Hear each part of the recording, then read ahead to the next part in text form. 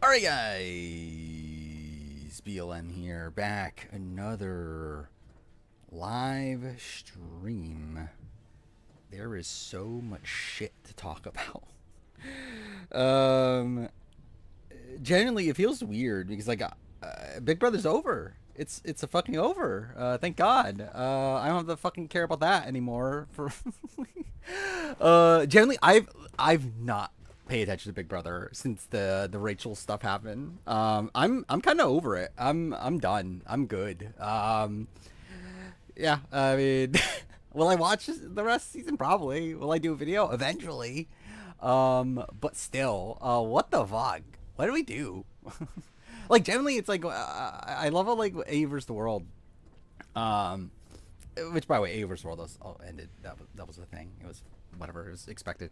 Um, but still, I feel like Big Brother is like the big thing. That's like, I was genuinely pissed off, and like you know, I've talked about this on stream. I don't feel that much investment in reality TV seasons anymore. Like especially since they started the channel, I feel like I've lost that like personal investment. I was genuinely pissed off when I heard that Rachel essentially got purged out of the game. Um, and let I mean, I know there's like reports of people saying, "Oh, they're gonna fix it," they're whatever. It's like that definitely wasn't what was intended, even if they do that, right? Like this is just a shit twist, and it's like it's a thing of like obviously it's just reindeer games. They're just doing reindeer games in Big Brother, but like don't do reindeer games in Big Brother. The reason why reindeer games work so well is because it was reindeer games. It wasn't fucking Big Brother. And to have someone like leave the game 2 months, like no matter who it is, like even if it wasn't Rachel, um, like even if it was Kelly, I don't even fucking like Kelly, but still, even if it was Kelly, I'd be like, oh, that's kind of bullshit. Like that sucks. Obviously, I wouldn't be as upset as I am when it was Rachel, but like still, it's like it's just a dumb twist. Either way, yeah, this is the first. Yeah, I mean, like generally that happened on what Friday, right? So it has actually been like a few days. Where like I thought about streaming on Friday just to like really vent, but I felt like, well, Puya's streaming, Taryn's streaming. It's like I feel like that's good enough. It's like I have the same things to say. Um, but yeah, what the fuck? Why'd they do this? Like they had such a good season, and now it's like who cares anymore? Like not just because Rachel's gone, but also like Rachel leaving like radically changes this season. Like we're at the point now where like what Ashley is the most likely to go at this point. Like once Ashley goes, like I mean, like yeah, Keanu if he doesn't win the blockbuster, he goes, but like he's gonna win the blockbuster. Um, Even if he doesn't, like I mean, we're still like on the path for like a Lauren, like Kelly, Ava, like final three or something like that. And it's like, well, that's kind of shit. Um, Especially considering like it seems like Kelly's gonna win against Lauren right now, which is even funnier. And also we still have Blockbuster going on too, which is also insane. Which I believe where they confirmed that it's happening until next week. Next week is the last Blockbuster, which is like what the fuck. Um, yeah, it's like I just generally don't understand what they thought they were doing here. Like it's so like perplexing to me. Especially on a season of Rachel Riley on it. Like you really want Rachel Riley like getting sniped out of the game because of a fucking hamster wheel competition? Um, I don't know. Like, I just generally don't understand. We still need at least a double. We might need a triple. I don't remember actually. Um, if she stays the first juror, then yeah, I would assume she's number one. Definitely the most screwed. It's such a shame too, because again, genuinely, that has been this season. Like this season has been like a lot of it has been Rachel. Um, like whether it's like Rachel's game itself, or like how people were like interacting with Rachel, or like how they were trying to like navigate through the game around her. It's like I feel like so much of the season was based around Rachel. And for her to just be gone, it just feels like it took away what made this season good to begin with. Yeah, we can talk about A versus the World, which, like, I mean, expected.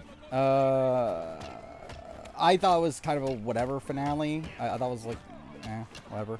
Um, Obviously, again, Parvati played one of the most dominant games in Survivor history, so good for her for that. Definitely her strongest game. I mean, like, I think this is essentially just Tony's Winners at War game. Like, in terms of, like, where to rank it.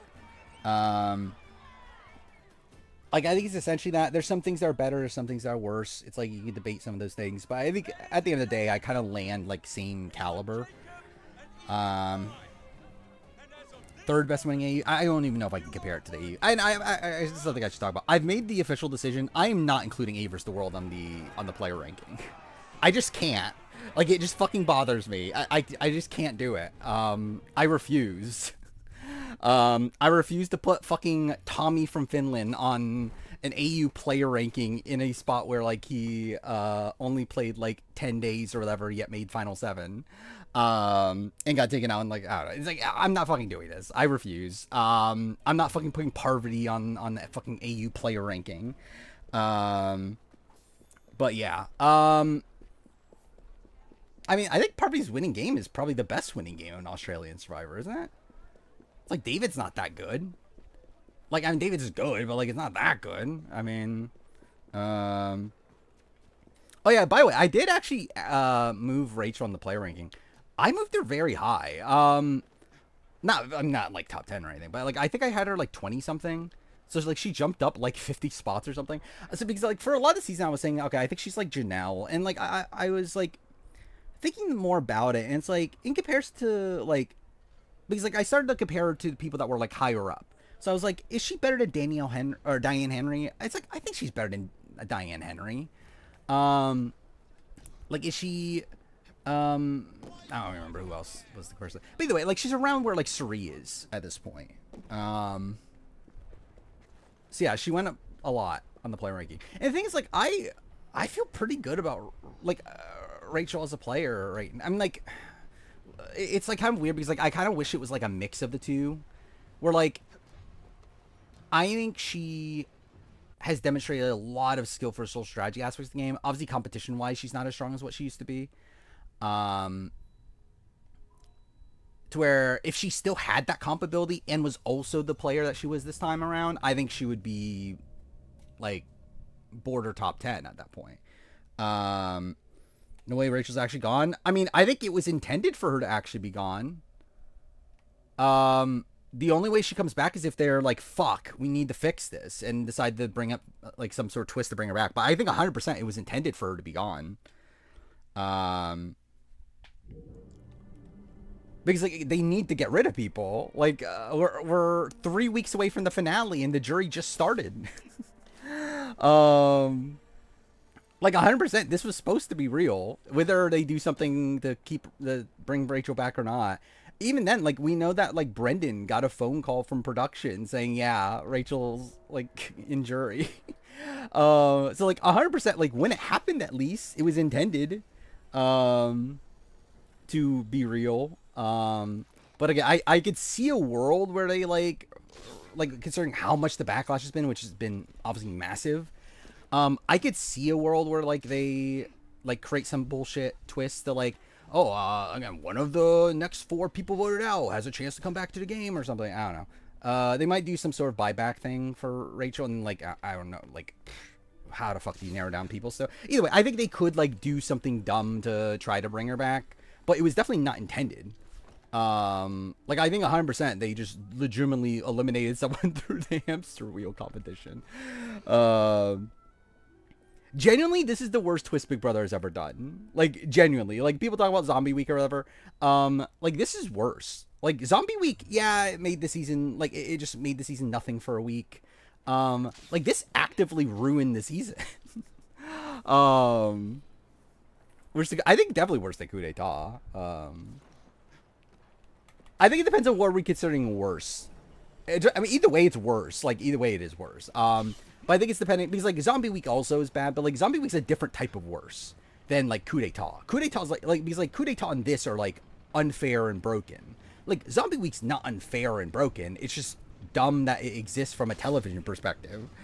Um, but yeah, would Sri beat Parvati? I don't believe so. I don't know if Parvati beats Luke. I think that'll be interesting to see from Express. By the way, I think I should talk about this too. I've kind of decided what I'm doing with the A vs. the World content.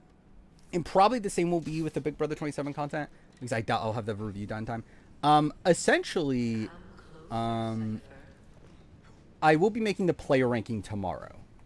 So I'll be making the player ranking tomorrow. It'll likely come out on Wednesday. So that's that. The review is essentially in a spot right now where, like, it's gonna come out when it's done. When it will be done, could not tell you. Genuinely could not tell you. But when it's done, it will be out. Or, like, it'll be out the next, like day that a video would come out. Obviously, it'll be available for members when it's done, obviously. But yeah, that's what I think I'm gonna do. I think I'm gonna do the same thing with Big Brother. I think essentially we're at the point now where, like, obviously I'm struggling to keep up with all these big reviews and everything. But the player rankings are so easy to make. Like, they're literally like a 1-day thing. So I think I can get the player ranking out in the normal spot where the review would be, and then just the review will come out when it is, like, when it can. So that's kind of the plan with that. Is Luke fourth on the player ranking? I was thinking about this. I think so, but not because his game's that good. My top 3 are pretty definitive. And I feel like the rest of the list I kind of have, like, narrowed down. It's really just, like, where does Luke land? And I think I am going to land him at 4.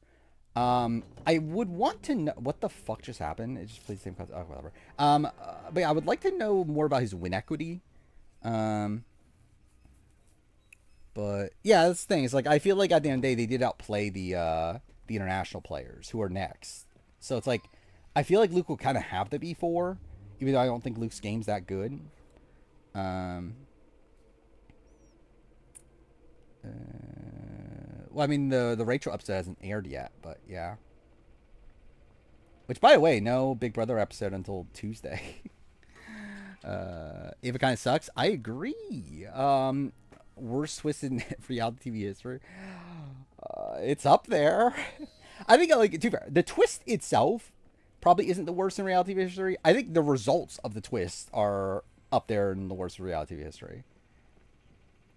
Like, the twist itself, I'm sure there's dumber shit that's happened. But yeah, in terms of, like, the effect it's had on the season, it definitely is the worst. Yeah, Shawnee sucked. Kirby, like, I thought Kirby was good in the first half. And then, obviously, like, kind of gave up her game for Parvati. Marie would have voted for Luke, obviously. She saw the fire in his eyes. That's fully what happened. Obviously, if Charlie threw himself in the fire, she would definitely vote for Charlie. That's definitely how that would work. Pandora's box. Imagine they do Pandora's box again, actually. Why am I doing this? Well, actually, whatever. I guess I'll do this. This is side content, by the way, but whatever. What if they do Pandora's box to bring Rachel back? They definitely could do that, actually. Where would Kelly be on winner ranking? Last, probably. I don't know. Actually, I guess better than Dick. Probably worse than Jag. Genuinely, like, she would have been evicted multiple times, right? If it wasn't for, like, Blockbuster or whatever. A players kind of embarrassing themselves this season. Yeah, they weren't great. Like, Janine, I think, played the best. Even though, like, I don't know if she played that great. Is anyone left in the game who would be a bottom tier winner? Bottom tier? Like, tier-wise, like, Vinny would probably be, like, middle tier. I think he's a very... Like, I think he would be a... Like, I think he'd be lower on a player ranking than what he would be on a winner ranking. As in, ranking all the players, not the, like, player ranking of the season. Like, of, like, the games they play on the season. Where, like, I feel like I would not have much faith in Vinny. But I feel like his actual game could be worse. Yeah, and, like, Morgan probably also would be, like, in the same caliber. Like, Keanu would be one of the worst. Kelly would be one of the worst. Lauren would probably be low, like bottom tier. Ava, I don't even know where to rank Ava. Um, the shot Rachel gets first on the BB27 player ranking, maybe, to be honest. Yeah, there's a genuine chance. I might actually just do it just because I think it's funny. But I think she would have been one at the time that she got eliminated. So it would be like Jordan. I think the difference with Ava, like, so the thing about Ava is that Ava's like technically been with like the majority group most of the season. The problem is that she's never been well positioned within that group and never been like a main priority for the people in that group. But she's always been with that group. And she's always been like a swing vote. It's like I feel like with Jordan, like she was really just like she was just there with Jeff, and Jeff was the person that actually doing things a lot of the time. And also Jeff was even in the power position for most of the season. Like Jeff didn't really even get power until like the tail end. So it's like I think Ava's better than Jordan, I think. But in terms of winning game, but it's still not good. Yeah, I saw this stuff about Turner. Turner's weird. I don't know what the fuck he's doing. Also, yeah, I did see that Nerys and Horacio officially have broken up, which shame, but not fully unexpected. Kelly's putting herself down even more in the winner ranking by currently trying to convince Lauren to backdoor Vince against Keanu. I mean, for Kelly, like, that is good. Like, Keanu seemingly is loyal to Kelly at this point, especially without Rachel there. Like, who the fuck does Keanu have other than Kelly? Like, for Kelly, this is 100% the right call, especially because supposedly she beats fucking Keanu at this point. Based on how, like, people are talking. Again, they shouldn't want Keanu out if Keanu can't win a jury vote, which people are talking about it as if they're not wanting to vote for him to win. Again, I think begrudgingly they will by the end, but as of right now, they're talking about not wanting him to win. If he genuinely can't win, then like he's perfect for Kelly. Okay. Game. Forget for Kelly, like it is. I think it's 100% in her best interest to keep Keanu. At this point, especially over Vince. I mean, to be fair, her target probably should be like, who should it be? Well, Morgan, but Morgan's staying, so at this point, probably Ashley or Ava. Actually, no, not Ava yet. I think Ava a little bit down the road. Maybe, no, yeah, maybe Ashley. I believe Rachel make Keanu at least be. Yeah, I think Rachel seemingly is very pro Keanu. Like supposedly told Keanu like win this for me or whatever, essentially, when she left. So I assume she's gonna be very pro Keanu in the jury. And to be fair, she had already been propping up Keanu in the house, which I don't know why. Sorry. It's not like yeah, I does she really think Keanu's that good of a player? But still, it's like it's actually got like, and I would love it. Like I think that's the next best case scenario. Again, if Rachel doesn't come back at this point, like Keanu winning because Rachel's campaigning for him, I think that would at least be the next best case. Like, we're 100% at this point. I feel like I would want a Keanu win. Dude, imagine Keanu's Natalie Anderson. Like to Rachel's Jeremy. The either Kelly wins, she's the worst player to ever make jury, potentially. I mean, she definitely shouldn't have made jury, so.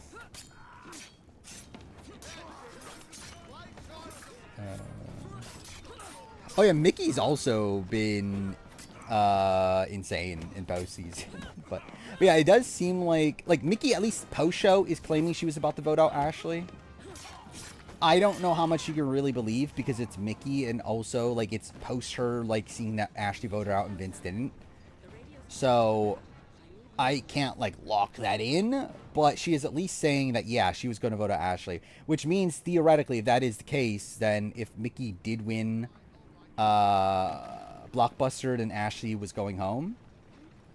But again, that's if Mickey's telling the truth. But yeah, Mickey's kind of insane. Like, some pretty wild stuff in her exit interviews. Yeah, I don't know if I buy the Mickey exit interview. I feel like it's definitely like I don't really trust anything Mickey says, truthfully. What even rank Rachel as a first juror? I think that's a weird thing, actually. I didn't think about that because, like, technically she even get voted out, right, as the first juror, but like, I guess she is still technically the first juror. It's still the same spot in the game. I mean, I don't know. It's weird because, like, it's just an auto number one, essentially. Like, I feel like it would be tough using my criteria for Rachel to not be number one on that.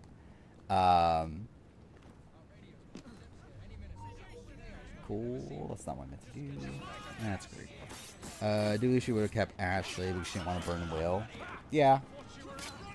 Yeah, like, the thing is, like, obviously this is all post her knowing that she was blindsided by those people. So it's like, I feel like some of it is just her being vindictive and, like, trying to pretend, like, oh, I knew that they were against me. By the way, love the blindside face. At least we got that out of this.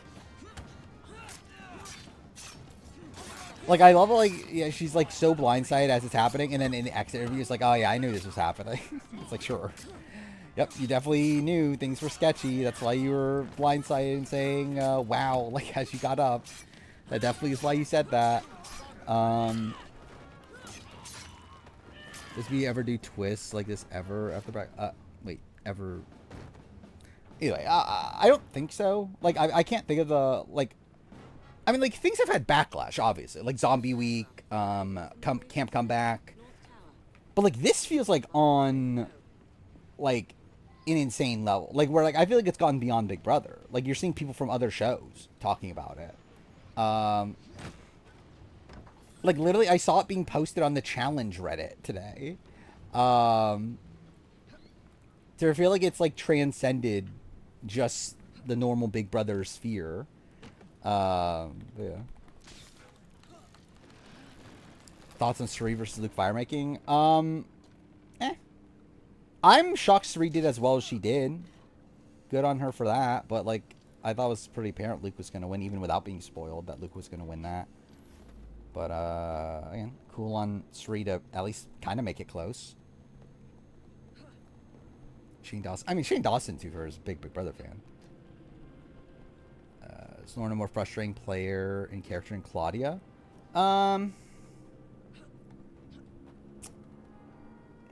Yes, I think. Especially up to this point. Like, I feel like Claudia doesn't get, like, very frustrating until Final 6. Or, like, the double eviction. That was Final 6, right? Yeah, Shania. Like, I feel like that's the point where Claudia kind of went off the rails. Like, so up to this point, yeah, I think Lauren is worse. Need Rihanna to complain? I mean, yeah. Yeah, who else is a big Brother fan? I saw Jerry O'Connell was complaining a lot on Twitter. Or was, like, agreeing with the complaints.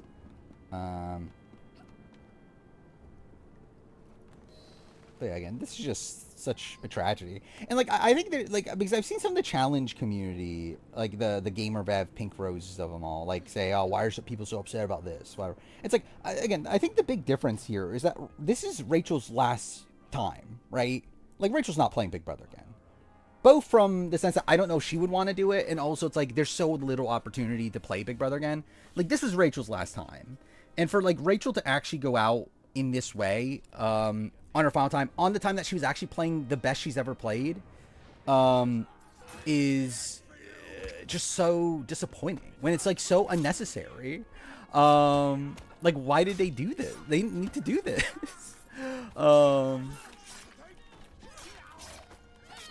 It just feels like such a sad, like way to end her Big Brother career. And, like, to be fair, it ups my opinion of her as a player. At least there's that. But you think she would? Would she trust production, though? like if she came back, would she trust production to not do another dumb twist like this again? Like, does she really want to spend 2 months in the Big Brother house just to be sniped out of the game like this again? It's like, oh.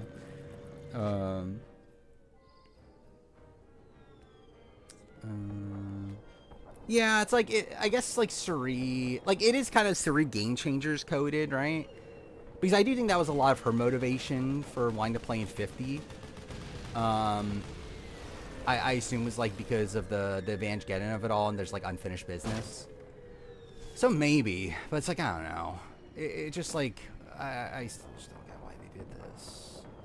And it's disappointing because, like, I just feel like so much of the intrigue of the season was based around Rachel.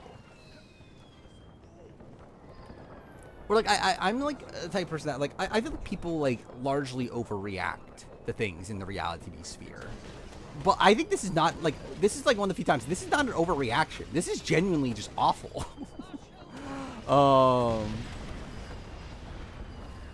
Thoughts of Fall Tribal speeches. I mean, part of me is just very solid. Like, no, like, complaints there. I maybe at least in the sense of, like, game-wise, but, like, in terms of, like, actual jury performance-wise, no complaints. Luke's, like, was kind of weird. Like, I think it started off well. But, I think towards the end, it kind of got, like, I feel like messaging-wise, it was just, like, a bit inconsistent in how it was like, oh, I'm the underdog, but also, like, I could have taken out Parvati, and I didn't. Then Janine's just was bad. Like, Janine's just made, like, and, like, to be fair, I actually think, like, I did not love the Sarah-Janine interaction. I feel like that was just all pretty dumb. Because I do think, like, I don't know, it just felt like Sarah was just, like, I don't know if bitter is really even the right term, but, like, trying to, like, put on blame to someone other than her for her elimination. Because it's like, what the fuck do you want Janine to do at the point where, like, she's seemingly on the bottom after a 4-person alliance was together well, I guess for this is after the George vote, so I guess it was after that. But, like, still, it's like, again, you really just want, like, Janine just to, like, not do anything? It's like we're really blaming her for what the fuck? Cool. But yeah, like, we're really blaming her for Kirby going after Sarah. It's like, why not blame Kirby? But yeah, like, the actual thing that was that, like, like, her talking about how, like, oh, I played a flawless game and everything. That was just very cringy. Like, Rachel will try to quit the jury. I mean, I assume if she would have, like, she would have already, right? Like, I think she would have already, and we would have heard about it. I don't think she will once she's already there. But you never know.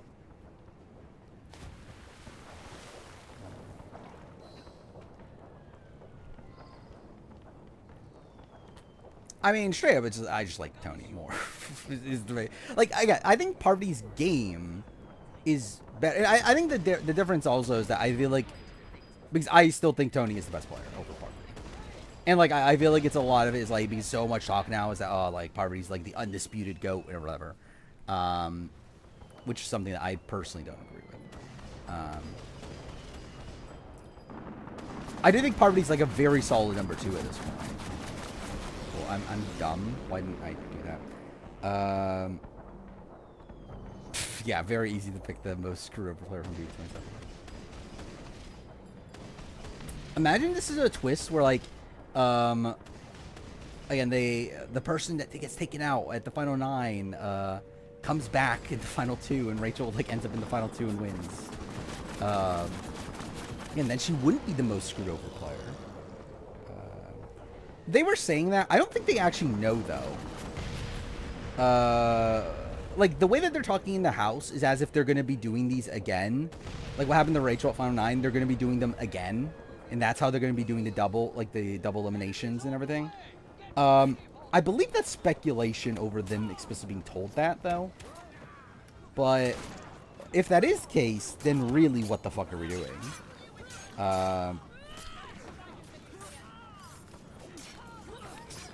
Thank you, Sorko, for a resale. 50 months. Really funny. Wait, it's wait, really is funny that the season stopped and it's a track. Yeah.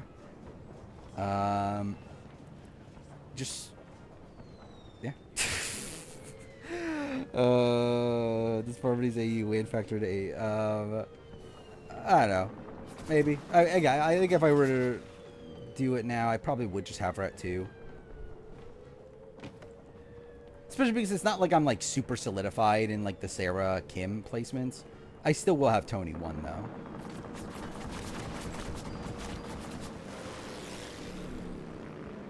Like realistically, I don't think this really changed much for my opinion of Tony and Suri.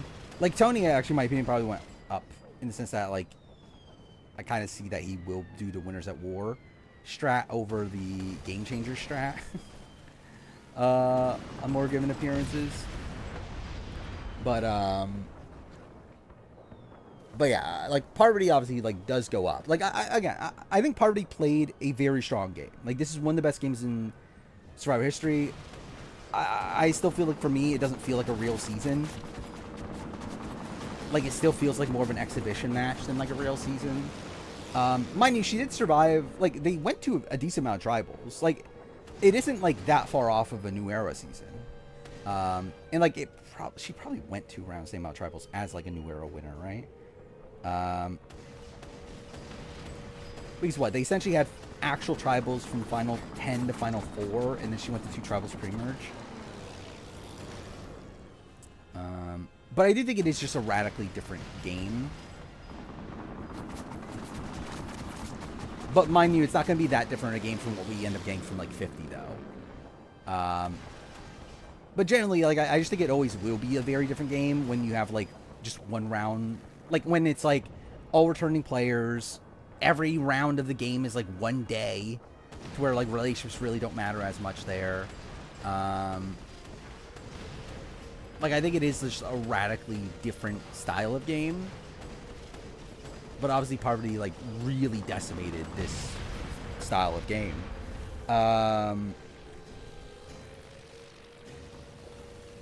Will Rachel influence how the jury will vote? I think she'll try. Will she be effective? If you were to ask me before the season, I would say no. Now? Don't know. Like Rachel, like if you asked me before the season how I think Rachel would be on a like a jury or whatever, I would say she's like Bruno and BB Can 3. And that she pushes so hard that it like turns people off. But I don't know. We'll see. We may have strong against the enemy. London is still riddled with German agents. Currently, Rachel better than Mitch BB Can 4. Yeah. At least Mitch got voted out. Like Jesse at least got voted out. Like Rachel didn't even get taken. They weren't even trying to get Rachel out. Like Rachel was picked to be saved.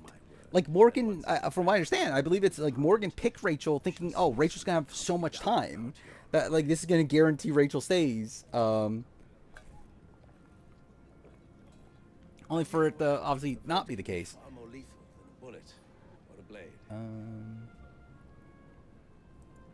Rachel be 20 spots above Rachel. I mean, yeah. I mean, yeah. Obviously, she's like towards the bottom of the original. Like for sure ranking, or like what I would have before this. Has B27 drop? I mean, like I don't know yet. We'll see how the season ends, but like it definitely lost a lot of its luster.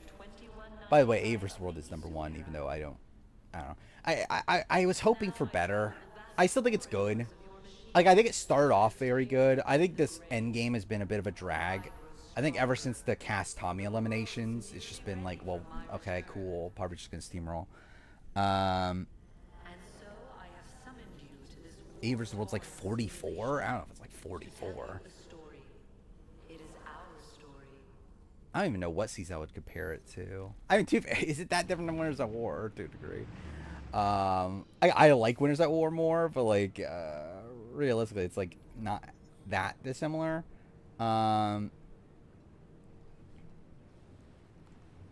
I think events of AU aren't the best, but the episodes have been very well. Yeah.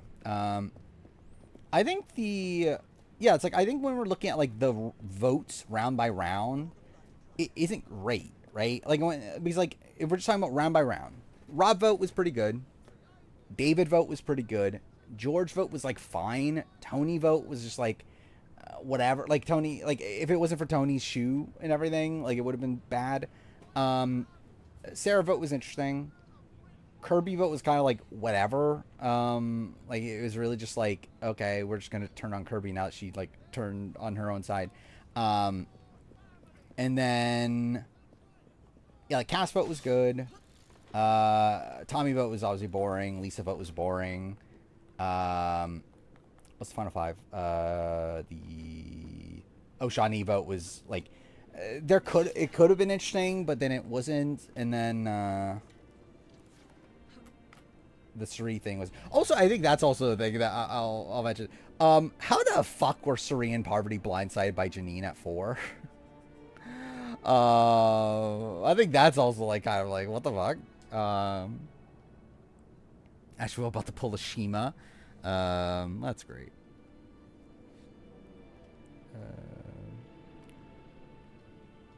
Where's Suri lands the final jury? I mean, she's top tier.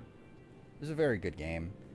The problem is that she just did not take the shot against Parvati that I think she would need to do to win the game. But I don't think she ever was. And to be fair, Parvati never was going to either. Again, I still stand with that is my big flaw with Parvati as a player. Is I just don't think Parvati is willing to, like, I don't think she plays a cutthroat enough game for my liking. I think in comparison to Tony is someone that, like, again, was willing to cut Wu to take Cass to the end. I don't think Parvati is willing to cut Suri to take Janine to the end.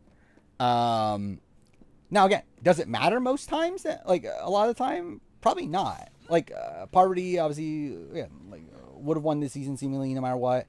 For action, Micronesia probably wouldn't matter. But I don't know, I just think, like, for me, it's like, I just don't think she has that, like, true killer instinct. Like, she's not willing to cut her allies even when she knows that, like, they might potentially beat her at the end. And I feel like that is my thing with Parvati over Tony, where I just have so much more faith in Tony's, like, strategic decision making. That if he feels like I need to do this, like I need to cut my number one ally to win the game, he will do it. And to be fair, again, and this is why I'm saying, like, I think Parvati's game on this season is so similar to Winners of War because, like, obviously Tony wasn't willing to do that in Winners of War, and I don't necessarily dock that from him as much. Like, I dock it the same amount as like Suri with Parvati because, like, they already have their win. Like, it's a spot where, like, the incentives are just kind of wonky. Like, I don't know how much to really, but it's like I think this comes back to their original appearance. Like when, or like before they won. Like when looking at Parvati and Micronesia. Parvati and Micronesia was unwilling to cut Suri until, again, the final 2, whatever. Like once they knew that what's gonna happen, she probably was gonna take Amanda. But like still, she was fully willing to take Suri to the final 3. Tony would not have let Suri get anywhere fucking close to the final 3. And I feel like, to me, that's like the main difference, especially strategically, between the two. Shane Gus, and now she's pregnant. Well, that's cool. Good for her. Yeah, I didn't see that. I haven't listened to the podcast yet. I believe it just came out like tonight, right? What am I doing here? I guess I'm doing that. Isn't it better that Parvati has never been in a situation where she doesn't win? I mean, she would have lost to Suri in Micronesia.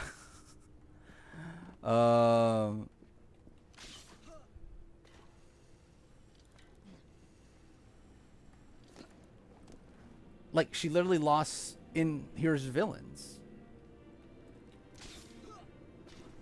Or we're talking about on this season. Which, like, what is the debate? Because, like, Tony also would have beat everybody on Winners at War.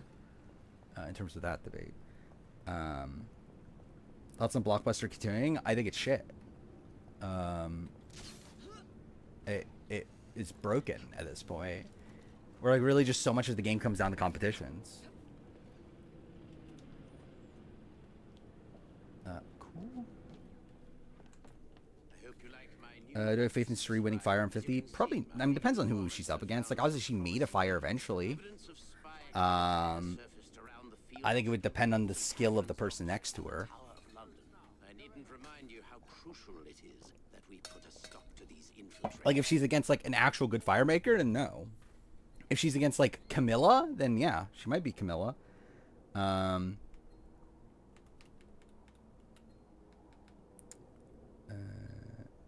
Is the challenge now? What a question. We do have new 50 spoilers, which I will talk about at the end. Survivors Unite confirmed one thing. So yeah, we'll talk about that later.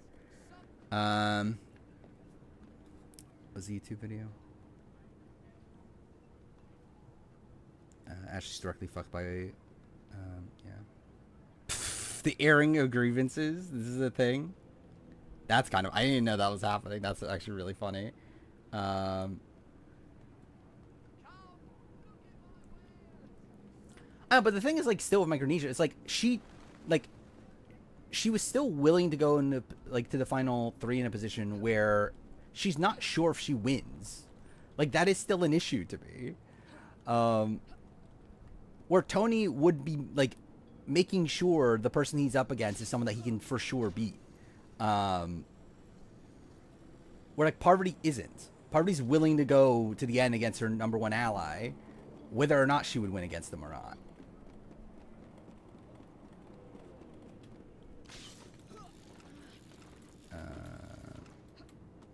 Surgeon Knight went on. I've only seen the one thing. I haven't looked at the rest of their post.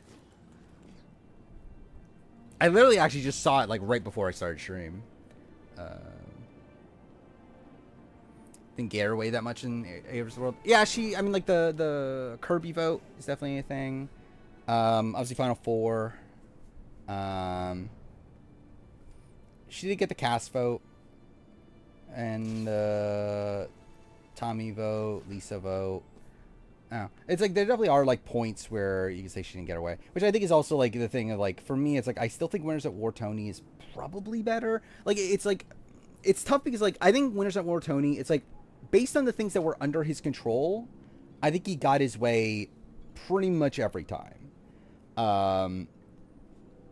The complaints would be his end game, but obviously that was a spot where, like, Natalie came back from Edge of Extinction, had an idol with her, then found another idol immediately after that. It's like, and then, like, Natalie won final immunity. It's like, again, there's, like, just a lot of, like, adversity he faced in that final, like, 3 rounds of the game that Parvati obviously never did face on this season.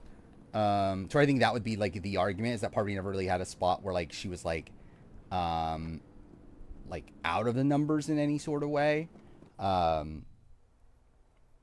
I do think Tony got his way more on Winners at War than Parvati did on this season.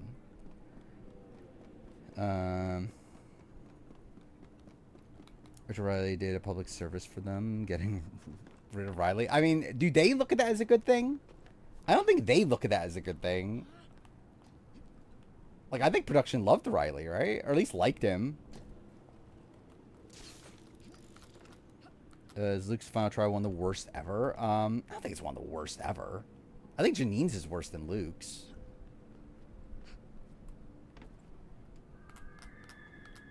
Especially if we're just talking about their final tribals. Like how they actually performed in the final tribal. They went a Riley Mickey final too. Again, that was my favorite. Yeah, and then have a Riley Mickey Catherine final 3. They need Catherine in the game for as long as possible so she could be the romance thing for Riley.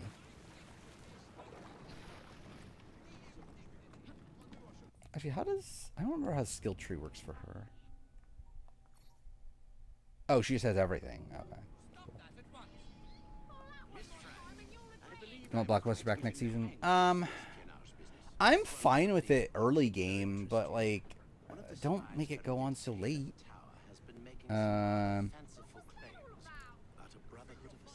Janine's a tough one. I think I would lean middle tier. I think it's tough. Ava and Vince are arguing. I have seen that Ava's like very, very anti-Vince now. Which fair. Let's re-vote up Party at 4 now. If Party's vulnerable, I think there's a chance Luke and Janine vote Parvati. But I don't even know about that. They might just vote for Suri because they know Suri can't win fire. But I generally don't know. Do I even bother? I don't think I care enough to do these, right? Like, this is all side content anyway.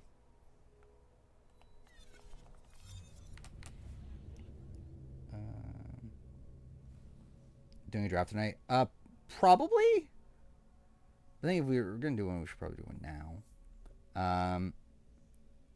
It was a definitely until just obviously there's a lot of stuff happening. But yeah, I think likely draft. I'm not sure what draft we're going to do. Where did we leave off? What was the last one we did? We did like reality TV pre-jurors, right? Are you okay? See, I'm not sure what the next first juror draft. I think the problem with those sort of drafts is just that it takes forever for people to pick things.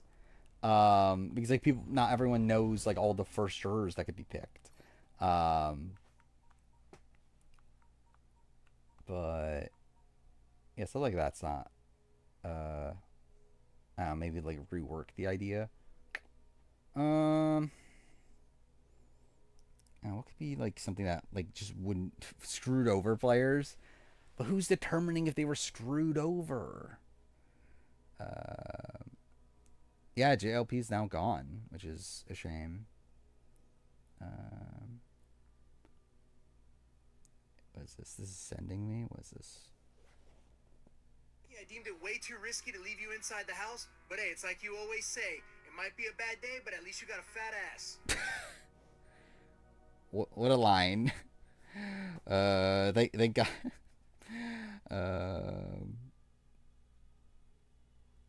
but yeah. Losing GLP, Rachel, and Serene the same weekend is wild. Yeah, I didn't think about it that way. Except for Golden God, I think it'll be interesting at least. Like, I'm not as out on the idea as most people. Like, I am out on the fact that he took over for JLP.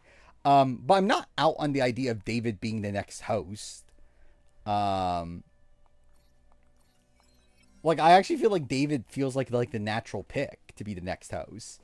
But I think it should have been in a spot where, like, JLP quit or, like, didn't want to do it anymore. Not just, like, because he's, like, costs slightly more money. But, yeah. What do I hear? I guess we'll do that. That's new threats. I'll be honest. I'm leaning. I'm kind of thinking maybe I won't do a review of this season.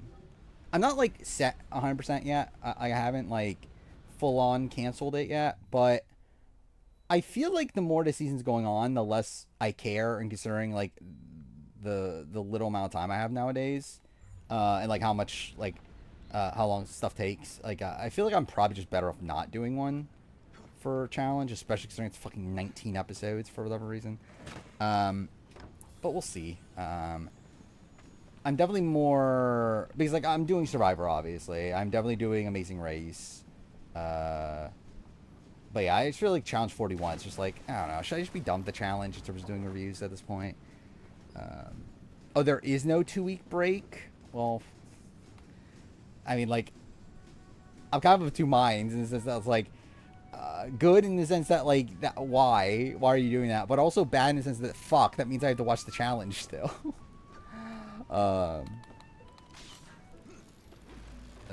Do I want to know what this is that Vince keeps it clown? Oh wait, I have seen that. Okay, wait, yeah, this is the Morgan clip. I have seen this, which is kind of an insane thing. I don't know. Yeah, why was she talking about this on stream? Where I can assure you can't find a clip of me talking about that. Rich is better than Amanda. Spawn 51. I mean, I know. Wasn't Brendan already like pitching that the way to make it up to her is to put her on Survivor? Which I would love it. That'd be fun. I would do it. I don't know if well, I guess yeah. If I was Jeff, I would do it. Like, I feel like Jeff. Does Jeff know who Rachel Riley is? I doubt it, right?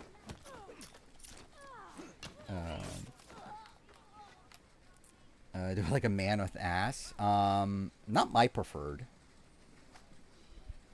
I think next host after Julie. It might be Taylor at this point. I feel like Taylor's like obviously just been on like pretty much every season since her season, like at making some sort of appearance or whatever. Like now is like potentially the host of the round table. Now is like has unlocked. It's like I feel like if Julie were to go, especially like soon, like I feel like Taylor's definitely like the easy pick. But yeah, Jerry O'Connell also is like a decent option too. I think those would be like the top two.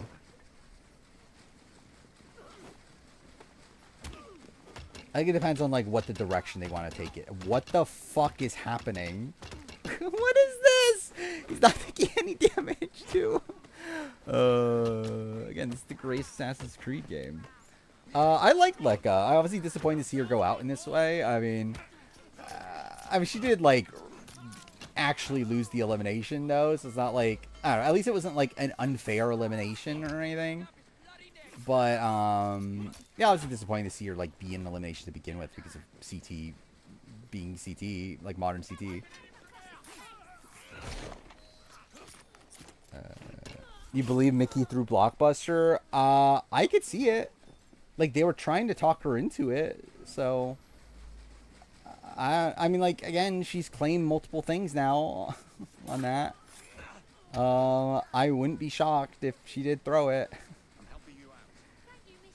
Yeah, I did see Julie. Yeah, so like I mean, she said in their interview that BB2 is the best season. She also implied it in her that favorite moments video or like favorite moments article she did. Which like, it's funny considering like, when has she talked about BB2 outside this? Now like all of a sudden she just fucking loves BB2. Generally, like how many people can she name from BB2? Can she actually name everyone from BB2? I doubt she can. Like I feel like Will, Boogie. Can't she name Nicole? Does she remember Nicole as a person? Why would Mickey throw? She was they were trying to convince her to throw so that what was the argument? So that Vince can stay, right? Was the thing. Because again, like Mickey I don't know if you know this, but Mickey thinks she was running the game. So in Mickey's mind, it was like it was a spot where like, well, Vince is gonna go if I'm on the block against if Vince is on the block. Oh yeah, she remembers Monica for sure. So like, yeah, they were trying to convince her to throw the blockbuster. Obviously, to actually send her out, but like in her mind, I believe it was to save Vince.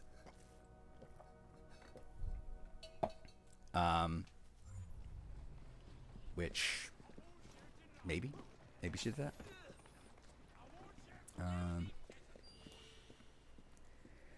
Mickey for 28. I wouldn't be opposed. Like I don't like Mickey. Like I don't know. It's like I feel like if I was like dealing in real life with someone like Mickey, I'd be like very frustrated. But like she makes for good TV, at least.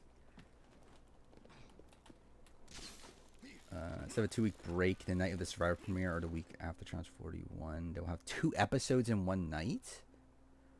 So is it a 1 week break then, but then there's just 2 episodes in one night? Is that what it is?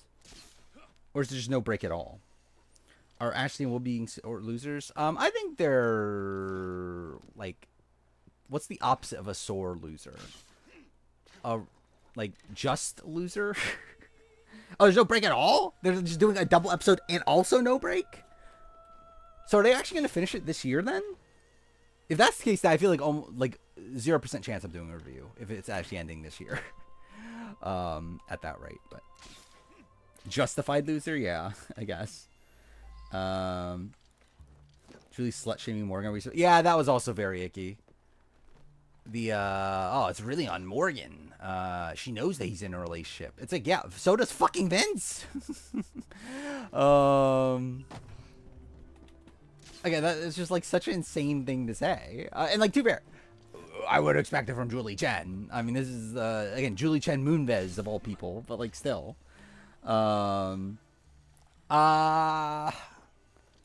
Luke's tough. Part of me says bottom tier, but like, yeah, I think I will just go all out. Yeah, I think Luke's just bottom tier. Because like Luke like was on the bottom the entire season until like what, final 7? And at final 7 he finally was on the bottom, but at that point he fucking, or like final 8 technically. But like at that point he like just didn't do anything. Like he could have done things. He could have taken out Parvati. He could have made some big moves, and he just fucking didn't. Or at least like weakened Parvati at points in the game. Could have done something. I would be interested in learning from Luke if he thought he won, because that is the vibe I get. Is I think Luke very much underestimated like Parvati's win equity, and I think Luke probably thought he just won if he got to the end. I mean, yeah, obviously Luke's the greatest AE player of all time. He's the greatest player of all time. I mean, it's undeniable. Sarah said it, and whatever Sarah says is true. Because Sarah herself has proven to be one of the greatest players of all time. He was on Instagram Live today, and he said that. Yeah, that's the sense I get. Is because like, yeah, it doesn't feel like he was playing to win. Because like I think he was just playing to get to the end. Because I think he just assumed he would win if he got to the end. Because how do you not vote for Luke Toki? How do you not vote for the King of the Jungle?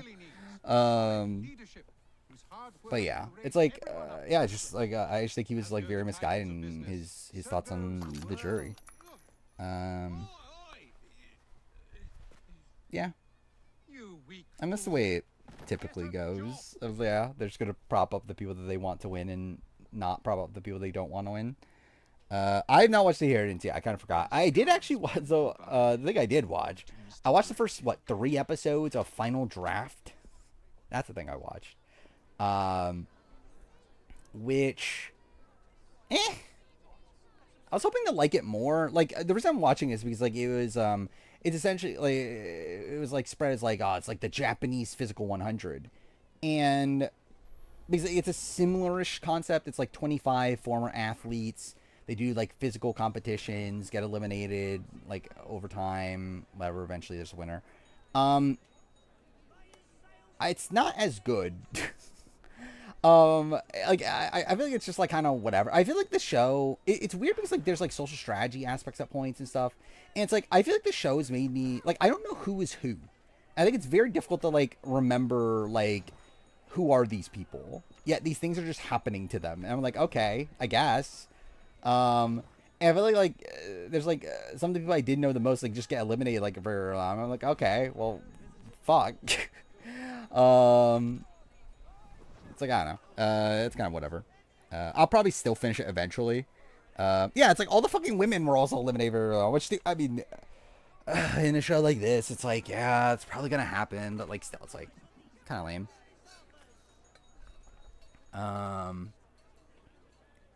Just watch the Morgan clip. It is an insane clip. I love at the end. I just love at the end, where she goes that, yeah, I'm not into pegging or whatever. It gets to that.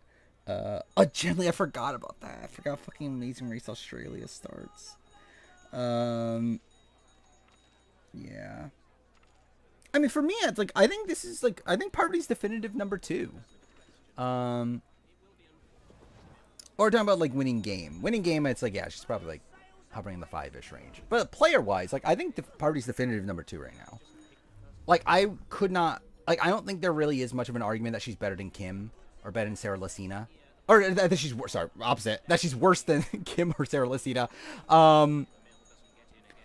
Like I think she's just fundamentally better than them. I think the thing is Tony. And again, I would like if you want to argue to like Parvati's the best player, I fully get it. I get it. Like again, yeah, it makes a lot of sense. I just feel like for my personal, like how I view the game, I feel like I would have more faith in Natoni to play the game in the way that I want him to play than Parvati. But again, I thought this is a very impressive showing from Parvati. There are nitpicks along the way. Like, I don't know why the fuck she told Rob Bentelay about Dondi. I thought that was very sloppy, especially as, like, suppose. Like, I don't know. Did she tell Sri? Did she not? Either way, like, I think it's like just telling Rob Bentelay that it just felt a bit sloppy. There was another thing. Ripping up her advantage, like, it's not great. Like, to be fair, it's like not the worst thing in the world considering it's like. I still think I mean, like, the thing is, like, Parvati also is essentially playing a game that she just need to get to the end at that point. And if that and, like, it was mostly just a read of, like, okay, can I trust Luke? Will Luke actually take me to the end? And, like, she ultimately technically made the right call. Is that the call I would have made? No. I would have fucking stolen Luke's idol. But that is the call that she made, and it did work out for her. Chelsea or Paul? I have Paul higher, but I don't think, like, if you told me Chelsea's better, I'm like, yeah, that's fine. I don't really have like a like that much of a vested interest.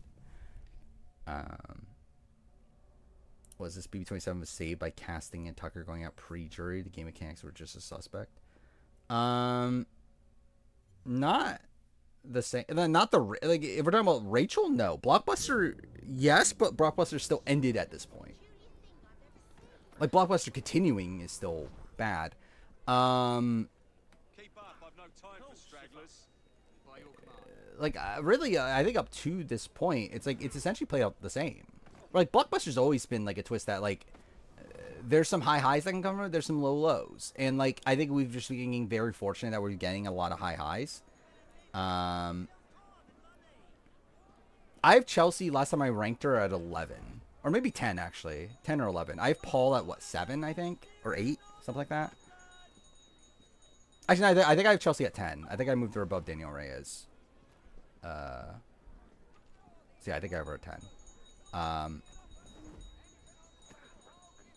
Then, yeah, Paul's 8, I think, right? Maybe 9? Oh, yeah, I forgot about the draft. Oh, what should a draft idea be if we do one? Yeah, I'm not, like, dying to do one, though. But, yeah. Is there going to be as much to talk about next stream? What's happening between now and next stream? Now next stream is Big Brother. Well, we'll see the Rachel elimination. We'll be towards the end of the week. A's done. I think I would lean toward. I would say like next stream maybe we do a draft. I think like next stream. I think now that A versus the World's out of the way and everything. Actually, I guess they open either way. It doesn't really. Either way, yeah. I think it's probably just better next stream. I think there's still like stuff to talk about here. To where yeah, next stream is probably not as much to talk about. I did watch Traders Ireland. I think didn't I watch all of it before last stream? I don't love it. Oh, actually, no. Wait, I forgot. There was a new episode today, isn't there? I did not watch the episode from today. I forgot about that. But I did watch episodes 1 through 3. Yeah, I haven't loved it. It just feels very samey to me. It just feels like we're doing, like, it just feels like generic traders with, like, nothing really standing out about it. I have Tyler over Paul. But it's another one of these that's, like, I don't really care either way. Like, it's not really, like, that big of a difference for me. God damn it. But, like, I think they're all very close. I think, like, Tyler, Paul, Chelsea, Daniel Reyes, like, all those sort of players are, like, kind of, like all very, very close to each other. I'm surprised I didn't die there. Actually, yeah, Tyler Crispin ruined another season. By the way, that was so surreal. Like watching it on Unlocked of Tyler Crispin just coming out and tasing Taylor, Derek, and Lance Bass, who's also there. And then Tyler proceeding to say right after that, what was it? I've always been more of a Backstreet Boys guy. It's like, what the fuck are we doing? This is actually a thing that happened. Like that was insane. I can't believe that's actually something I've witnessed. I'm not surprised Sarah voted for Luke. I literally said live stream that I think Sarah was going to vote for Luke. I am so okay. We can talk full on spoilers for AU now, right? So to the people that were not spoiled, the spoilers were right. Parvati did win. Well, mostly right. Parvati did win. Luke was second. Janine was third.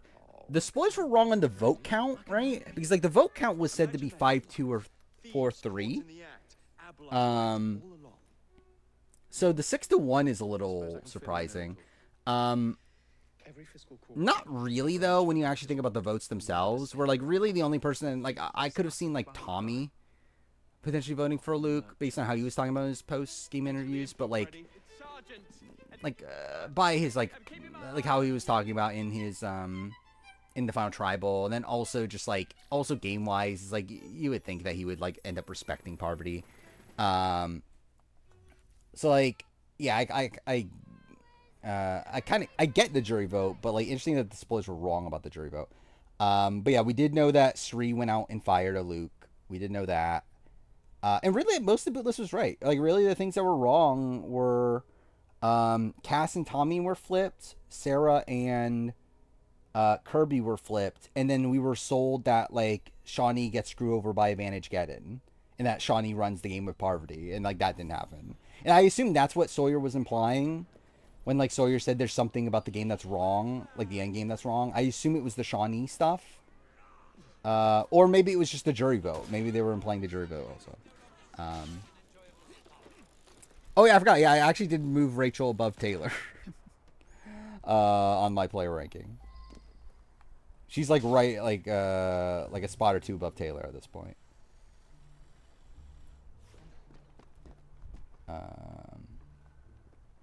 It is still weird though because like obviously her win is still very fluky, but I feel very good about what we saw from Rachel on this season in terms of what that means for her as a Big Brother player. And she's not flawless. She still makes some sloppy decisions at points. She still like can be a bit like sassy to where like that doesn't go well with certain people. But like I think she was like by far the best strategically on this season.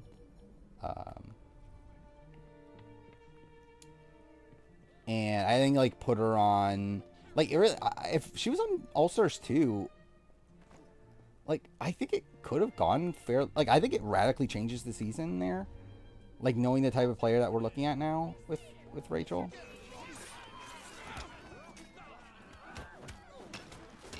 Where I don't necessarily see her exactly like Janelle at this point. Then again, I guess to be fair, maybe there is some still there. Like I guess she is like Janelle that just like was able to actually get power at a point and like shift things around with that. But like Janelle, to be fair, like was not the worst strategically on 22. It's just that she never had the power to do anything about it. And actually though also like there was some misguided stuff with like her not bonding with Tyler when Tyler really wanted to work with her and that sort of thing. Where the fuck are the other blighters? Yeah, Shawnee was disappointing this season. I'm just really underwhelmed considering again we were sold that this is essentially going to be her season. That she was robbed and everything. It's like no, she just kind of sucked. But oh.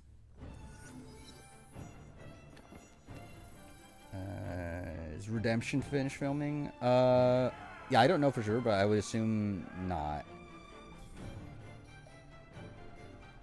Because it started filming a week. So, like, it started filming about a week after David got voted out, right?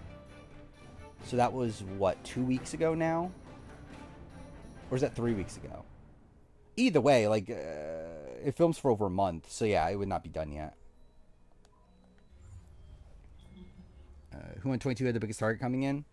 Uh, Probably Janelle, right?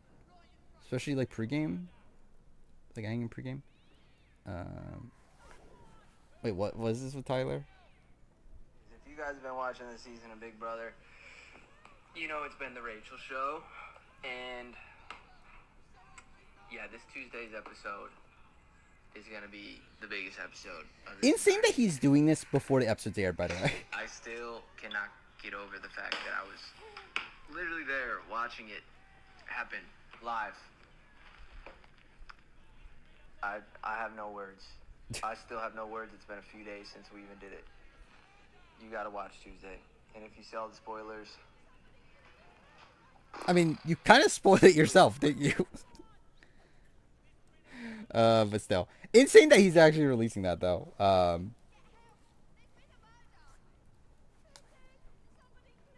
Mrs. I knew it happened. I haven't watched it for myself. Like, I knew the clip, like, I knew it existed, that Tyler did a thing talking about it. But, I haven't watched it for myself. Until now. Gunnar calling, Tyler and, Dr. Will to clean the mess she's made. I think there is a chance that because the backlash is so big that they do try to bring Rachel back to some degree. The question is, like, how does that affect everything else? Because like, that is also unfair. Like, if Rachel, like no matter what, they just fucked it at this point. Like, if Rachel, like, if they just, like, bring back Rachel next round, like, oh, her losing a challenge means that she got a week of safety for some reason. In what is supposed to be the month of mayhem or whatever. It's like, okay, I guess. Guy leech twists at 5. Yeah, obviously. Yeah, we need her to come back at Final 5. Again, that's what Month of Mayhem means, is that the Final 9 boot actually gets brought back at Final 5. How do you not know this? Yeah, the thing is, like, I don't think, like, I feel like this is a weird season, right? Where, like, I don't know how casuals feel about Rachel anymore. Like, I know they're very anti-Ashley, right? Like, I believe, like, they did not like how Ashley and Rachel treated Keanu with the veto ceremony. So I wonder how, like, the casuals would handle that. They probably would, like, be upset, right?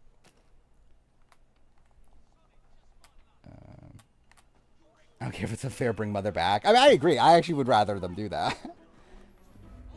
Like, I would rather them make it up to Rachel than not.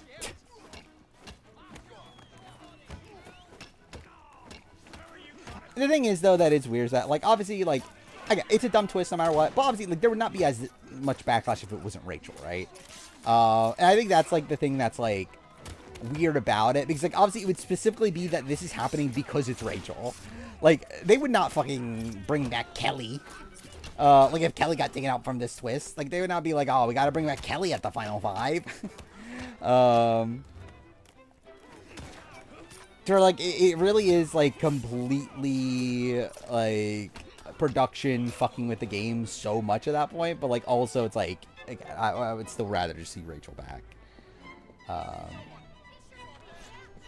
Oh, I'm dumb. I fucked this up. I forgot what the mission was. Yeah, actually, just kill me. Maybe Tuesday's episode would be super sympathetic towards Rachel. I don't know how they're gonna edit it from Rachel's perspective. I feel like they're gonna edit it as like, oh, Ava's an idiot that Ava didn't save Rachel, and then go like, oh, Morgan's an idiot because she thought Rachel would have enough time. I think they're gonna go that route of like, oh, this is the other player's fault. It's not our fault. Again, this is them for making these dumb decisions because surely they're the ones that made these dumb decisions. I think casuals would agree about the purge challenge is dumb. I don't know if they would agree that bring back Rachel is the correct thing to do, though. I already answered. I'm not surprised Sarah voted for Luke. This feels like the ending Game of Thrones. I watched the entire pre-jury for nothing.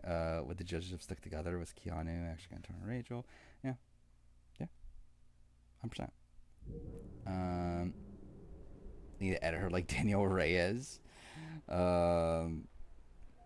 I mean, at this point, if Rachel doesn't come back, the conclusion would be Keanu gets to the end and wins because of Rachel. I think that's the conclusion to get from it. But I mean, like, I love it. Like, even Keanu is pissed off. Like, Keanu's like, yeah, this is so unfair. Like,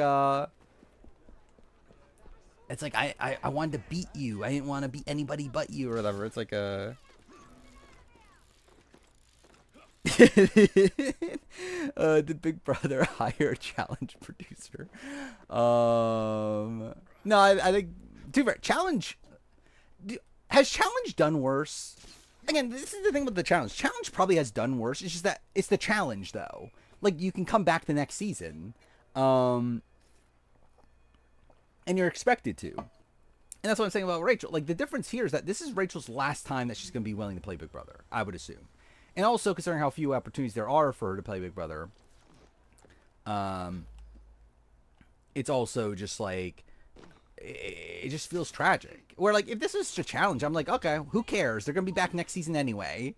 But this is like, well, this is all we're going to get from Rachel. Like, we're never going to see her again never going to see her on Big Brother proper again, probably. Again, they did like an all-winner season. I'm sure she would say yes to that. But, like, I don't know if we're going to see Rachel in a 90-day Big Brother season again. Like, Ray seemed like she was kind of, like, not loving this experience. So it's like, I don't know, should be clamoring to do it again after this. Keep cutting feeds when Will and Ashley talk about Rachel. Yeah. I'm too probably not flattering about them either, right? Oh, production. I'm talking about. Yeah, because they've been obviously doing a lot of complaining about how, like, oh, this isn't the challenge. This isn't the show I signed up for.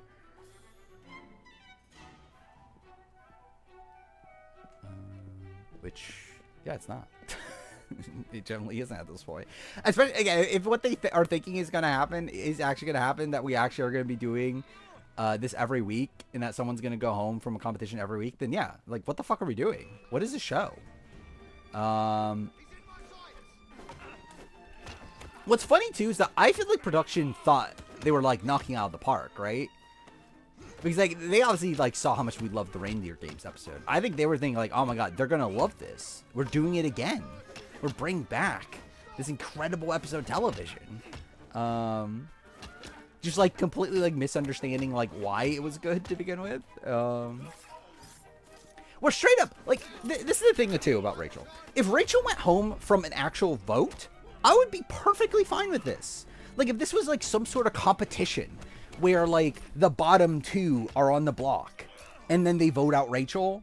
Like, if, like, it was, like, I don't know, like, Rachel and Ashley on the block, and they vote out Rachel, I would be content. I'll be like, okay. Like, yeah, it's shit that she ended up being on block, but she got voted out. Like, yeah, she was in a position for really most of the season where she ended up on the block. She was not in a great spot to survive the vote. And again, it finally just caught up to her. Like, she finally ended up on the block and she finally went home. But for her just to be taken out from a competition, like, and that's it. It's like solely like a competition that like they weren't even trying to eliminate her through. It's just so lame. Like, especially in a like 90-day game of Big Brother. Like, for Reindeer Games, it's like, who fucking cares? It's day 4. And it's fucking Reindeer Games. It's episode 4. Like, this is round 9 of a 90-day game? Like, it's like radically different contextually. So yeah, I just genuinely don't understand how they actually thought this was a good idea. Oh, it was episode 3, actually. I'm fucking... Yeah, it was not even episode 4. Episode 3 of Reindeer Games. I don't know why I thought it was episode 4 for a second. Vince talked about how if Kelly was sitting next to an empty chair, he'd rather vote for the empty chair. I did see that weren't Ashley and Will talking about voting for Kelly over Lauren at least? I did see that.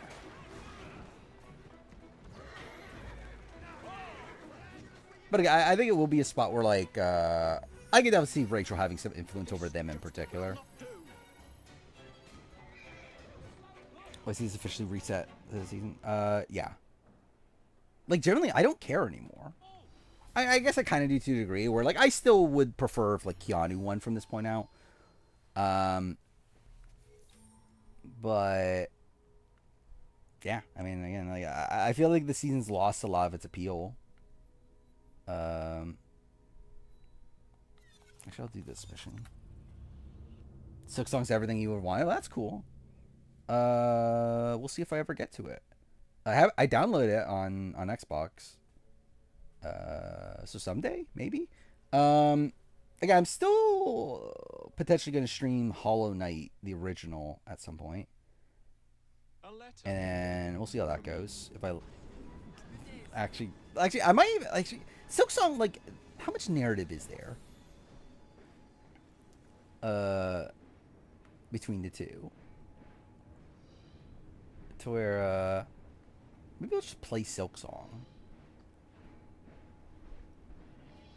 That's this mission. Would I say Keanu's better character than Tucker? Probably not. I think Keanu's better feeds than Tucker, but I think on the show Tucker is better than Keanu. I dare say Miss Thorne is in the same predicament.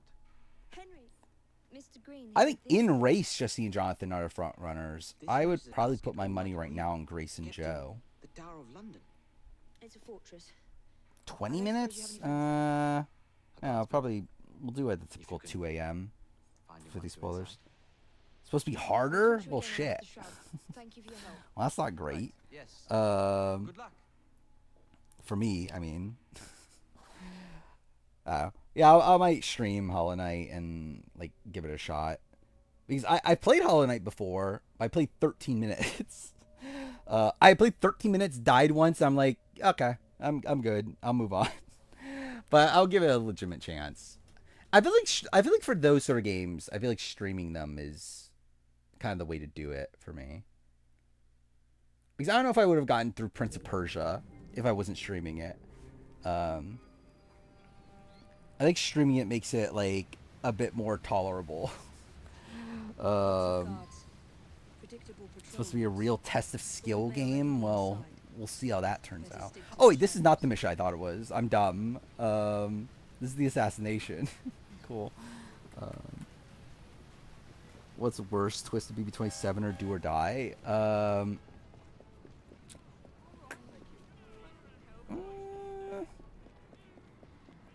Well, like, Do or Die had a backup.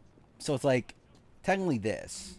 Where, like, this would be, like, because, like, Do or Die, it's bad. Like, if someone went home from Do or Die, it would be, like, equally as bad. But at least with Do or Die, like, there's at least a fail-safe that, okay, if you did, then there's just a vote after that. Where, like, this is, like, no, you're, like, someone's just getting eliminated this way.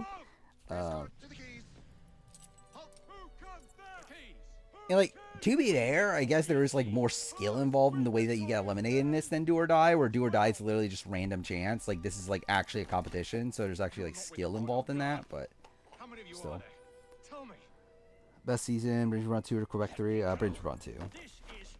Quebec 3 is good for what it is. It's still, like, not great. I mean, like, it's better than 48, for what that's worth. Like, it's definitely the best Quebec season. Alright, it's just the Jonathan thing. Am I getting drains on Cook Islands now? Well, that's something. Which, yeah, I just stopped watching their stuff. I was watching their Vanuatu and Palau stuff. And I went back and watched, like, some of their All-Stars stuff. Why did I do this? I'm dumb. This is the assassination. Yeah, whatever. Kill me. Keanu, Rachel, top 2 AFP. I think that's, yeah, I think that's what's happening at this point, right? Maybe, like, who's third? Is, like, Will? I think Will or Ava, right? Probably.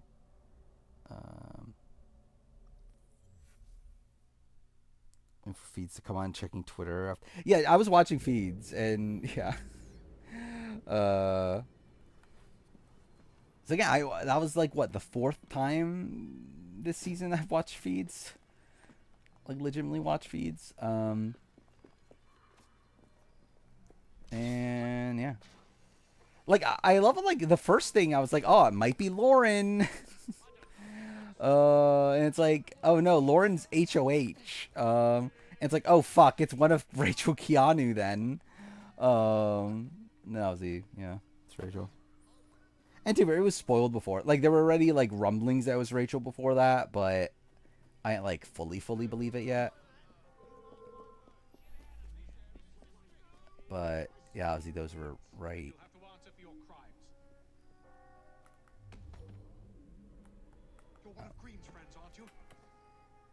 Went from a Fortnite cast assessment, right before it, like a week before it came out.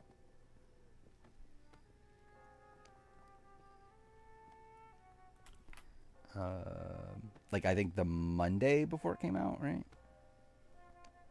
You're one of Green's friends, aren't you? Okay, what am I meant to do here? Oh, there. Matt Hoffman's still the only player to take out Rachel. Yeah, I guess so. Good on him for that, I guess. You're one of Green's friends, aren't you? Thank heavens you. Normal double, I think Vince or Keanu goes. This week? Yeah, probably. There's definitely 2 bigger targets.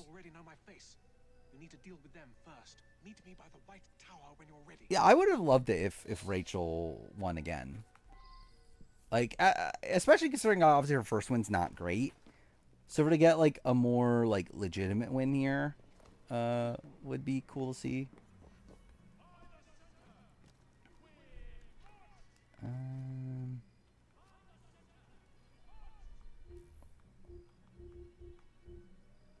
Yeah, I don't know what I meant to do. Okay, I did not mean to do that. I definitely don't mean to do that. Okay, well, this is great. Cool.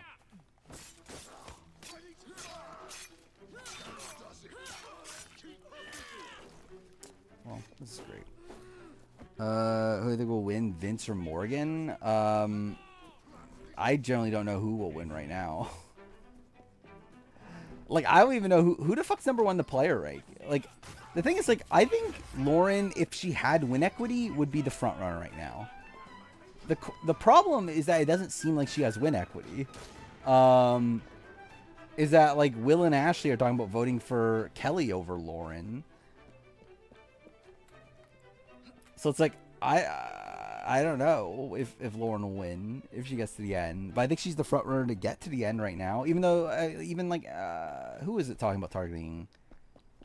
Was it Morgan talking about targeting Lauren? Someone was talking about targeting Lauren earlier today. I remember reading. So like, I don't know.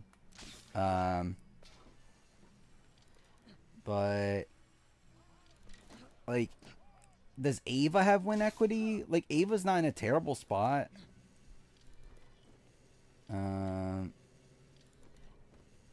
It's like she has a pretty good relationship with Lauren and Kelly, and obviously has like Will and Ashley still because they have no other options at this point.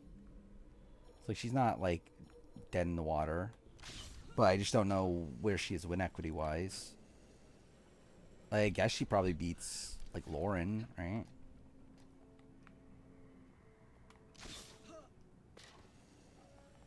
God damn it, wrong one.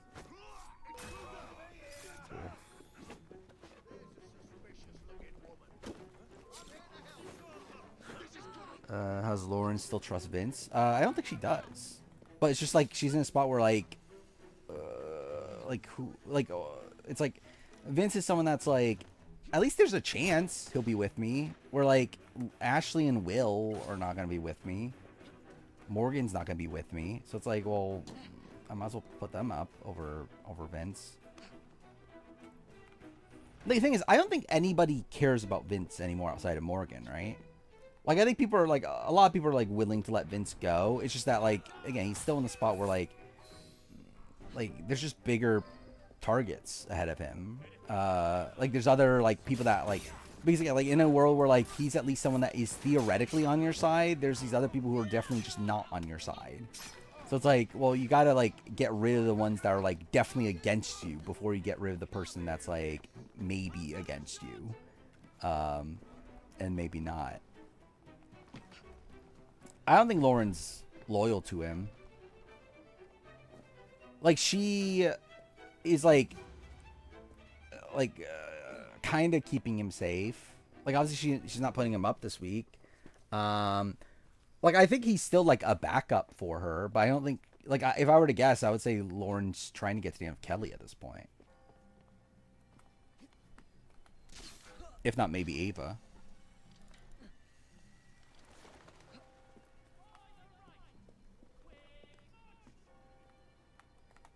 Or like I could see Ava.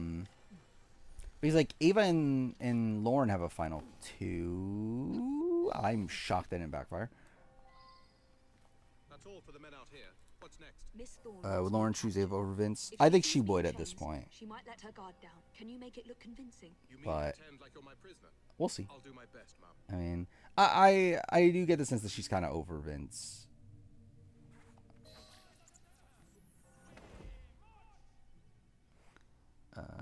In terms of like being willing to like trust him at this point.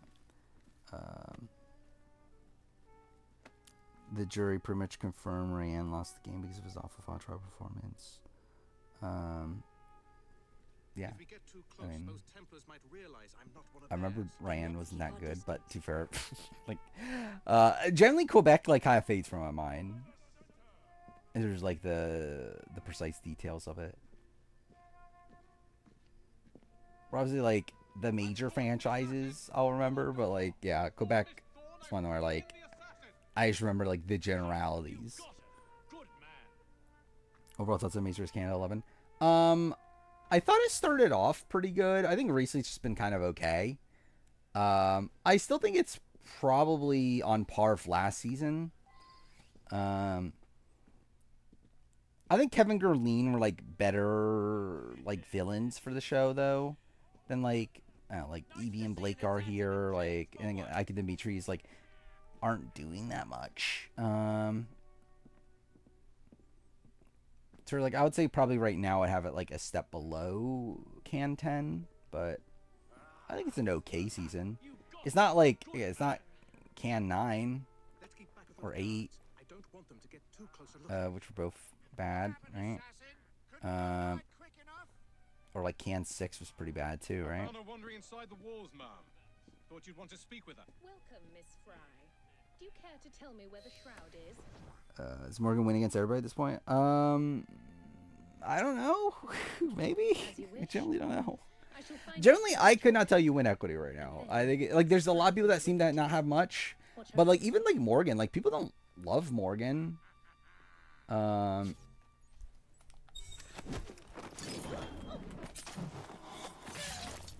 Like I think they would like begrudgingly vote for her, but it's not like they like love her and want her to win.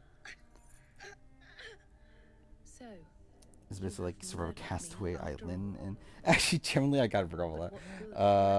Yeah, I mean, yeah, it's just like a purge challenge in Castaway Island. Obviously, the thing that you should be comparing yourself to. Not mine, ours. You are so. I think Challenge, yeah, I think Challenge 41's better than some of the like Spice Lies and Allies, those sort of seasons.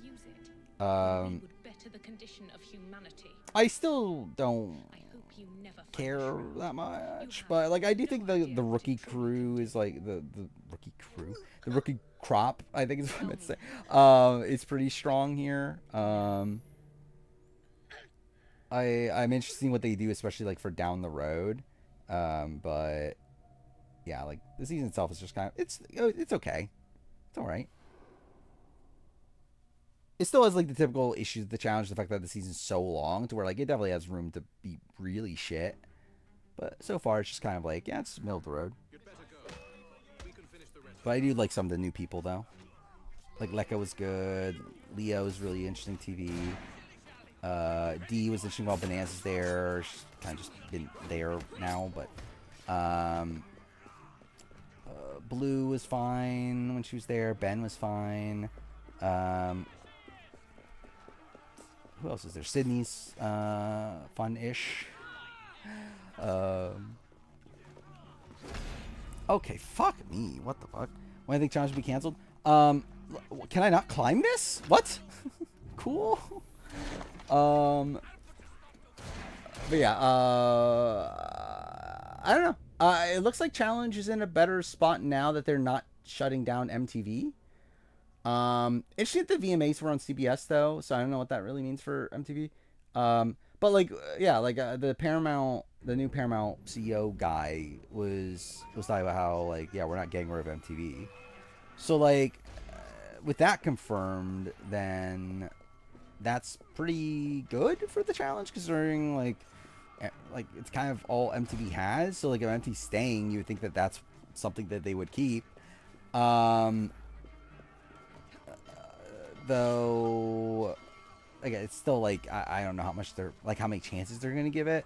And like, even if MTV does go away, there's a chance they then like put on like Paramount Plus or like do something like that. But like,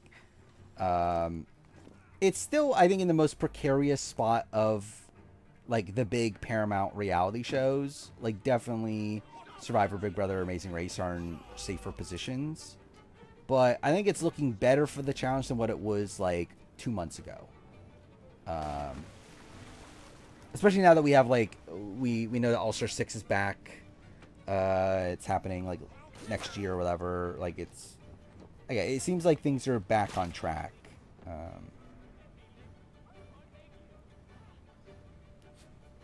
So yeah, I don't think immediately, at least. Like, how am I still detected right now? Dead bugs are apparently decorations for Kelly. Good for her. At least it's not blackheads. At least she's better than one person. How much do they think Zombie Week changed how BB25 played out? Not that much, to be honest, because like, more than likely Jag just wins all the comps anyway. So realistically, not too much. Like, without it, what, Mimi makes jury, right? So at least there's that. You supplied me with the means to secure London's future. Perfect length for a reality show? I think 10 to 12 episodes. The order thanks you. I think 10 to 14. I think it depends on what show it is, but I think 14 is the max. I think once we're getting beyond that, like, unless you're Big Brother, which, like, I think that, like, Big Brother in itself is just very unique. The show's not neat. Like, Challenge has no reason to be more than 14 episodes. I promise to endow you with an income into your old age. That is the most I can do. Thoughts on this? Was this? Father of understanding, guide you. Yes. Oh, live. I forgot about this, actually. Yeah, live action Life is Strange series, which I'll watch it. I mean, do I think it'll be good? Probably not, but we'll see. Where is the key? I'm mentioning, is it going to be a adaptation or is it going to be new? I'd rather it be new than an adaptation, but we'll see.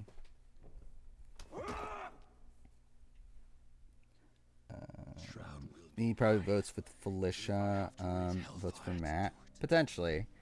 I know when she left the house, she was saying Matt was playing the best game, but I believe she did say she would have voted for Jag post-show. So it's like, yeah, you never know. I've seen Nathan For You. I haven't seen it in forever, but I did watch it like around the time it was coming out. I never watched his new show. I know that's supposed to be good. I forgot what it's called, but I never did watch that.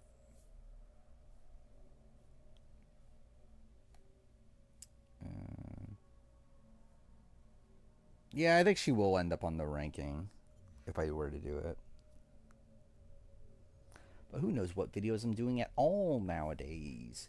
And generally, I am in a weird spot right now with video making. And a lot of it has to do with the fact that I have to make so many of these like big videos in a row. But like, generally, and like I think this is like ever since the mental breakdown. But I just feel like I struggle to like really like lock in on working on stuff nowadays. where I just don't think I can do what I've been doing anymore. Like I just can't like spend the entire day fully focused on like just getting this video done. I just can't do it anymore. So I'm not sure how like speedy some of these videos are gonna be made. Well, again, the fact that the Guatemala retrospective took me, what was that, 3 months or 3 months, 3 weeks to write, record, and edit. It's like it definitely didn't need to be that long. It's like I'm a bit worried of like how long things are gonna take moving forward, but generally, I just don't think I could do what I used to do anymore.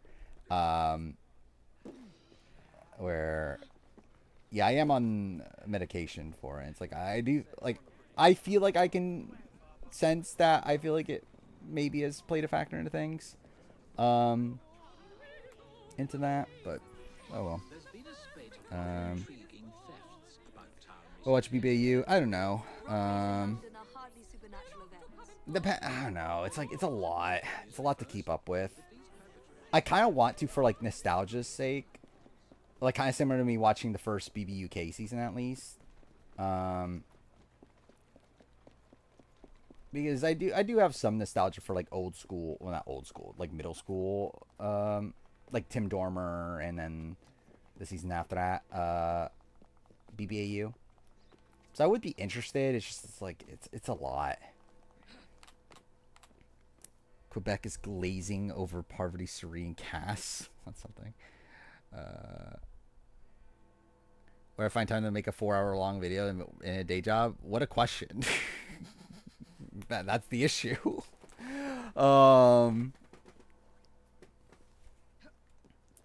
Like the answer for a while was just like not do anything outside of that. Like that was my entire life. And now I can't do it anymore. Like even if I wanted to, I don't think I like generally like even if I was just trying to work on the channel, I just don't think I can anymore.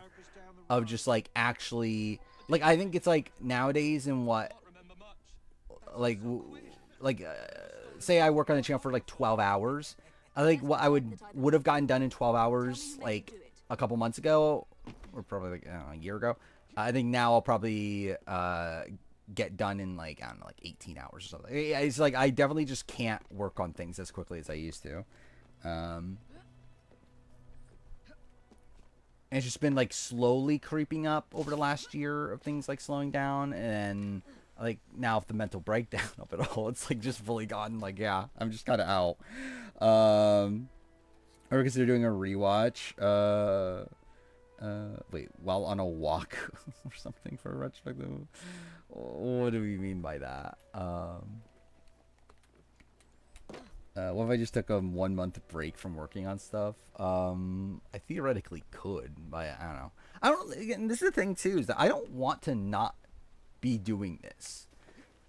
Like this is what I want to do. It's just more so how much can I do it. Yeah, I think I overdid it, obviously. To the point where it's just unsustainable doing it that way.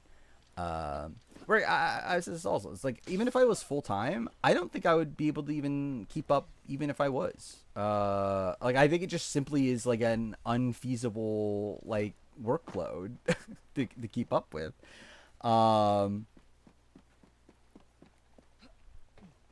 There's like taking in like yeah, the fact that this isn't my full-time job, it's like yeah, fuck me. But again, I generally want to be doing this. That's why I do this. Like obviously if I didn't want to be doing this, I wouldn't be fucking doing this.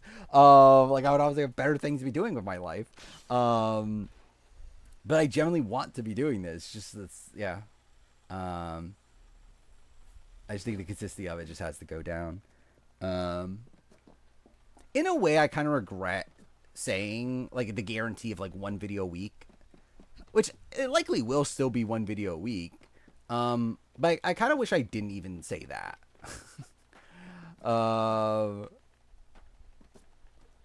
Exactly. I kind of just wish I just like let it all go and just like when videos are done, they're gonna be out when they're done.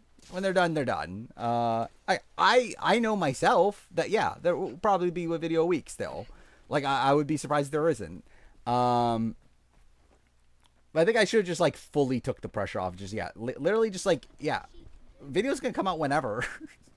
But no, talk. Thank you.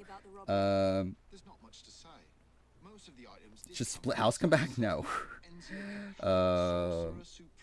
I mean, at least this means probably no Split House this season, right? At least we got that. Yeah, I did see Alan Cumming won, which is good for him. Probst was nominated this year, right? I mean, most of the editing is the audio, which is funny considering how fucked up it is at points too. But literally, that is most of the editing is putting the audio together.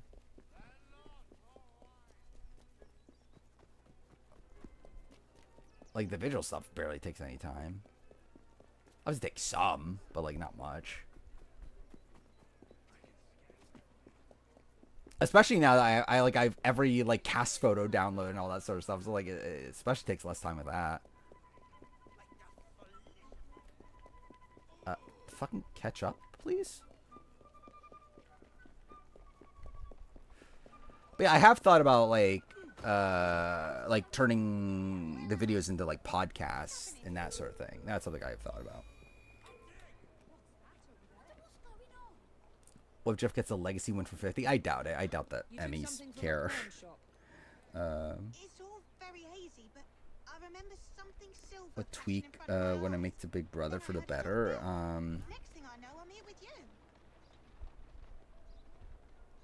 What is the number one thing? I mean, like equitable comps, so I feel like we're heading in that direction nowadays. I think equitable comps, I think probably better casting. Like casting, I think ideally, I think like 25, like in terms of game knowledge wise, was kind of like the better split. Where like about half the cast knew the game and then the other half like didn't know shit. I feel like in this spot where like This chat might lead me to the like it really is just Rachel and I guess kind of Vince. And like everyone else doesn't really know the game that well. Like I think I would prefer like a little bit more like fans. Again, it doesn't need to be like Survivor where like everyone's a fan, but like I think I would prefer higher ratio. I can't believe we might get Kelly win. I mean, I really don't want to think about it. I'd rather not. I forgot. Well, actually, I did forget about Lauren. But I think the thing is with Lauren is that like Lauren doesn't show any of her fandom. I guess too fair, it does Vince. By the way, I fucking love how like Lauren like finally used her super fandom to do something good and find like a really good hiding spot for hide and go veto, and then proceeds to tell fucking Vince. So great. If Kelly can win Big Brother, the game is ruined. Yeah, I mean, I think the game this season has been ruined. The issue I have with Big Brother casting is the casts are too big. I don't agree with the cast too big necessarily. I think 16 is fine. I guess this season's 17, but like, I don't think the casts are necessarily too big. If anything, like, I guess this season's different. But like, more times than not, it's like, I feel like we need more people, actually. I feel like that was like the complaint of Big Brother, like, a few years ago. Is that, like, why are we doing these non-elims when we just had more people? This is the biggest pre-jury, the jury fall off first season. I guess, actually, yeah, that is actually kind of funny that this literally happened at the start of the jury. So, I mean, yeah, I guess so. Potentially. Yeah, that's actually kind of insane that this literally is a like split between the pre-jury and post-jury. Oh, 100% my rationale is inconsistent. Because it's literally whatever I just feel at the time that I make it.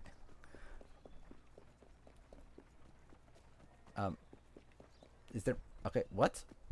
Am I meant to follow this on foot?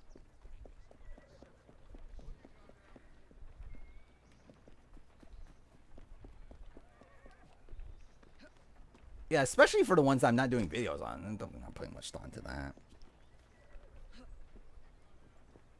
But yeah, I mean, like nowadays I would put Matt over Liz.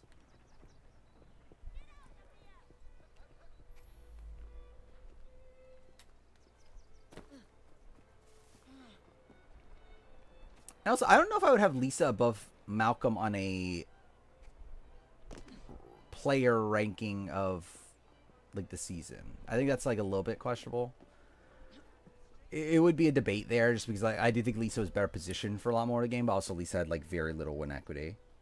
And like in the spot where she could have pushed for the one spot she had win equity, she didn't. But yeah, like Malcolm's endgame is bad, so it's like I don't know. It's like it's up in the air.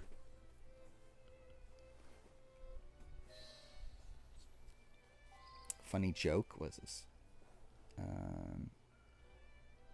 Ava sounds like that one troll account that tells me every week Cameron was assaulted by Izzy. Yeah, I can kind of see that. Yeah, Ava. I think Ava's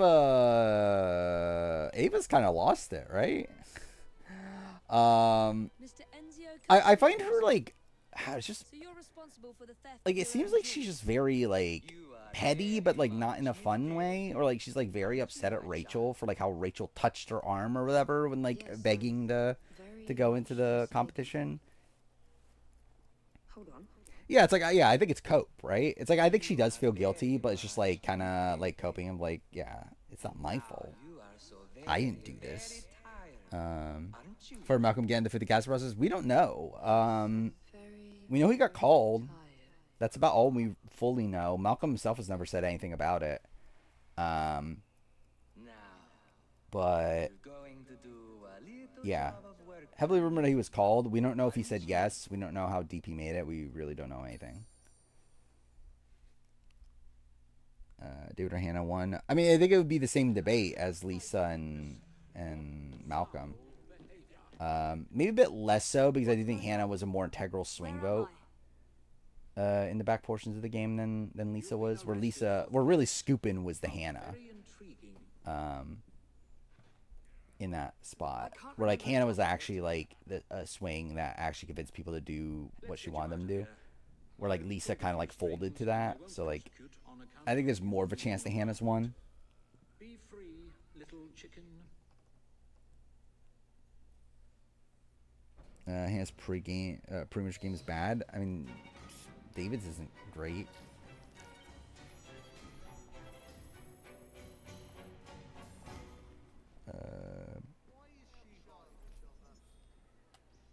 Hannah would be offended by that? About what?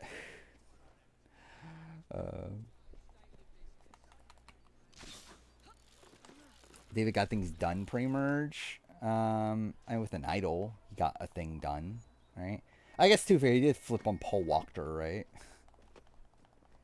Speak where everyone Emmy. I don't think. Oh, calling her Scoop. Actually, yeah, that's fair. I kind of forgot about that. Got CC out. Was that even the right call though? Getting CC out.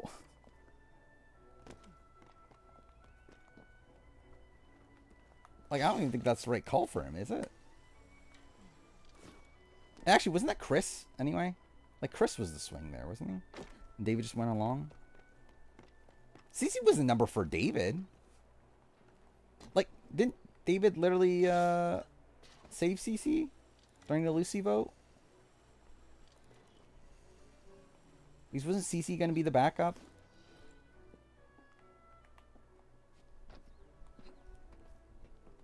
I know he saved Jessica with the idol, but I believe the votes were like it was meant to be on CC, right? Like the split or whatever.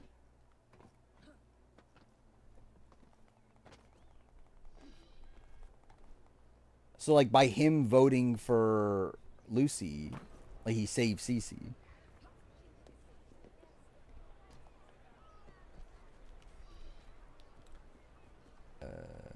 Where's this? Who would be 27 for a challenge? I mean, Keanu. Ashley, maybe. I don't know. Ashley's not good at challenges, though. But, like, she would be fun TV, at least. And, like, considering how much she's talking about, like, anti-challenge right now, I doubt she would want to do the challenge. but I don't know. Who else is there? Lauren would be boring, but like would maybe do well. Evie Fry, sir. It's a pleasure. Actually, Mickey could be interesting. The problem with Mickey and like Keanu is that they're like a tad on the older side. Like they're right in their like mid-30s, but so actually Morgan too. Morgan, yeah. In fact, I live for it. The cut and thrust of spirited debate. Lately, however, attacks. Yeah, I think those are the picks. I mean, like Zach exists, but he's kind of whatever. Zay actually, I would not actually be that opposed to a Zay. I feel like Zay would be boring on the challenge. I feel like the reason he was good on Big Brother, like good, again, massive quotation, is the Rachel of it all. Like I think that's the only reason he was like entertaining on this season. Where like without a Rachel, like he's probably just a boring bro that just like sticks to the guys, right? What do you know of bones? Actually, winning the first veto was a miracle. Yeah. I mean, the thing is, like, I don't even necessarily want her to win Blockbuster coming up, though, do I? Because, like, we're just in a shitty situation at this point where, like, Keanu, Ashley, or Will are going home. It's like, I don't want any of them to go home.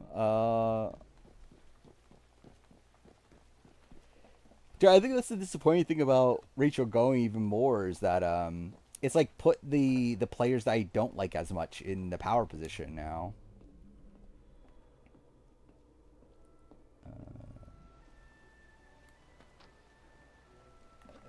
Where the fuck is he?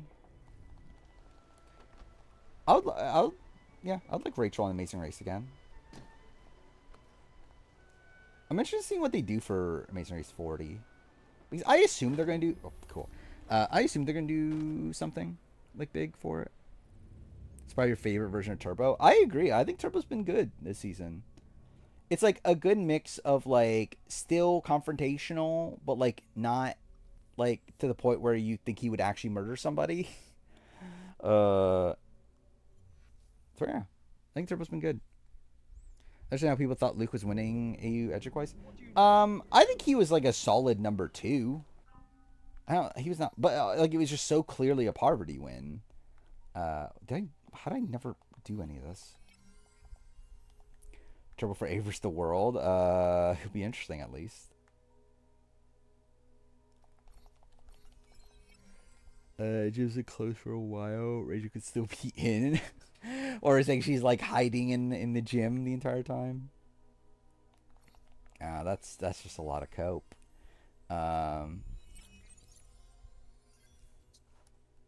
Experimenter's awful. It wasn't like it wasn't unwinnable awful. Like it was like not ideal for like the winner of A vs. the World, but like I don't know, it was still passable. Like he was still there. He got like a lot of content outside of confessionals. By the way, channel wise, where I am at, I'm literally just I finished episode 1 of AU vs. the World. I'm almost done with episode 2. Like that's literally where I'm at. So I'm so far behind on the review. But again, we'll see how it plays out. It'll come out eventually. Like was so tame in the edit compared to these 2 runs. But I think that's the reality though. Is that this was a much more tame Luke. I mean, Luke still got the second biggest edit of the season. Like, I don't know how people viably thought Luke was going to win. But, like, I think Luke being number 2 on the Edgic, yeah, the number 2 contender edgically is correct. It's like there was not really anyone else. But, like, also, it was just so clearly a poverty win.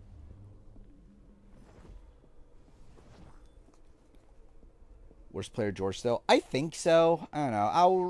I'll record the video tomorrow and I'll like reassess it right before I do that. But I think my gut still says George. But like I think it's definitely a lot closer between him and Rob than what it was before. Like especially with Exit Press being very anti-Rob.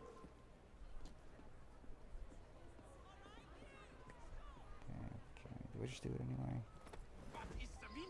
Okay, that worked out. Mr. Darwin has sent me to ensure you reach him safely. If Keanu doesn't win Blockbuster, it'll be pretty mind-blowing, but we'll have to see what the comp is. So, how is your father? I wonder, actually, if it's the Rubina, the one that Rubina won, that's probably not a great comp from Keanu, right? Like, considering he's a bigger guy. He is, like, pretty nimble, but, like, I feel like that's not, like, a terrible spot for Ashley. I'm trying to remember, like, what other blockbusters have not been used yet? We haven't used the one that Mackenzie won against Rubina, where they, like, roll the ball up the hill and, like, make it stick at the top, right? Which, like, that I would give the odds to Keanu. I think Rob's exits were rough. I think he even admits he only talked to her World Trio. Yeah. Yeah, like, and Lisa's, like, very anti-Rob. Cass talked about how, like, she wanted Rob in the game, but had to vote him out because he kind of went crazy. It's definitely not flattering. So, like, yeah, I could see it. I could see being... Oh, fuck me. Okay, I fucked this up.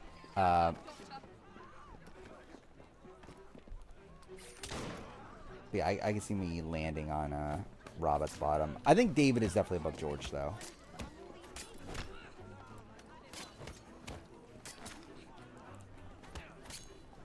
How big will the rant about the Rachel purge be? Probably decently big. Question is, when will anyone ever see the light of that video? But that was the phrasing of that was completely fucked. When will that video ever see the light of day? That's the phrase, right? Either way. But yeah, it'll probably be long. I'm very worried about the length of the BB27 review, just in general, considering I have over 80 pages of notes so far, so...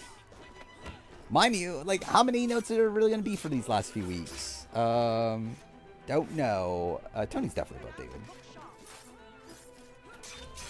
Like, David's like the anti-Tony. Where, like, David came into this season in such a good position and, like, squandered it.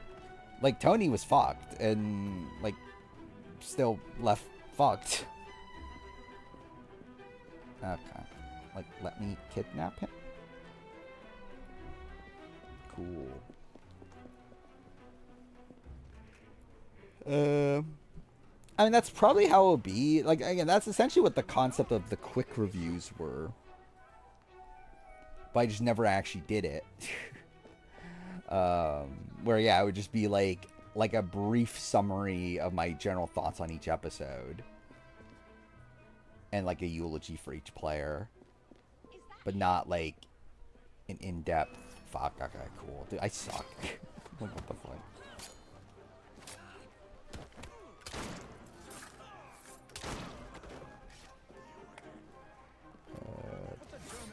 That's a format final draft. I mean, it's not really anything like that unique, right? It's literally just like there's challenges, and the bottom so-and-so of each challenge goes home. Well, I guess the point that I'm at right now is that there is a the game to a team portion, and that the two people that aren't picked for the teams get eliminated, right? So I guess that's a thing, but. It's very, like, Squid Game-y. Just how it's, like, eliminations randomly. And, like, periodically over time. I have a decent amount of shows. I think it's, like, 20-something. 23, 24 shows already.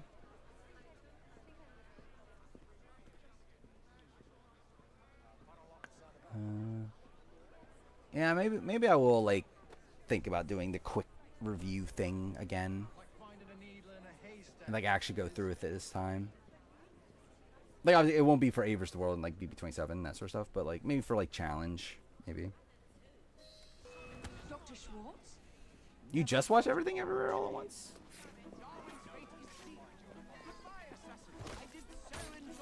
He's I even watched that like 2 years ago, I think. And like I don't watch movies until way after they come out. But yeah, it's very good. I think I got my hopes up, like, too high for the movie.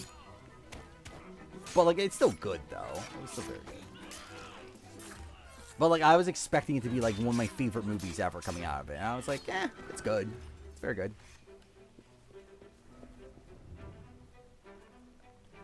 Loot, please. I'm holding circle. Thank you. I should deliver this to Mr. Darwin.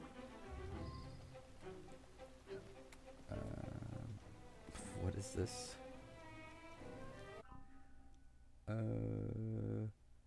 We should have to figure out a way. I wonder if I can trip. Oh yeah, I did see this actually. Which would he be allowed to? I generally don't know. I assume production would tell him no, right? If he like if he asked for sure, they would tell him no. Now, could he do it? Yeah, actually, what would they do?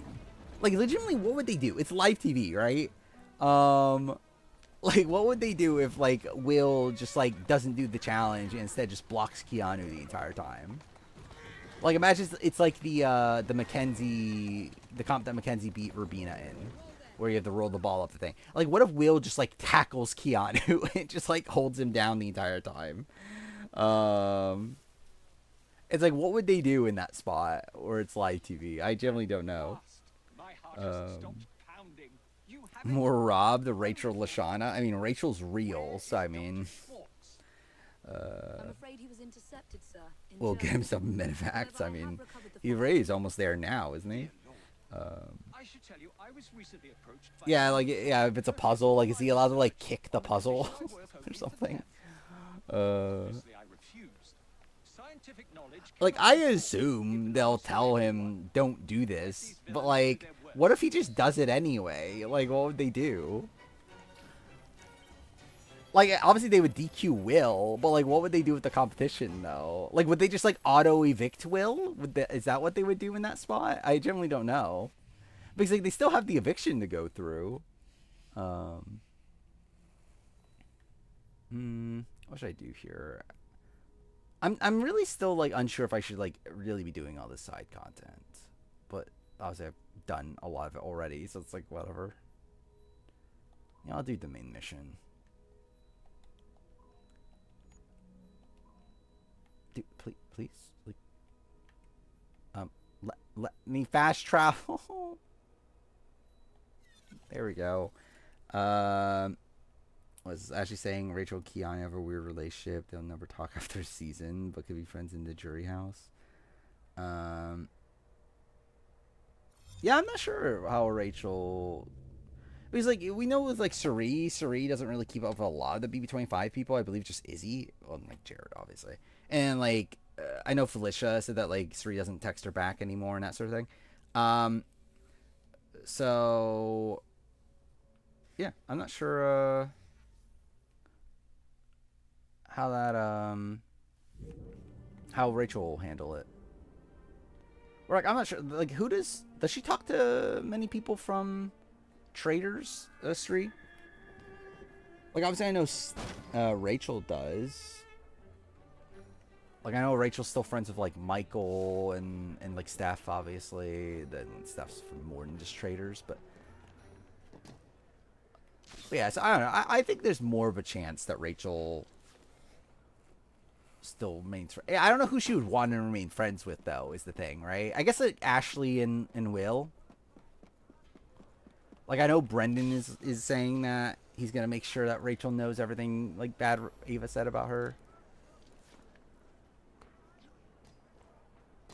Wait, what is this mission? Okay, I wasn't even meaning to do that mission. Oh yeah, Amy. Yeah, Amy, Jimmy. Yeah, 100%. But I watched a slop and from this last week, and like people have been sending Amy dick pics. Is that a thing? Is that just a like? Yeah, I generally don't know. Like, is this just a thing? Like, is that like? Do reality TV stars just get dick pics consistently, constantly? Or like Amy had to like make a thing saying, please do not send me any of your dick pics. It's like, is that just a thing people do? Like, people just like send random like reality TV stars their dick pics? Yeah, I know feet like so. Well, people in the cat, I believe like people have been asking Zay and Zach for like foot photos, and Zay said he's been doing it, but like, but yeah, this is like the people sending their own pics. It's like the opposite. But Ah, that's like insane though. Or like I assume that happens to, like porn stars, right?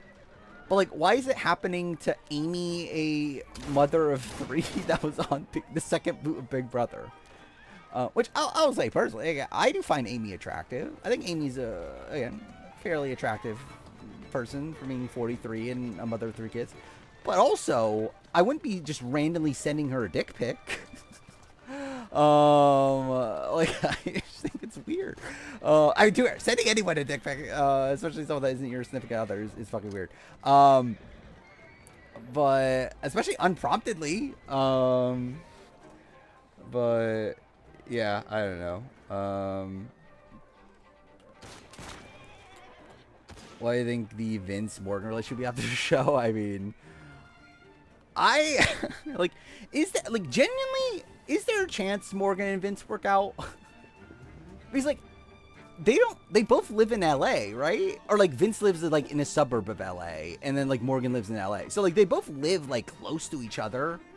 It's not like they have to move like far away, to be with each other. So like I could actually see a world where, especially if like Kelsey's her name, right? Vince's girlfriend breaks up with him like right away. Like I could see a world where like they try it out. I don't know if it'll work out necessarily. I mean, like, if you watched Morgan's video, I don't know if that's the guy Vince is. Actually, no, it's her on Pop the Balloon is where she was on Pop. By the way, also, Morgan was on Pop the Balloon. But on Pop the Balloon, she was, like, talking about her ideal guy. And, like, that did not sound like Vince. Could Rachel pulled it off? What were we talking about? Put post Rachel getting purged out of BB27. Now, I'm probably still gonna put the A vs. the World finale, but like I do feel like we've probably talked more about BB27. I mean, not the pegging part. Well, too fair. Actually, no, she's not into pegging. That's what she said. She's not into pegging. She's in the other stuff, but she's not into pegging though. Yeah, well, like she was talking about her like ideal man is like someone that's like confident and like I don't know. It was like all the things that like Vince isn't.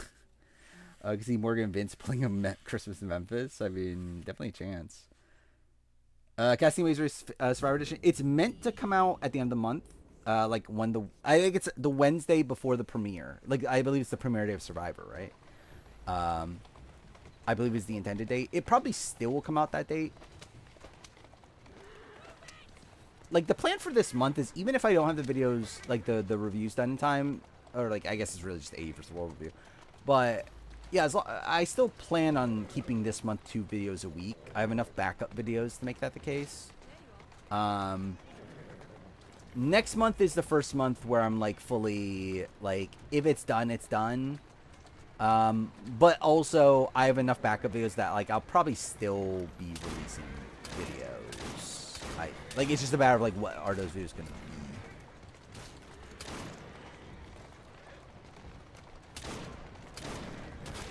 But really where I'm at with the channel right now is just like it's all in on A vs. the World. When A vs. the World stuff's done, I move on to BB27. When BB27 stuff is done, then I can finally actually start doing what I meant to be doing. For that point, I'll move on to schedule like, okay, focus on Saturday videos for the month. Like a month ahead of time. If I have extra time, I work on Wednesday videos. That's kind of what the plan will be starting next month. But I can't really do that before BB27 and A vs. the World stuff's done. I did see Mickey's exit interviews. They were insane.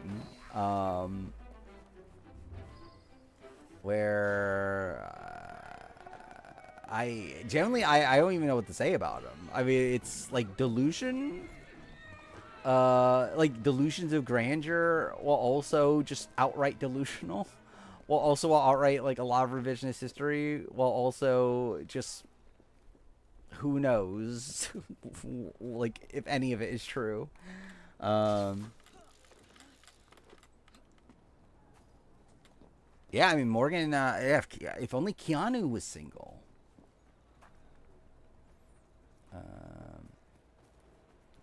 Well, I know Keanu has a girlfriend, right? Because I believe she was on, was it Sharon Tharp's podcast? One of the things. I'm actually surprised she still calls Will a sweetheart. Actually, I don't think I saw the word association. I think I missed that. Cool. I definitely know what happened there. Yeah, it was April Lewis. Yeah, because like April Lewis is like, isn't that like her personal trainer or something? Is Keanu's girlfriend? It was like something random like that, right? The Catherine and Riley meet postseason. I actually don't know. The word association kind of say, okay, I need to study the word association. So I've seen all the like I saw her like comment about Rachel like to Mike Bloom, like that was insane. I've seen her RGP interview. Yeah, I haven't seen the word association. Who does the word association? Is it Bloom's interview? Let's see. I love how I just looked up Bloom Mickey, like as if it's gonna know what the fuck I'm talking about with that. Let's see.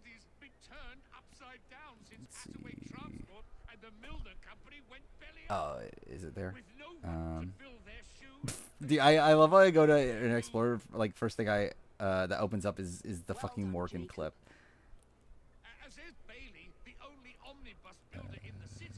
Oh, here, okay. So we got Ashley Diabolical. For what? Like, what did Ashley do? Survive the block against you? Ava Conniving? I guess. I mean, like, yeah. I mean, against Mickey, I guess. Against anybody else, no. But I guess, like, specifically to Mickey, yeah. Keanu, oh gosh, disgusting. Yeah, I mean, sure. Why not? Kelly Weird, that's kind of funny. Lauren Week, that's fair. Morgan Snake, sure. Rachel Boring. Okay. Vince Board. What does that really mean? That Vince is bored. But yeah, Will Sweetheart is funny at the end there though. But yeah, that is pretty insane. Best chocolate. I'm not a big chocolate guy in terms of like. I'm probably Lindt, but I'm not like a big like chocolate connoisseur of like trying out like a whole bunch of different chocolates. Something I did try. I tried out, and this is like, again, this is slightly different, but either way, I tried a Snickerdoodle Twix recently. Because I didn't know it was a fucking thing until I went to the grocery store the other day. That was decent. It was okay. Not great. I mean, like, realistically, it's just Twix with, like, cinnamon, like, with cinnamon in it. It was okay.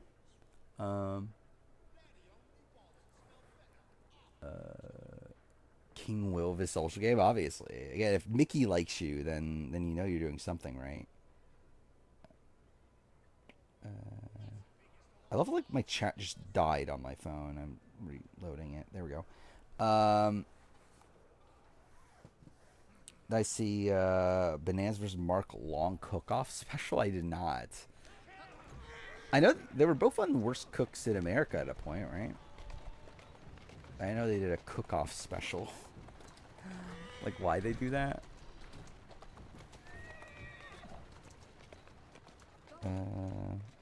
Actually, has Bananas commented about the Rachel thing? Because Bananas doesn't like Rachel, right? Because she was talking about how he cheated on Morgan.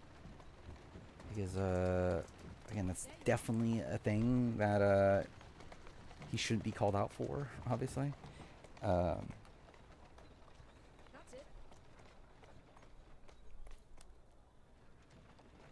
America is counting on Keanu to save the season. Kind of. I think the season's fucked either way, but like I think that's at least like a tolerable outcome. He's saying Morgan saw what everyone else saw. Oh yeah, yeah, that was an insane comment. That's actually probably my favorite comment of the entire exit interview. Is yeah, they saw the same thing. Like she saw greatness or whatever. Everyone saw greatness. It's like obviously that's exactly what happened here. I think the emphasis is on Saw, right? Like they don't have it any like they don't see it anymore. But yeah, I guess maybe they saw it at a point. Um, yeah, he's still hung up on America. Yeah, he is. Yeah, he does a lot of anti Big Brother stuff. Would I be mad if they rigged it for Keanu? At this point, not really. I really don't care about the integrity of the game at this point. They kind of already ruined it, so it's like, who cares? I mean, ideally, they wouldn't have done this to begin with. But I think at the point that they've already fucked it up, I'm just like, yeah, whatever. Just give me a good story. um, yeah, I've lost. I still am gonna watch it because like generally, I think if I was not covering this season, if I wasn't like doing some sort of video by the end, I think I would have stopped watching. And again, I never say that about reality TV. Like I'm always like, I always feel like people overreact to negative things like this. This is generally like I generally was pissed off. I'm just like, yeah, I'm kind of like whatever. Fuck this season.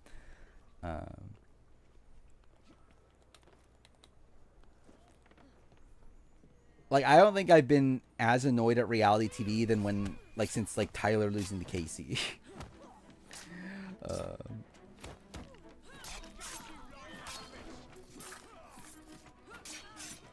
Yeah, Mickey and Rachel both going out. The fact that they both went out the same night too is kind of insane.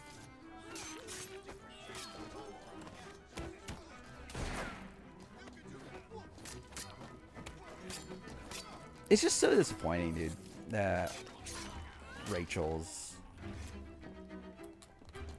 Yeah, I just feel like so much of the appeal to this season is based around her. Jag winning. I mean, I don't know if I was. I don't know. Was I angry? Maybe I was. I don't fucking remember. Maybe I was. Yeah. I don't think I was more angry than when Jag won though. Basically, at least like Matt sucks as a person, so at least there's that. At least it's like okay. At least Jag I think is a better person than Matt, so at least there's that.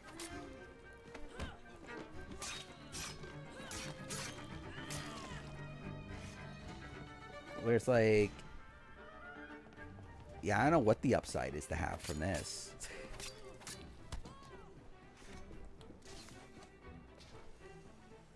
His stream should be good. Yeah, I'm seeing it.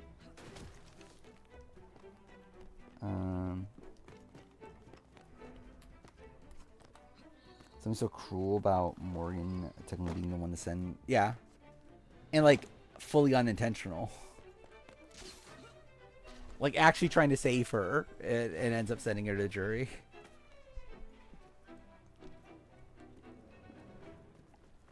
More details on the twist. I forgot that. Okay, that's annoying. So I opened up. Like Stream Manager just sucks, dude, on mobile.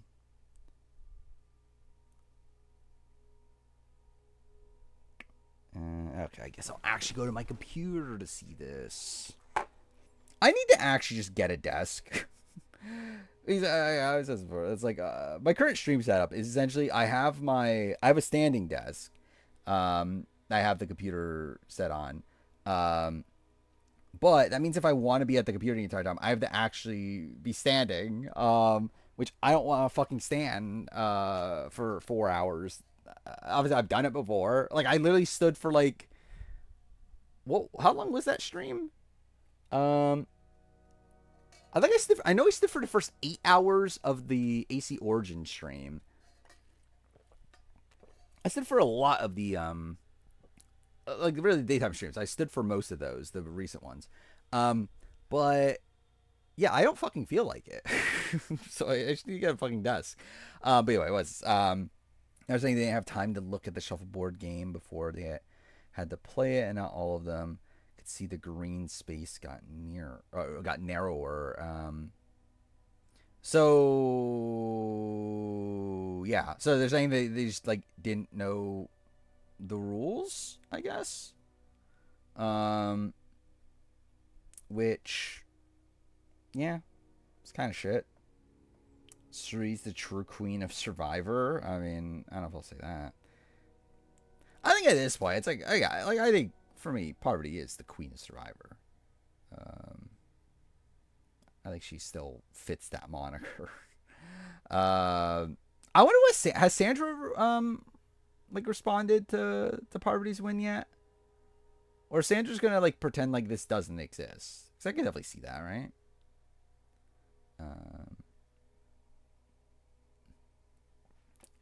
Parvati's not the queen; she's the mother. She can't be both. She can't be mother queen Parvati Shallow. Chriselle Suri has only been the minority one time. It was the final 11 of Game Changers. Yeah, I guess that's probably the case, right? Yeah. I mean, I guess you could debate like the Melinda vote in Panama.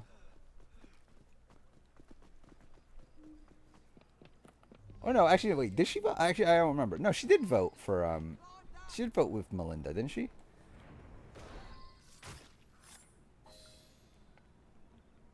But either way, obviously still not many times. Oh, and yeah, also the Michaela vote also. Yeah, so I guess yeah, there's more. So probably make the shady comments for all of eternity. Yeah. Like I'm sure she's not happy that someone else can say they're like a 2-time winner. That's a woman. She wants to be the sole queen. Yeah, I guess it wasn't like technically a majority, right? Because of the vote steal.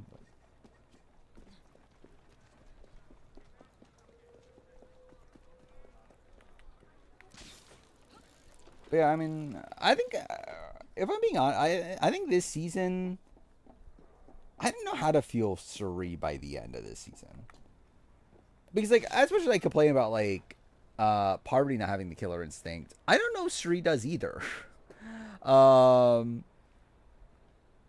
Where again, Suri was also unwilling to take out Parvati, and that's also annoying to me about her run on the season. Like if Suri wanted to, I think she could have played like a really, really like dominant game with like Lisa and like Cass and like really like locked in with them. But yeah, she kind of threw away her game for Parvati by the end. Yeah, same issue of Aris. Yeah. Kind of same with Amanda and Parvati and Micronesia. Even though again, like she thought she was getting to a final 3 there. You are blooming brilliant. But yeah, again, I think this season, genuinely, I think my opinion of Suri as a player in the grand scheme of things probably goes down from this season. Just because I feel like to me it kind of like proves more of what I just like kind of expected beforehand, but like didn't really have as much solid proof with. Where like, yeah, it's just like I just don't think Suri has like the tools to get to the end. So like I think it literally takes someone simping for Suri to get to the end, essentially, and get to the end in a winning position also.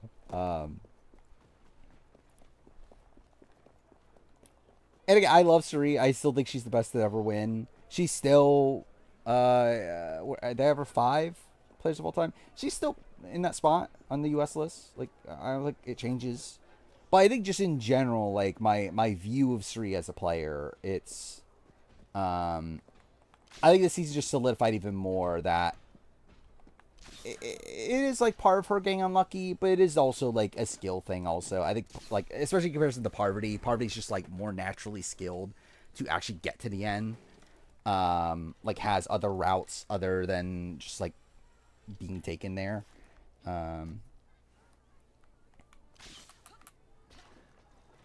Yeah, it's like I think like her sacrificing the world players in particular was just not the right call.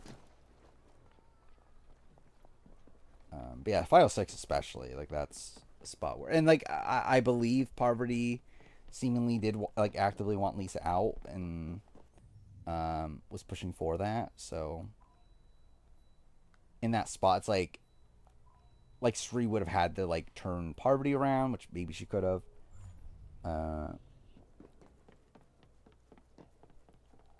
But yeah, it does feel like a wasted opportunity. It's really the best never win can be debated with a certain guy who calls himself God. Probably seems that Parvati wanted to keep Sri at 4. Yeah. Like, I think it's like a Parvati, and like it's less of an issue if Parvati, because Parvati beats Sri, at least in terms of this season, it's less of an issue. My issue with Parvati is the fact that I just feel like that's her every season, and we've already seen it in the past, her do this. But like I think on this season, like her wanting to go to the end of Sri doesn't really matter because like she beats her anyway. Is that her ideal path? No, but like it doesn't really matter because like she wins anyway. Like it's kind of the same thing with like Kim. Where like, yeah, is Kim's ideal path going to the end of Sabrina and Chelsea? No, but like it doesn't matter because like she beats everybody anyway. But again, the issue here, Sri, is that Sri doesn't win against Parvati. It's like her doing that and getting herself into a losing position is obviously just worse. I'm not going to do this mission, right? Don't care. Her losing Heroes of Villains is a travesty. I don't agree, personally. Sandra winning, yeah, I think maybe that's a travesty. But, like, I think just the concept of Parvati losing, I would not agree, personally. I still stand by, I think Parvati's Heroes of Villains game is extremely overrated. Now, I get that she had a lot of adversity to face off against, and I do think she did well considering the adversity she faced off against.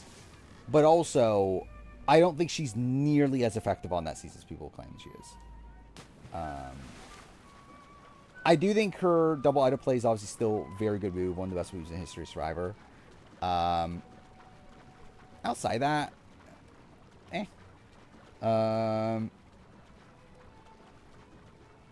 yeah, she needed idol at the Tyson boot round. That's not even like the major play, more of the plays like not being able to keep Russell in line. Russell flips against Parvati, takes out her like essentially her winning scenario. What was the other vote? Courtney vote. That's one where Parvati wanted Courtney to stay. She couldn't get that. Like I just think Parvati's like very ineffective at like a lot of points in that season. Should be second. Yeah, probably. Yeah. I almost definitely right. Yeah. I don't know if she needed Final 6, Final 5 immunity wins. The show portrays as that. From what I understand, the reality is that she didn't need those wins. Like, she didn't need 6 at all. 5, she would have gone home had Colby won immunity. But she was not going home as long as Colby didn't win immunity. But she was going home at Final 4 until Russell switched at the last second. Which had nothing to do with what Parvati did. And was actually opposed to what Parvati did because Parvati wanted Sandra out. Which, to be fair, is the right call. Again, like, Parvati was trying to make the optimal move for her game, but again, was ineffective in doing it. Where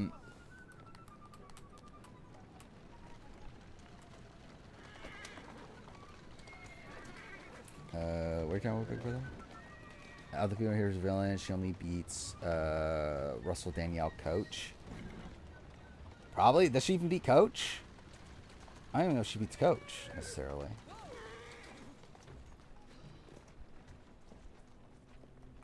Like Coach was respected, but I don't know, people like I think the heroes would have liked Coach at least.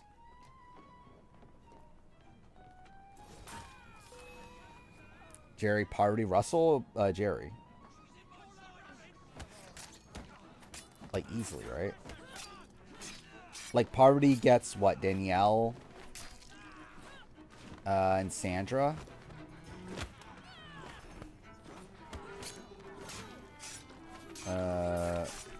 Does she get anything else?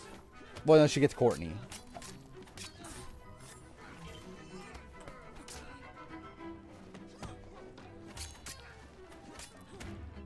Yeah, I think everyone else puts Jerry. Not that they particularly like Jerry either. From what I understand, they also did not like Jerry, but like it was still better than Parvati in their minds.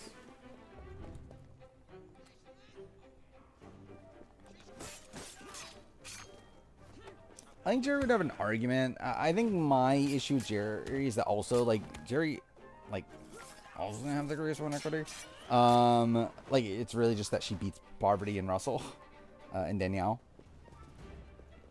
And like to be fair, she was playing for a losing scenario. Also to clarify, because like Jerry wanted to go to the end of Sandra, and she loses to Sandra. Yeah, it's like she's actively trying to lose the game.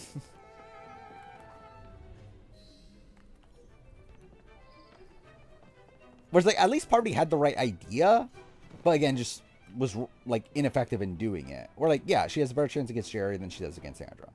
Sandra was a much bigger Jerry threat, and Russell and Jerry didn't realize that. But also again, I think a better player would have actually been able to get what they wanted in that spot.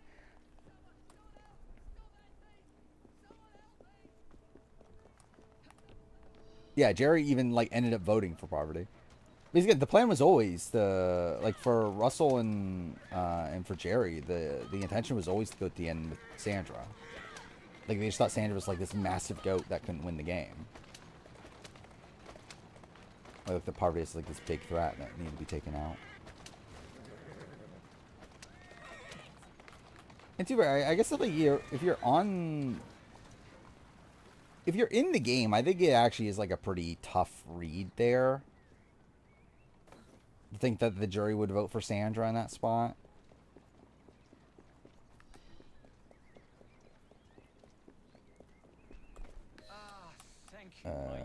How's Parvati win? Here's villains.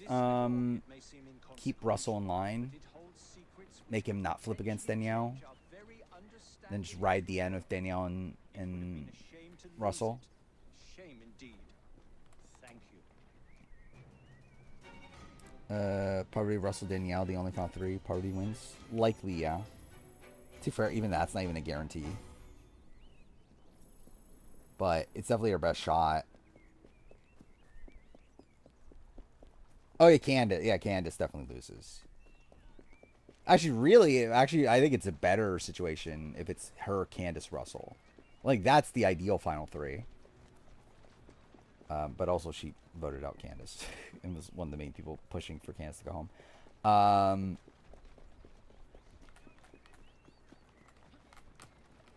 The hero's perspective of Sandra changed when they went to Ponderosa. Maybe, kind of. I think it did for. I know for Rupert it did, because I remember I actually rewatched all the Ponderosa videos recently for Heroes and Villains, and you could see it for Rupert, where like Rupert was like bitter against Sandra when he left the game. But then like he finds out that Sandra's telling the truth. She actually was like trying to work with us, and we fucked it up. Sort of like he like switches around on it and like is just very pro Sandra after that. So like I could definitely see that being a thing for the heroes, where they didn't realize how much Sandra was on board with them at a point, and that like make them pro Sandra once they realize that. I think it depends on the juror. I think there were some that were actively pro Sandra also. But yeah, I mean, a lot of it was anti-Russell Parvati sentiment.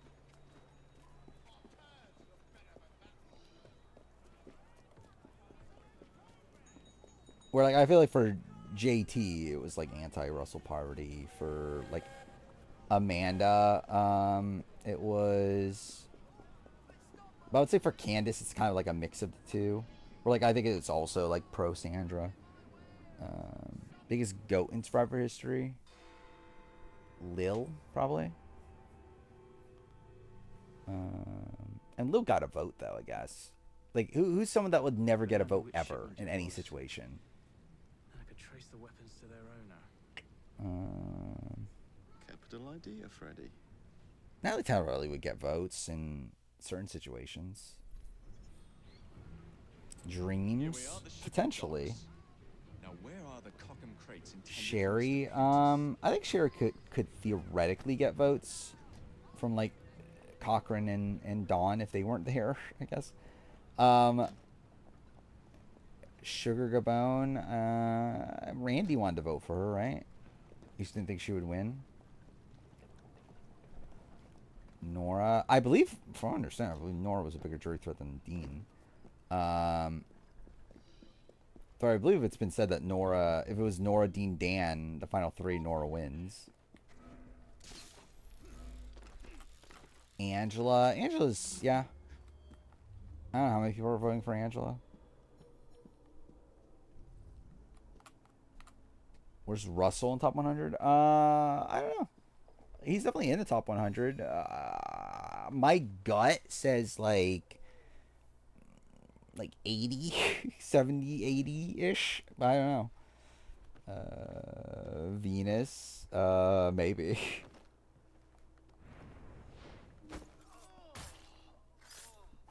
I mean, there's such a big goat that they didn't even get there.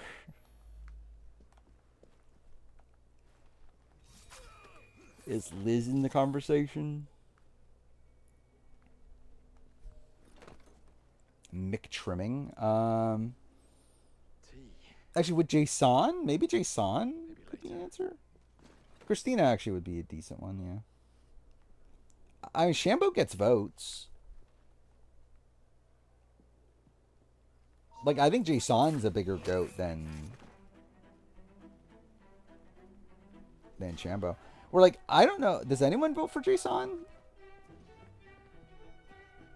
Not too far. I don't think we legitimately know. But I don't think anyone's like particularly pro Jason on the jury.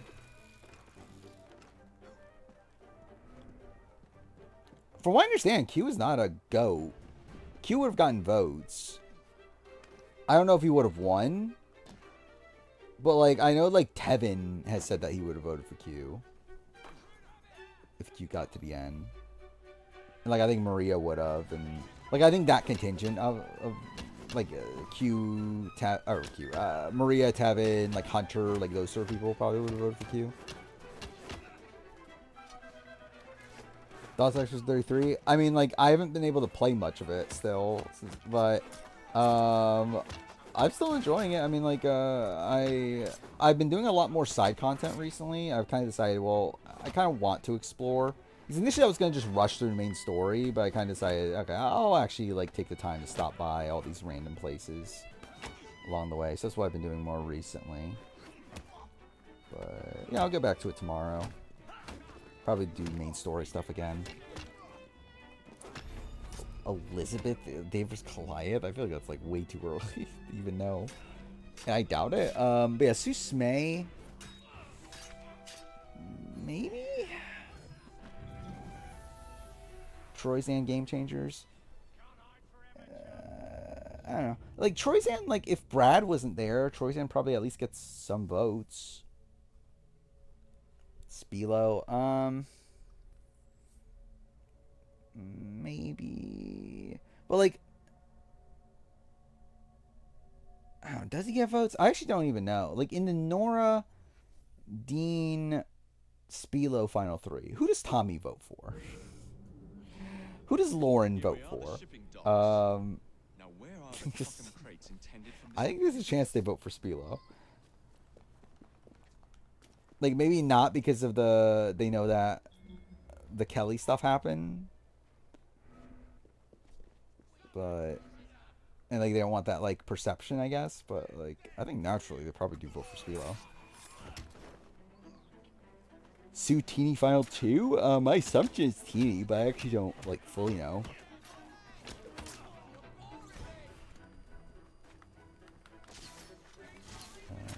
Imagine Dan Spilo as Survivor winner. I can't. What's the best season to start watching Survivor genuinely? My gut says Kagiyan, but I don't think it actually is the right answer.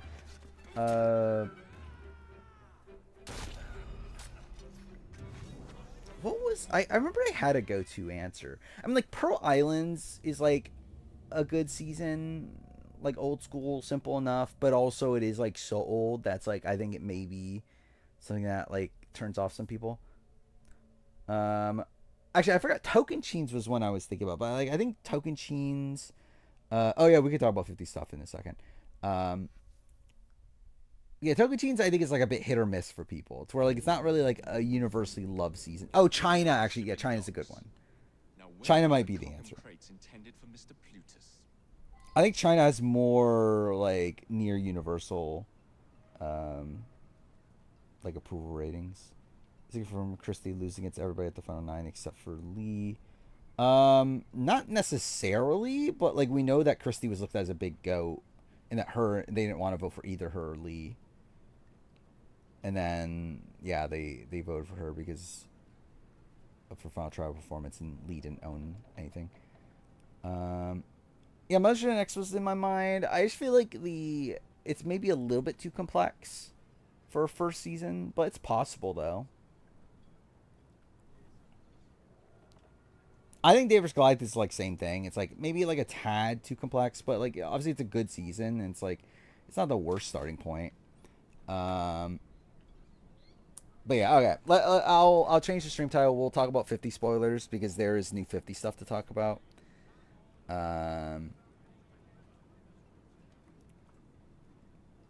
Which, by the way, I could take the AU versus the World like spoiler thing out of the title. So that's something. So yeah, Survivor 49 and 50 spoiler talk. So again, you might get an ad. I don't know, but we'll see. Okay. Stream title should be changed. Alright. Survivor 50 spoilers. We got one thing. At least I've seen one thing. I don't know if there's more. But we do have kind of confirmation. It's confirmation of what Survivor Unite thinks happened. That well, I mean, Risen did not move 50. We kind of knew that already. But yeah, Survivor Unite confirmed Suri made Final Four. Which is worrying. Because I think the most likely outcome is that she's going out from forced fire making. That we voted in. Which... yeah. It'll be funny, maybe. I don't know if funny's the right term. I think if Cherie goes out from firemaking again, like, she has to know, right? Like, this is probably the best she's gonna get. Like, I would not be surprised that is her fate here, and that's why she's like, kind of like, yeah, I'm done with Survivor now. It could also be that she won and she's done with Survivor, but like, also, I feel like it's actually probably more likely that she goes out and fire again. So I don't know. We'll see. Again, what a career that would be. She went out, like, she's done 6 seasons. She went out and fired in 3 of them. Like, that would be insane.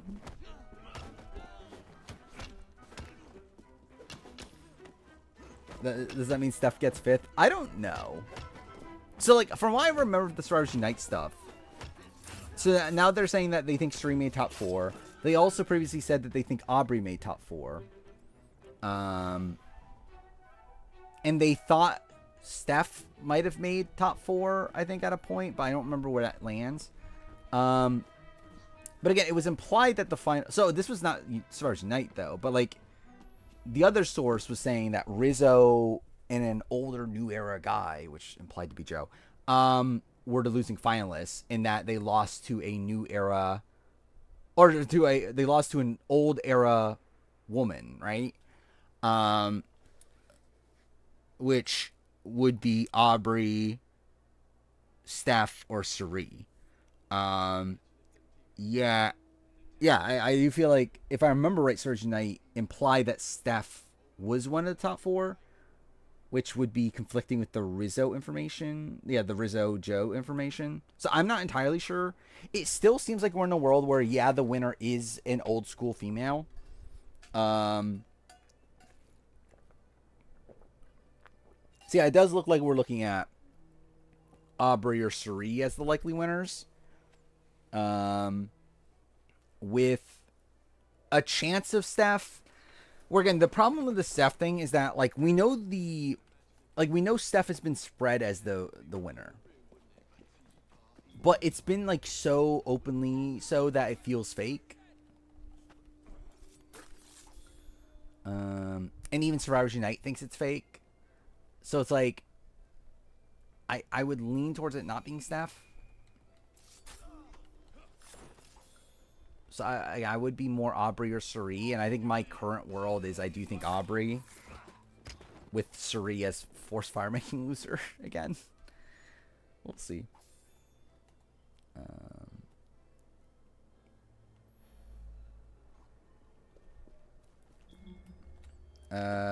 Play like ranking of every player. I have Parvati 2 at this point. Where the devil is it? Said Suri, Steph in the top 4. Top 4 of the winners. What are we talking about? Like top 4 potential winners? Are we saying or what? Yeah, I have Tony 1, Parvati 2. Like my still complaining with Parvati's. I just don't think she has the killer instinct. But I do think this was as perfect of a game Parvati's ever going to play. Like, this is by far her best game. And it's not even close, really.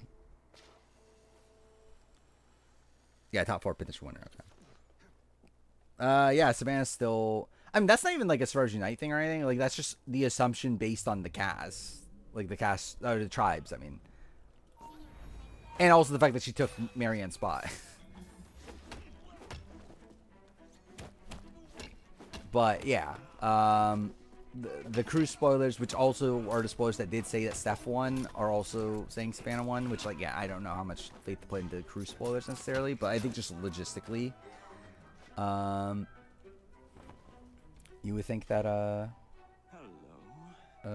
Savannah won. King Monaco, he's fine so far. I'm like really thrown off whenever he's on screen because like obviously we don't see his lips moving or anything. So like whenever I hear his voice, I just assume it's Verso talking, and I'm realizing, oh wait, no, that's not. Who's on the cruise? I know Steph was on the cruise. I don't remember who else was on the cruise, 50 related. But like I know like Carolyn Weiger, Lauren Hart. I remember who was on the cruise.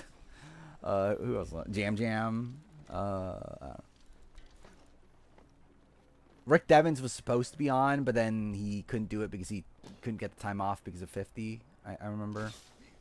He's used all of his time off. Oh, is it Monaco? Monaco?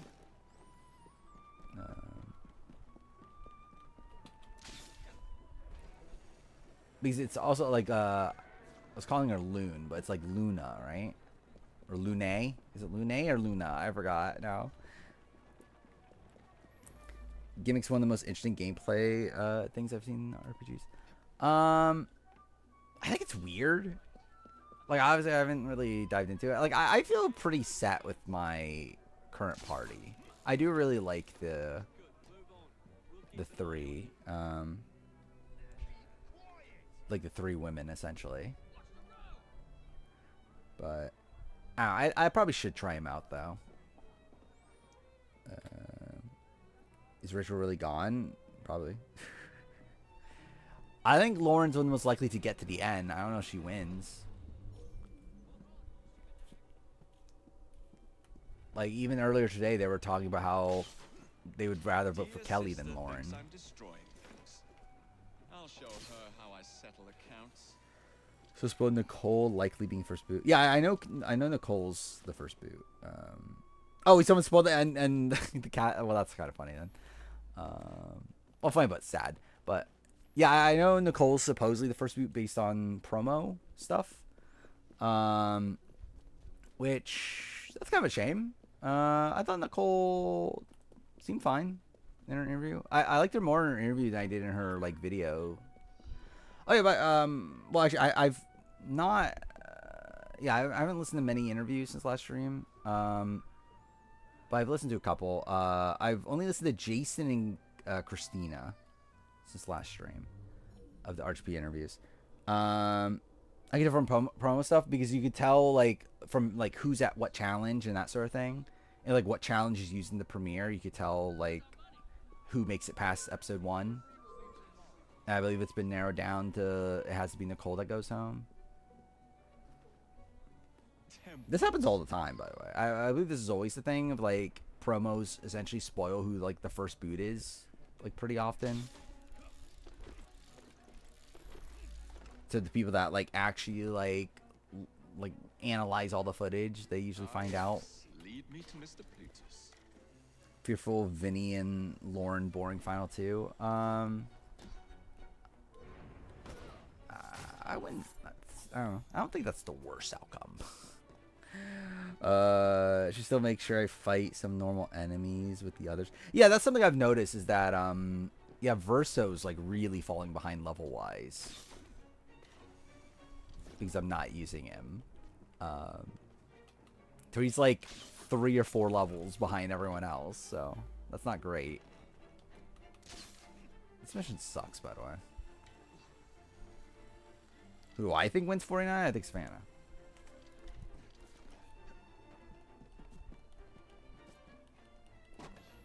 I've thought Savannah since she was on 50. But, yeah.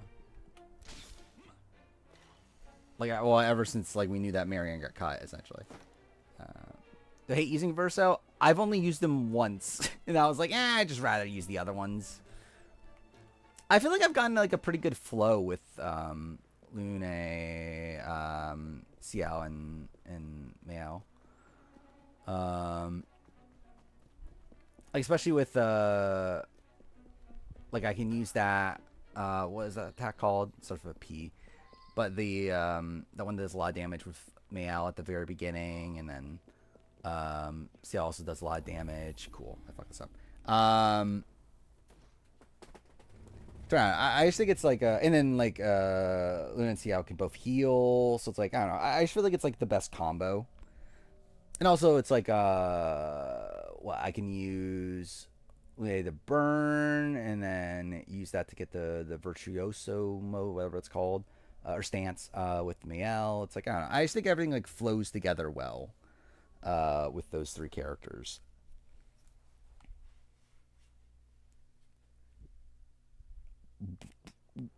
What was that? Cool. How's Chrissy do empathy? We don't really know. I mean, she makes merge. There was a point where it seemed like she was a winner candidate. It doesn't seem like she is anymore. Where again, we know an old era woman wins, and like the ones that made the merge were Chrissy, Aubrey, Sri, Steph.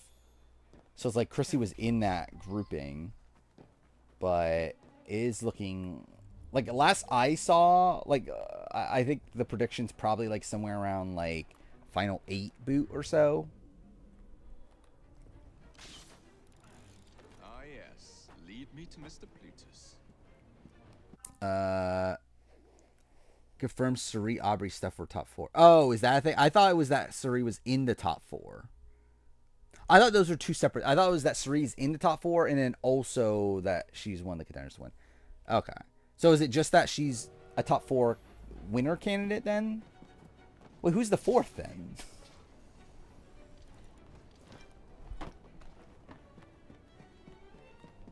But either way, last I've seen with Chrissy is that, yeah, it's like, seems to be like kind of like mid-merge. Coach is like speculated to be endgame.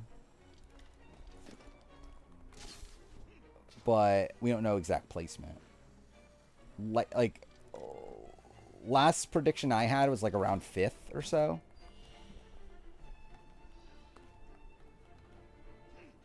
I think the last prediction I had was like running on the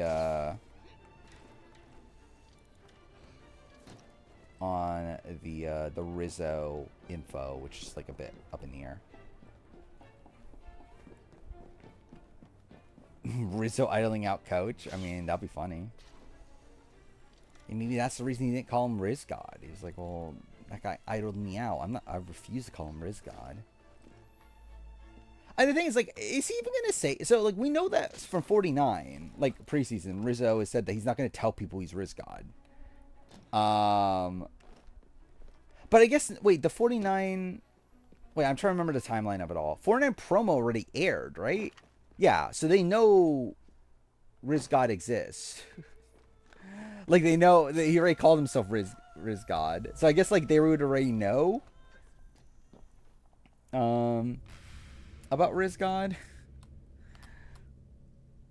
Tony's best season? I mean, where's the war? Well, if we get Coach going to Exile. Imagine they bring back Exile Island just for Coach.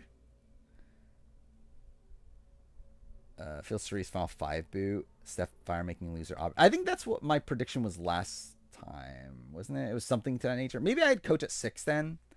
I don't remember. But yeah, I think it was. Yeah, I think that actually sounds right. Is that it was Aubrey wins, Rizzo Joe losing finalists, then yeah, Steph Fire making loser, Cerie 5th, Coach 6th, just kind of by default at that point.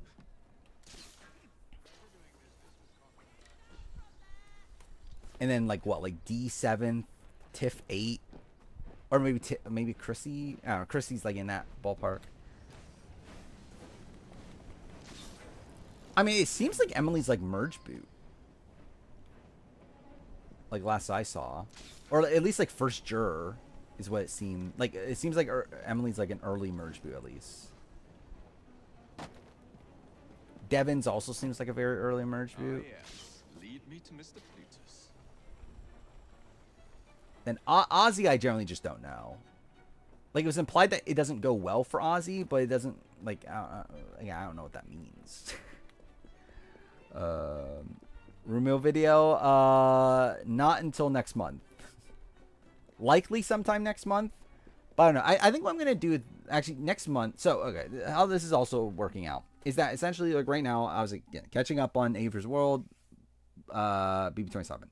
Once those are caught up on, I am going to be working on the Saturday videos for next month. The problem is that it probably will already be next month by then. So I'm probably actually going to prioritize making some shorter, like Saturday quality, like videos that are worth coming out on Saturday. Some like shorter as in like shorter for me to make them, not necessarily shorter in terms of length, but like probably like, I don't remember what's actually lined up to be there. I know recasting Survivor 50 is like a thing. I don't know. It'll be like videos like that. I think after I'm caught up with those, that's probably when I'll actually work on the Rumio video. Because, like, the problem with the Rumio video is that it's obviously massive. It's going to take forever to edit. It's like, I forgot how much audio, but, like, it's going to end up being, like, a 3-hour video. So, like, and, like, also there's a lot of, like, visual stuff involved with it to where, like, it is going to take a while to edit. So, yeah, I'm probably unlikely, like I would say it's unlikely to come out at the beginning of October. I think at best it comes out at the end of October at this point. But I am going to try to get it out sometime during 49 for sure, I think, is probably the time to do it. A vs World 2, actually, I do want to do an A vs World 2 video. I don't know if that's necessarily a Saturday video, but I definitely want to do it.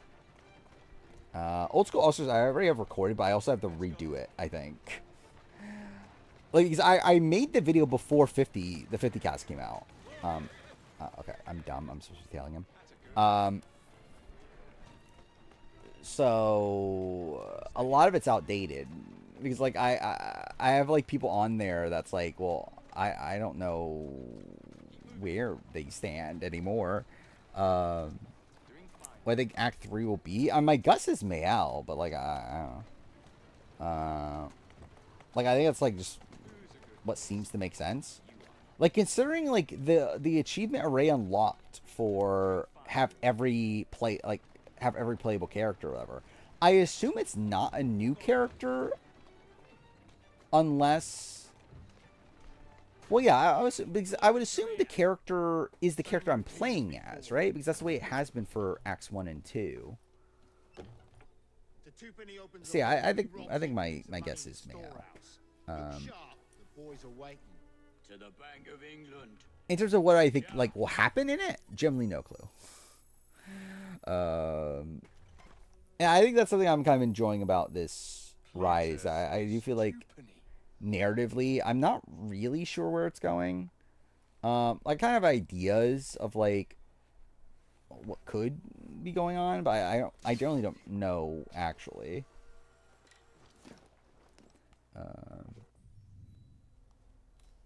What's BLM stand for? It's my initials. It's my nickname during middle school. That became my intro for my old YouTube channels. And when I started this one, I was just like, well, fuck, I don't know how to start it. It's because I was using the same intro as before. Gustav Part 2. I can't wait. I can't wait for them to bring back Gustav. If Rachel takes Franzel's spot in BB22, how do I think her run goes? Franzel's spot in particular? That changes a lot, right? Because yeah, because like at that point, like obviously I think she works with Janelle, obviously. So she's with Janelle, Kaser, probably works with Keisha in Memphis.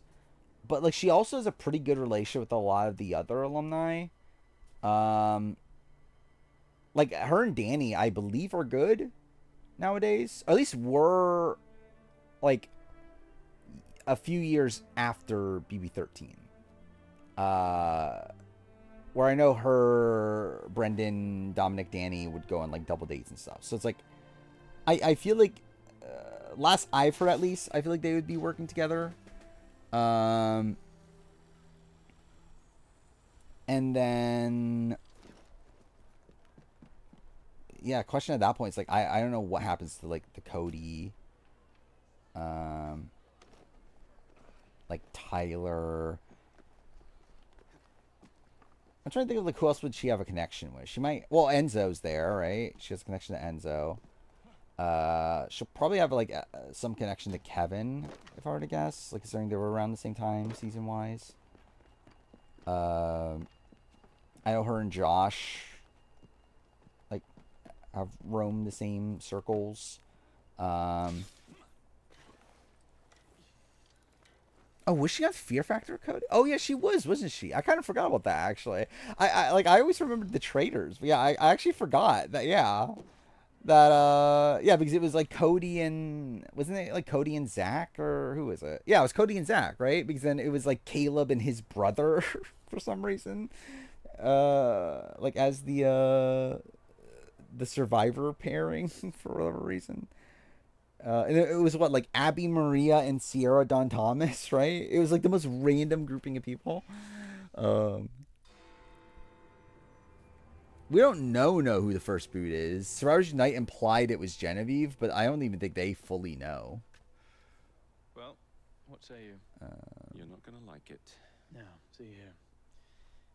Checking that A the world's watchable worldwide. I mean, yeah, it is. Two pennies robbing the Bank of England. Like, I could have told you the ending of it like like, I don't know, 7 months ago. I think I might need to sit down. There's no time for that. Bastard's probably Jamie or Camilla. I think those make However sense. you get in, I don't want to know. Of course. What do you think happens if 49 final know trouble? how? The question is, are those reports real? Because they're coming from the source that is also saying Steph won. So it's like, The bank is designed to protect I assume it would probably just be like a Charlie Kenzie style situation of like, like Rizzo played the flashier game, but Savannah wins the jury vote. free access to the vault. You can spot him near the entrance. And to be fair, I don't even know if Charlie played a flashier game.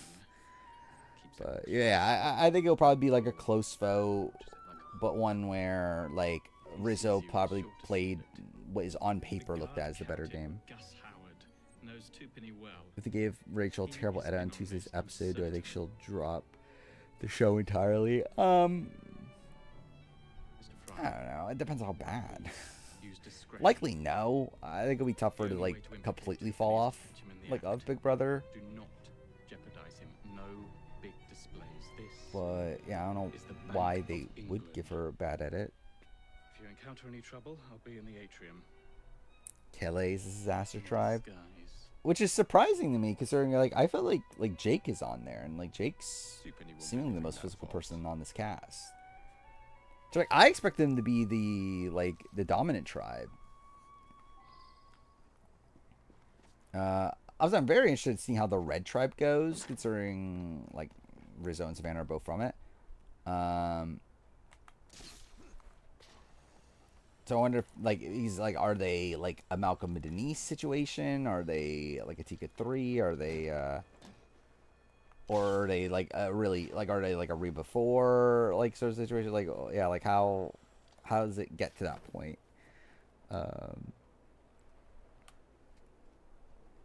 With Sophie, I generally don't. I don't fucking know. I something I did find interesting. I believe was it Savannah and Sophie B both talked very positively about each other. In like the people you want to work with. Yep, that is a thing that just happened. So I feel like that definitely feels like a natural alliance.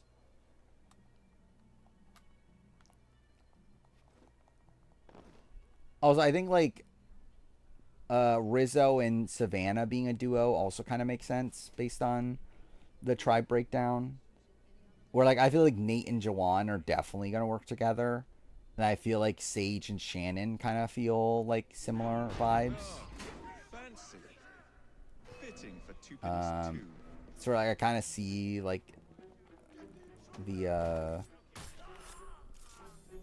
who is it? The Rizzo Savannah duo kind of potentially coming together as like the swing, like kind of like the Charlie Maria like sore spot.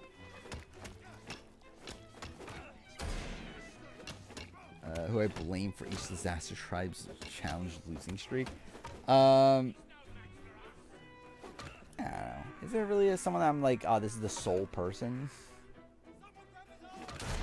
Yeah, just kill me. Like with Yanu, it's like who is the person I'm blaming for Lanu's like challenge loss? I don't know. I guess like maybe you can blame Q for like pushing on Jelinski and getting Jelinski out early. I don't know. Banu, you know.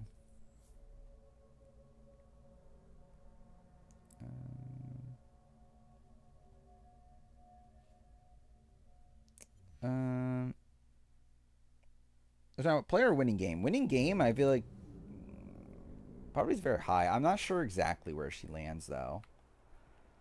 Like I compared her to winners at War Tony, which like that's what like 5 on the US list right now. So it's like yeah, maybe like 6-ish, 5 or 6.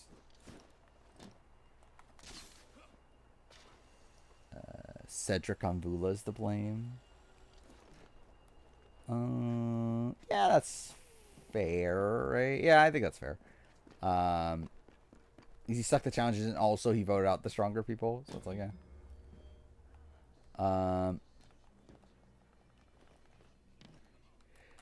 I guess that should be a video at some point of yeah, who to blame for all these tribes losing. God damn it. Oh, fancy. Fitting for 2 pennies too. Take Bruce is to be blamed for his medevac, obviously. I guess it's like, yeah, he was like pretty much like the strongest, like he's meant to be the strongest guy for their tribe, right?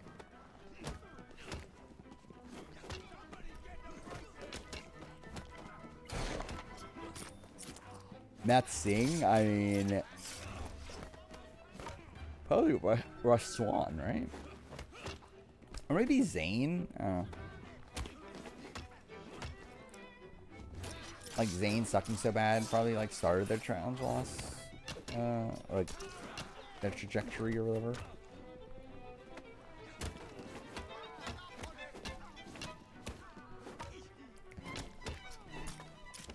Ooh, I don't even think I could tell you. Like, ooh, oh, was there anyone that was actually like that actively bad on Ua? I think it's just like they just lost, but it's like there's nothing like really major there that like, this is like why they lost.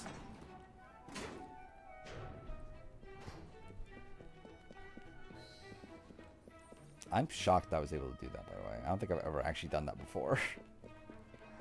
I've actually, like, just fought everybody at the door.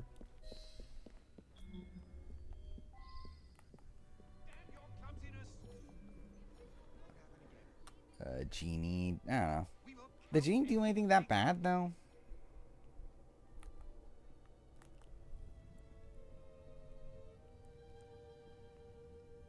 Like, I don't remember Genie, like, particularly, like, sucking at challenges, necessarily.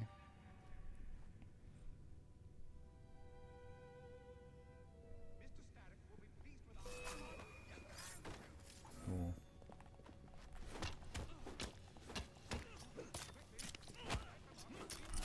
Oh, yeah, Luzon's definitely Jatia, though, yeah.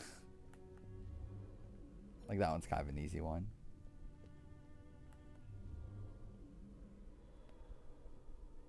I guess you can kind of blame Garrett.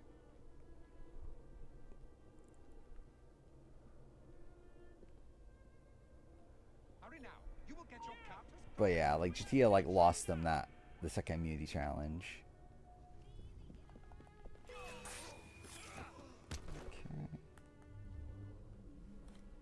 Okay. Lose Brandon. Yeah. In the challenges specifically, yeah.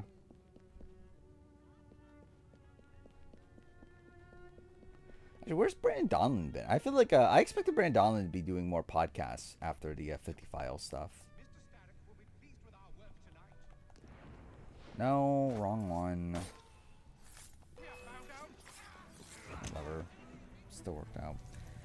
Switch 2 came? Well, that's something. I don't know when I'm ever getting a Switch 2. Maybe someday. Maybe someday I'll have time to play all those games. Most forgettable new era player. Nothing would be built or improved. Nothing would rise above the muck. Like my first instinct is to say Justine, but like that instantly makes her not the most forgettable, right?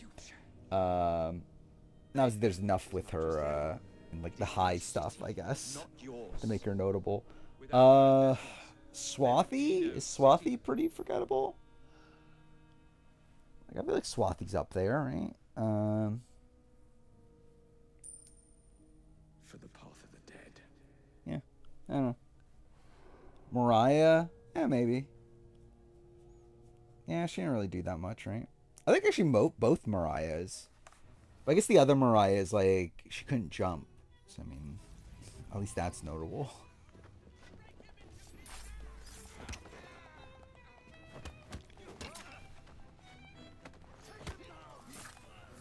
Yeah, I'm trying to think of like other ones.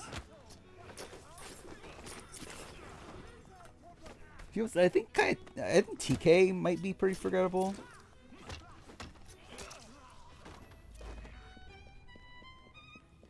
Or even now, like I don't know who the fuck talks about TK ever.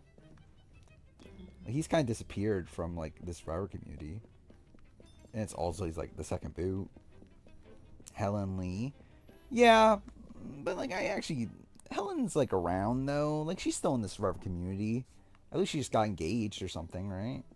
So I still see things about her.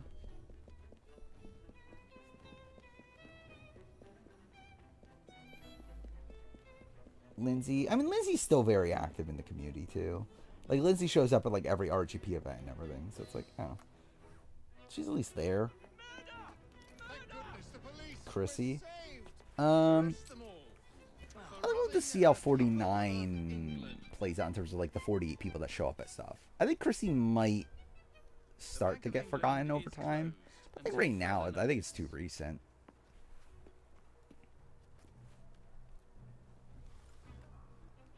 I think Vince can overthrow Chelsea as one of the best winners in the new era. No, I don't.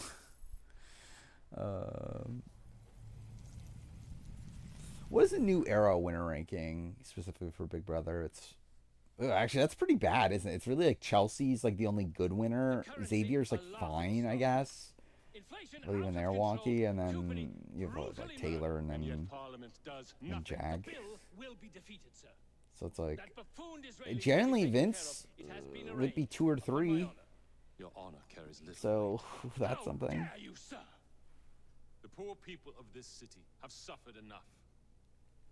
Today I granted a significant rise to my staff in order to counter inflation. Oh yeah, wait, how the fuck did I scroll all the way back to chat like a while ago? Anyway, well yeah, there's obviously not a lot of new era winners for Big Brother. I think Big Brother New Era, I would say, is 23 on, right? That's when the diversity mandate came into effect. Would offer to keep your record out of the newspapers. Like, and also just 22 feels like a natural endpoint. For your balls, I'd wager. But let's be generous. I think they're more likely to make like Ava look bad and make like Morgan look bad with the with this upcoming episode than Rachel. I think they might show Rachel bad as in like, oh, she's fucking up the challenge. But I don't think they're gonna do much like in terms of like, oh, Rachel's like an idiot here. Understood? You may see yourself out. Yeah, but it's still All Stars 2. Well, I think like at least on paper the eras are what, like 2 through 7, then like 8 through like 15, and you got like 16 to 22, and then you got like 24 on. Should I do this actually? Just because I want to. Yeah, fuck it. A dinner invitation. I think I've only done this out of order once. Maxwell Roth, the leader of the Blighters. You're not going. Yeah, 14 feels like a better end to the era, but like 15 also is like what caused everything to change for 16.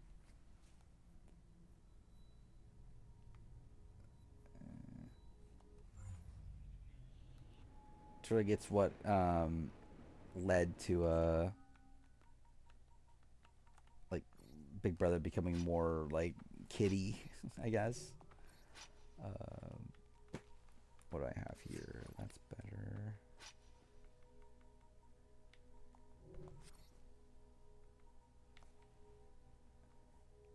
I think 15 is like a very important season for the show, but like not for good reasons.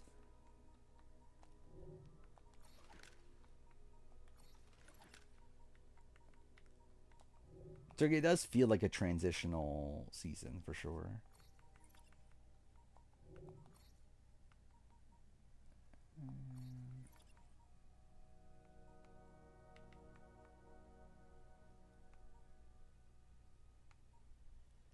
No, these are not good, are they? Whatever.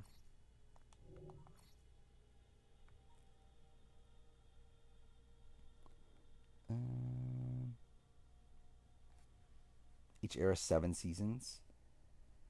Yeah, I didn't pay attention to that, but I guess probably 6. Yeah. Yeah, so what's the end of this era going to be? It's going to be, well, it would be 30, wouldn't it?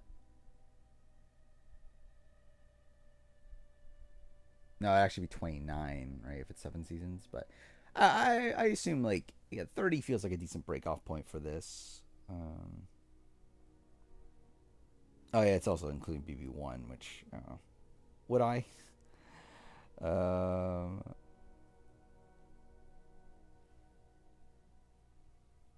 Video predicting Survivor players Jeff Probst. I'm pretty sure I have that already. Like that's already on the list of yeah, the players Jeff Probst forgot about or whatever.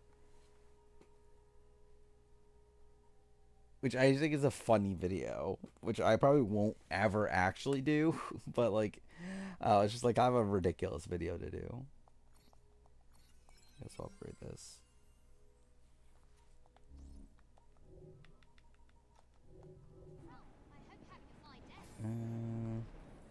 What's the main mission that's here?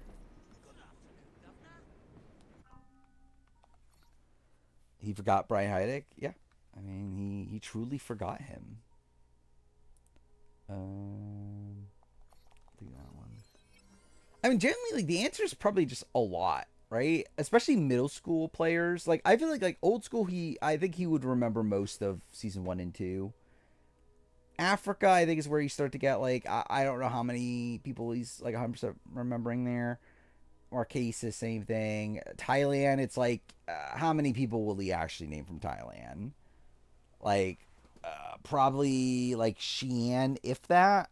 I think he generally forgot Brian Heidick's name, but I think he does remember the sleazy car salesman guy. I think that's just how Jeff remembers people from Survivor. I've actually not done much Sudoku since last stream. Yeah, it's been depressing. I think I've done like I think I did one a day on like Thursday. Well, Thursday, Friday, and Saturday, and I don't think I did any today, like yesterday/today, aka Sunday. Some again, I need to play Sudoku again. Steph from Thailand, obviously. If she remembers Jed.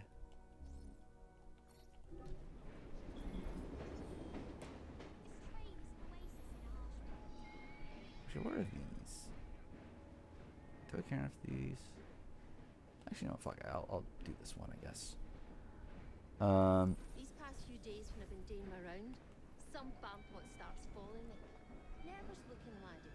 Yeah, like I think like once you get past like the first couple seasons, it's like Do your rounds as usual. like I think he named almost everybody from season 1, 2, season 3, 4. I would say like half the cast, maybe. I'll say like no one from Thailand.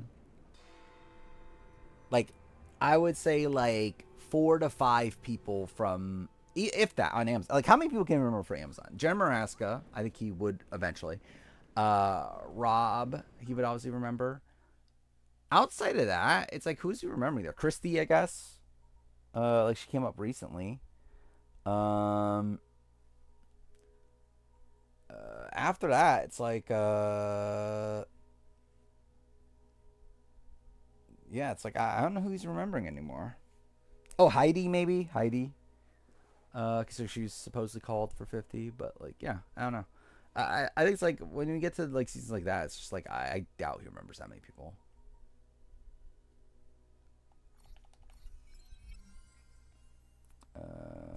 He literally did not remember Matthew's name. Like he was literally trying to remember Matthew's name on Fire to get like what was actually I think it was like 47, 46, and like he could not remember Matthew's name.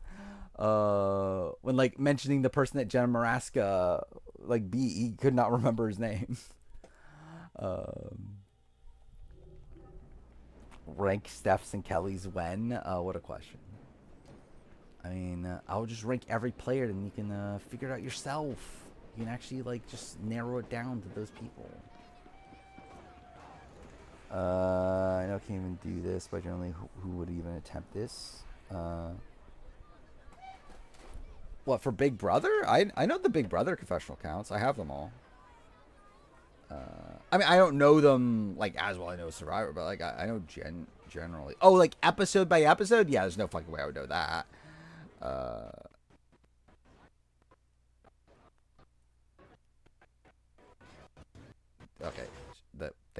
struggling. Cool. Yeah, I would not know episode by episode. But like I know who has like the most DRs on every season, that sort of thing. What terms of individual confessional? 10 seconds. There has to be a 10-second gap in between confessionals to be a new one.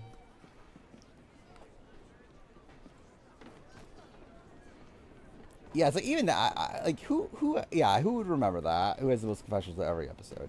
Like Survivor, I think is like easier because like it's a lot easier to remember like what happens in each episode. Big Brother would be a fucking pain. And like actually, to be fair, a lot of them are probably just the HOH. Because that usually ends up being the case. Is that it's usually just the HOH that gets the most, but not always.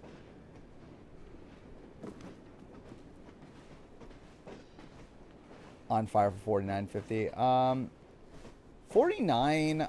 I think I would like. It depends on if they want a 50 player or not. If they care. If they don't care, I think it'll be Kyle. If they do care, I think it'll probably be like Shaheen. Or Eva.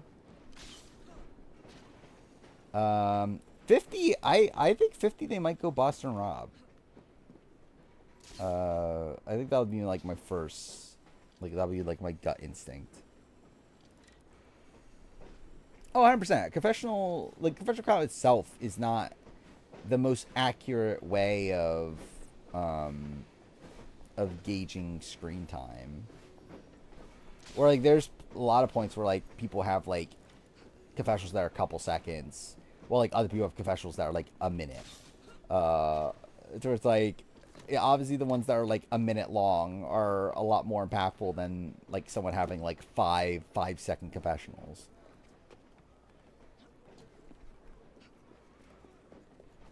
Is Lauren BB27 purpled? I mean, I think it's tough to say Big Brother, but it's like I think she's just like really insignificant. Be too busy prepping for Celebrity Big Brother. That'll be actually really funny if like the reason why Boston Rob can't do On Fire for 50 is because he's on Celebrity Big Brother. I remember actually, no, that won't overlap, will it? Or maybe it will briefly.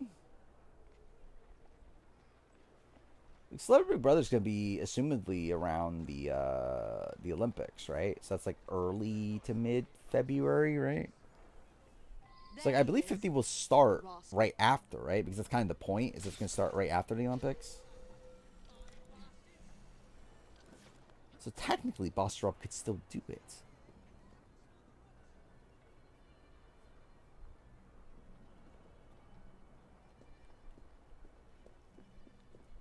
I was slanging the subtitles. Yeah, I wasn't even paying attention. There's no confirmation, but like you would assume that there would be a Celebrity Big Brother. I think they've always done it for Winter Olympics.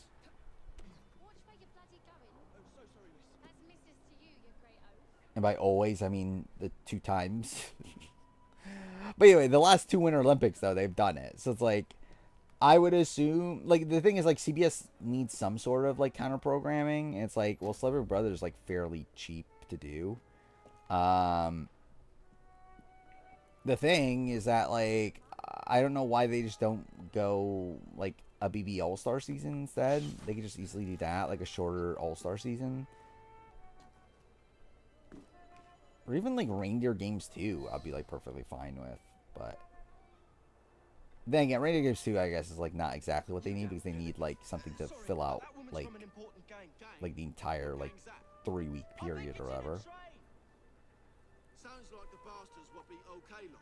Alert the lads on the rooftops. We'll take her up. But I would assume that they're going to do something.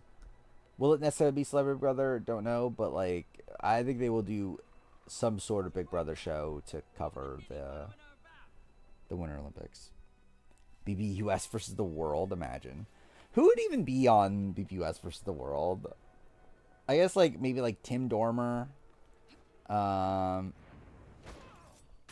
Like, who would... obviously, it's just, like, a radically different game, right? So, like, who would you get from, like, BBUK?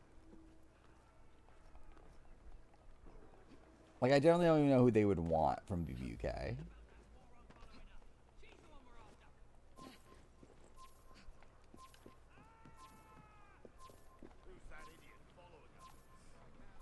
Oh, wait, am I being dumb? Oh, I wasn't paying attention to the mission. Well, that's great.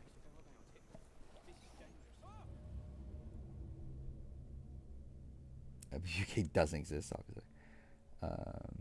Too traumatized watching our reindeer games. Yeah, I guess. But again, that's when the competition will actually be good, though.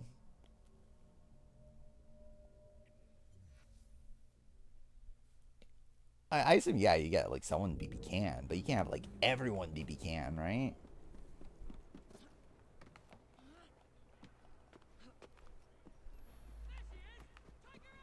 So he's taking out the snipers. That's what I'm meant to be doing. I definitely knew that. Andrew Tate, obviously. Yeah, we obviously need that. Huey, actually, Huey might be fun, right? He's obviously done other shows. So. JoJo Siwa, imagine. The JoJo Siwa of it all is so fucking weird. I've seen that, like, now she's trying to have kids or whatever. It's like, how the fuck did we get to this?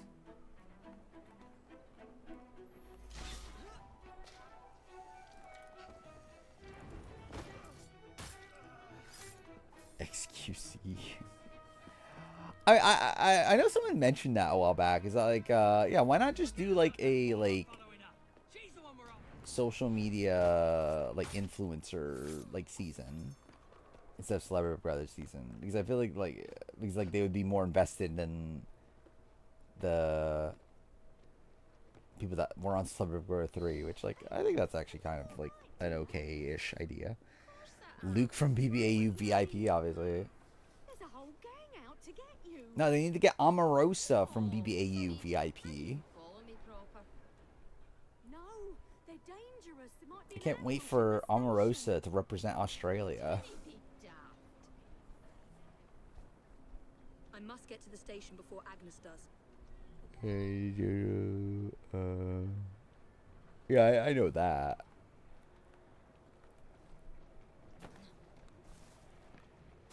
But I don't know if that explains what's happening now.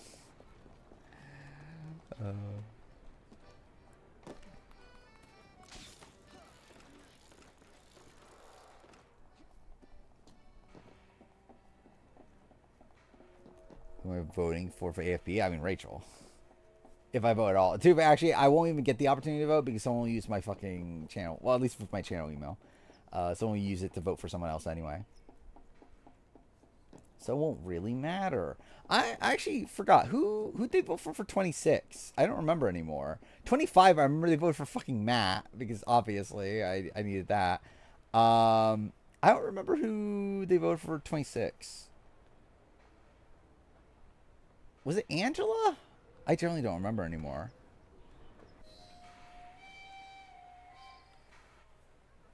It's James Gunn.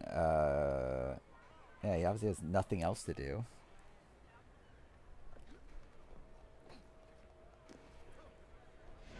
Went through a Miley era. Who were we talking about that? I already forgot. Oh, JoJo we were talking about, right? Yeah.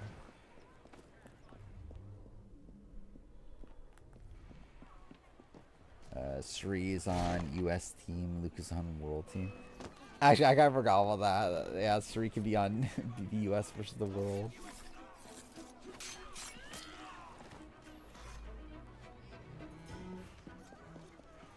Who else from the... Is there anyone else from the season of AU vs. the World that could be on a Big Brother thing? I don't think so, right?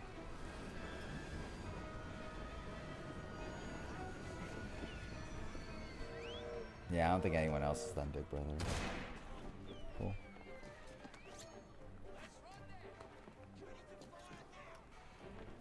What is happening? A fucking attack, please? Okay. Yep. Will Neff on Celebrity Brother? I wouldn't be opposed to it. I mean, like, the thing is, he knows nothing about Big Brother.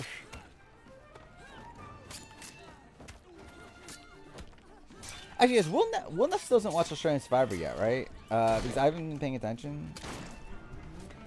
But I haven't heard anything about him watching Australian Survivor again.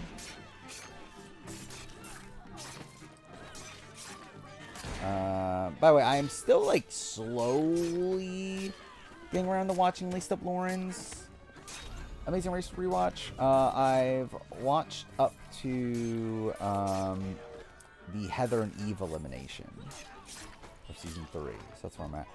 I'm not sure if I'm actually gonna like fully watch everything, just because like I'm gonna get to the point. Well, like I saw that she's now watching. I think she just finished watching season 9. Which an issue of that is that if I am gonna do a season 9 retrospective, I don't really want to rewatch season 9 right now. Like, it's why I haven't watched Will Neff's like Panama rewatch or watch through, because I don't want to watch Panama before the retrospective, because I feel like that'll taint my opinion of the retrospective or for the retrospective. So yeah, I don't know if I'm necessarily gonna continue beyond season 8 with Laced Up Lauren, but we'll see. Maybe I don't care as much about Amazing Race, so maybe I just will anyway. Actually, too fair, I might not even get to season 9 like before the time that I have to rewatch season 9 anyway. So, but I guess it would still affect like seasons after that. Vice part of the finale was when Suri talked about hanging up her Survivor hat. Yep, she'll definitely never play Survivor again. Nigel Bumble. Why were you following us? I want to join your gang. Poverty, I believe, I think is done. And to fair, Suri said that she's done post 50. Which, yeah, I mean, it's a lot of Survivor to be playing. She's played, what, 6 times at that point? Really? Terrific. You won't regret it, miss. Cool, what a mission. My co-worker started watching Survivor with her husband, so we talk about it when we work together. Watch seasons... Wait, 5 through 8? Why'd they start season 5? What a weird season to start with. I don't care about these missions, right? Should I just beeline the main story from now on? We're kind of at the point where it's like, I really don't care about the side content.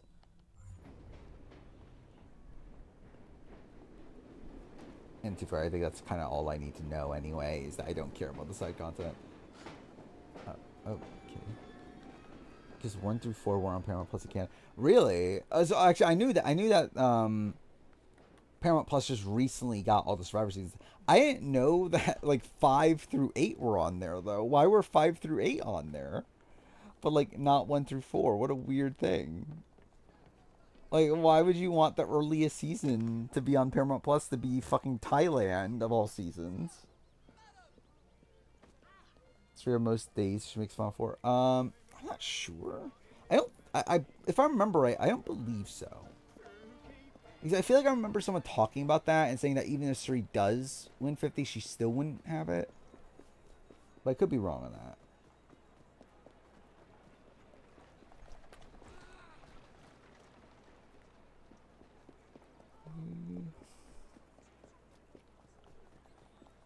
So historians like Thailand? Yeah, and they're wrong.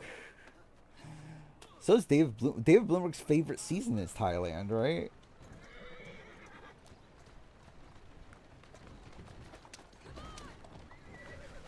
That's funny. I don't even think I hate Thailand as much as most people. Yeah, I also still don't like it.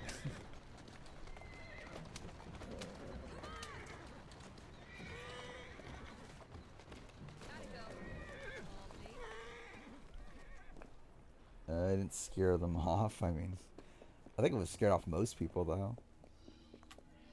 I can't imagine, like, Thailand being your first season, you actually being excited to watch the rest of the series. Better check the back. You've investigated. I think they find, like, I think that, again, the thing that is good about Thailand is that it is, like, darkly humorous at points. There is some, like, comedy to be had with certain things. But also, like, there's so much, like, ickiness, and, like, Brian just sucks as a person. It's like, oh.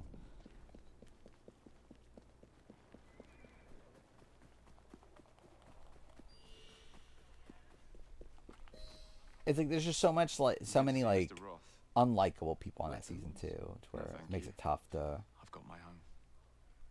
You To should really be on the stage, sir.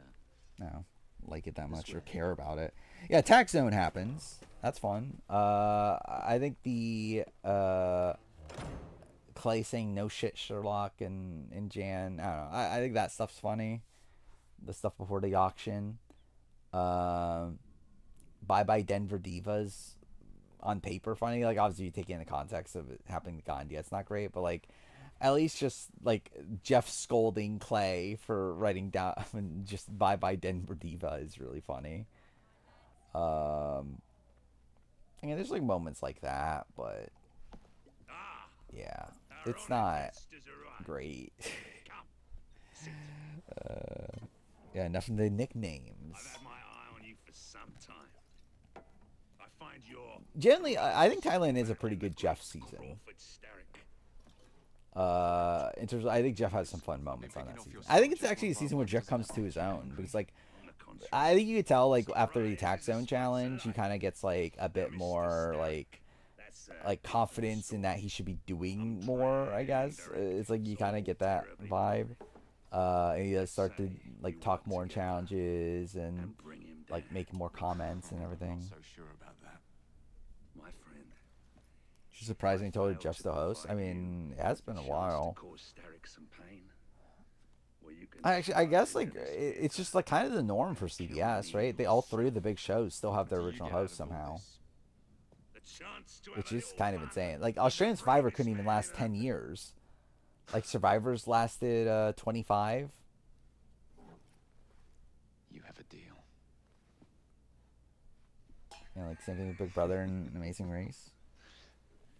Yeah, Jeff's getting up there.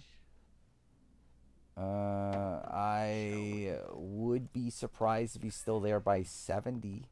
Survivor 70.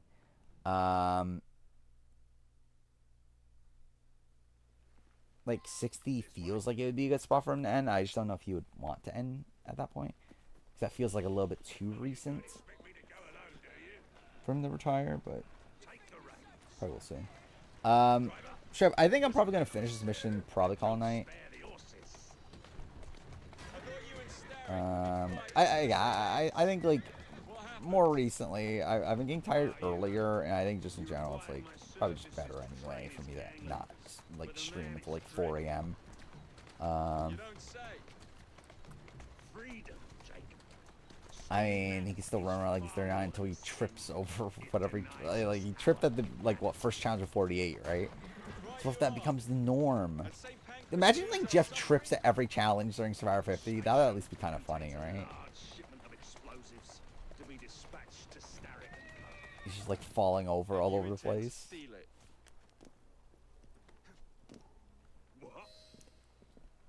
Actually, I'm kind of surprised. I think actually of all the hosts, I'm surprised TJ is still there.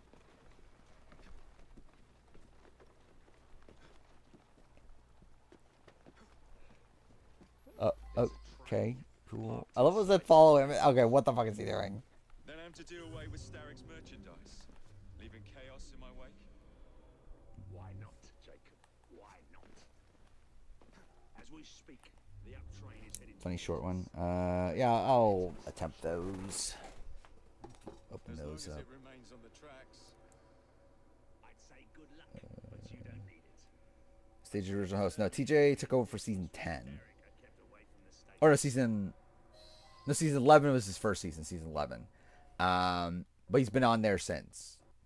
And this is season 41, so it's been like 30 seasons, right?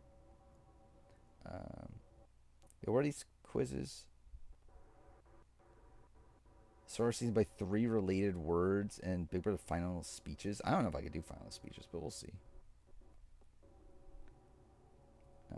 Should I just do the quiz now? Generally, I don't even know why I want to finish this mission. I guess I will. Yeah, fuck it. I'll do the mission, I guess. Oh, wait. I'm dumb. I thought I was eliminating the blighters. I'm doing the explosive one. The remote host. She didn't, like... I don't know if host is the right term. Like, so, like, there was a season 4 didn't have, like, an official host, but, like... there were like guest hosts across the like hosting like individual challenges, and like Ramona hosted a challenge and also hosted the final challenge. If I remember right. But she wasn't like a season long host. Like it was as if as if like Angela hosting the veto comp. It's like that sort of situation. I guess. Yeah. Actually, should we draft hosts? How many are there enough hosts the draft?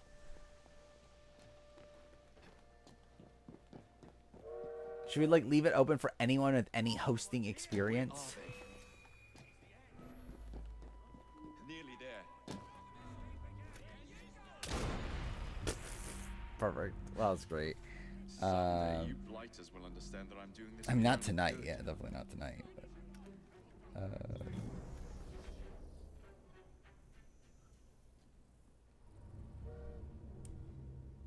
yeah, I guess if you open up to every reality TV host, there might be enough. I do worry if like are there 40? Like if there were like, no, if there's like 13 people in the draft and we're going through rounds, are there really like 40 hosts the draft? Oh, maybe.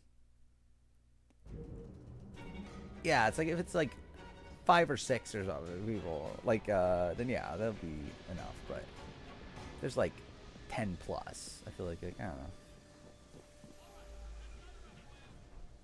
know. I'm pushing left. Okay, cool.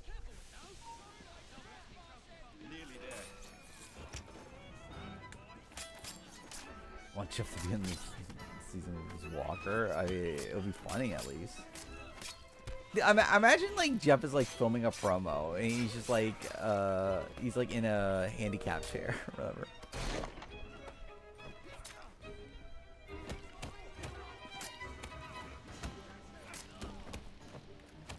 You know, it's there. Yeah. And that was like right after it. Actually, you know what? I think I'm good for tonight. I'm tired. I'm not gonna bother finishing this fight. I'm good. I will do the Sporkle quizzes though. Where's that cargo? What a question. Jeff will probably always host on Fire. Maybe. I think he'll definitely stay on the production team. I don't know how involved he'll be in terms of like being on location, but I think after he retires, I definitely expect him to still be there. Where like people are like, Jeff needs to retire, so like the show can get better. It's like he's still gonna be there. I think he'll still be making like a lot of the production decisions. If anything, this is actually probably worse considering it's like who knows what the fuck he's gonna do when he doesn't have to bother actually hosting it himself. But yeah. Is there a season of Survivor where the 2 losing finalists returned but not the winner? Well, initially it was wrong, but obviously Michelle later returned. Is there another one? So it had to be a final 3 season, right? China has one because Todd never returned. Courtney and Amanda did. Is that the only one though? I would assume it probably. Like I doubt it happens that often, right? Redemption Island almost. Oh no, I'm dumb. Buzz Raw was returned again. I was thinking like Philip returned and Natalie almost returned for 50. Kind of. I don't know. Almost. She's probably closer for second chance, but either way. Then. Yeah, that might be it, I think.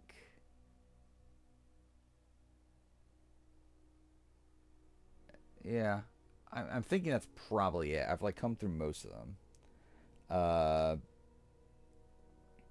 Still better host than executive producer. I 100% agree with that. Which is why it's worrying if he was just gonna end up being executive producer. Okay. Guess I'll do these Sporkle quizzes. I need to. I keep on opening these up on Edge I need to open these up on Opera GX so there's not so many fucking ads, but whatever. Alright, what was this first one again? It is Big Brother finalist speeches. What the fuck is this quiz? Oh, okay, this is like this. This is Taylor. Oh, it's just like out of the list, yeah.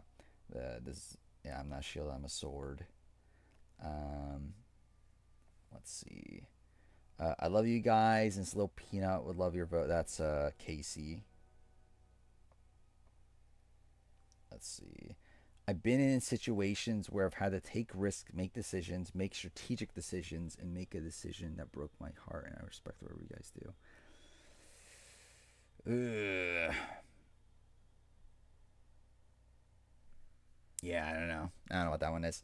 Oh yeah, the PS3 collection video. I don't know. I've been holding off on it. I might actually wait until next month to do it. Because right now I'm really trying to get this like A vs. the World and BB27 stuff done. I think once I'm done with that, maybe I'll record it after that, which probably won't be until next month.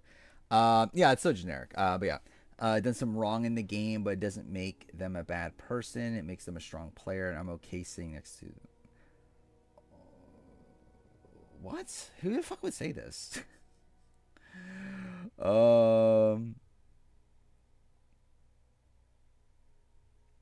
I feel like is that Holly? I don't know. I don't know who's saying that.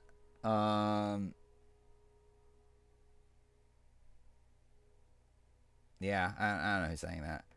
Generally, I feel like Big Brother speeches, I like zone out for a lot of them. I told you guys I break some rules, but there's one. Okay, well, that's easy. Well, actually, which Paul is that? Shit. All right, we'll skip that one for now. I worked really hard in this game. I've never gave up. So if you guys,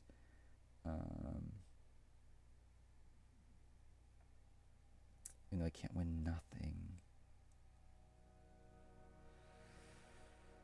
I feel like Natalie.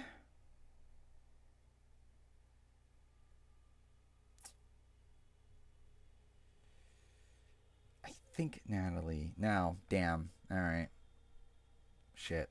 I wanted to be the person. Wait, I just wanted to be the when person thought of me as the harmless person. Oh gosh, forget them. That's not.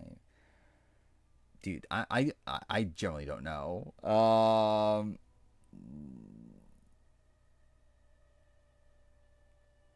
Wait, when they thought of me as the harmless person.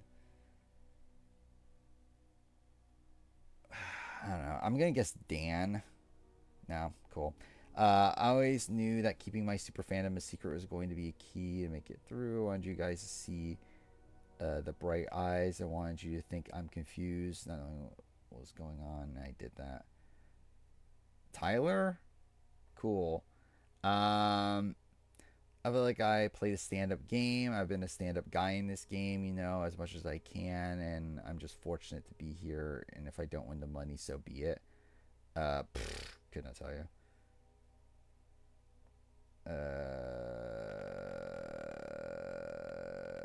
Drew? Nope. Dude, yeah, I'm doing awful at this. I'm standing where I'm standing, and you were saying, oh, I mean, I know that one. What an icon. Hearing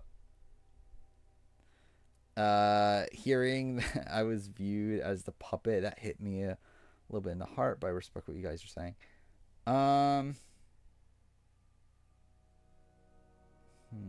Who's the puppet?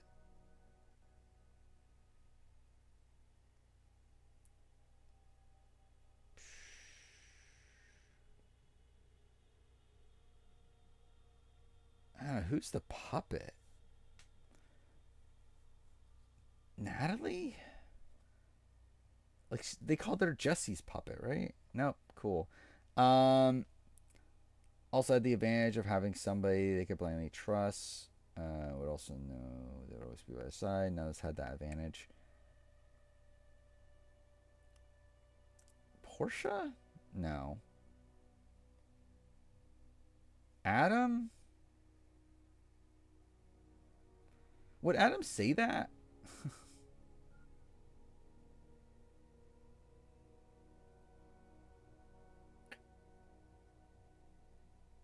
Uh,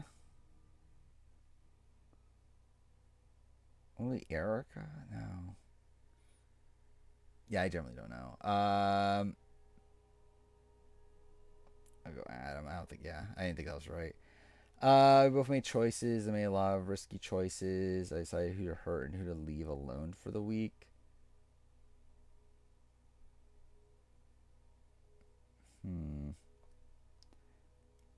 That seems like someone that won a lot of competitions. I don't know. Yeah. Yeah, I kind of given up on this. I feel like this one, I just simply don't know a lot of the speeches. I did a lot of dirty work. I did what needed to be done, not for myself, but for Cody. No, my goal in this house was to be innocent as a dove and sly as a snake. I know I hurt a lot of you, but I'm a really good person, and I'm a really good person outside this house.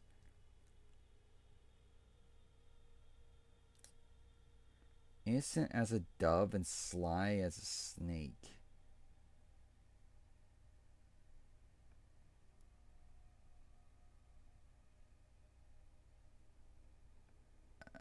Wow, that actually was Daniel Reyes? Okay.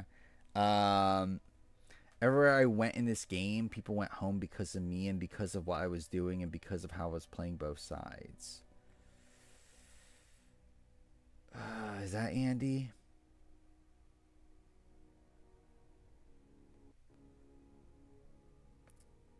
That was, okay. Oh my god, this is crazy, man. This is it, yo. Okay, I mean, yeah, that's easy. This season we were challenged to not only balance our team interests, but any interests of our alliance along with our individual game. Uh...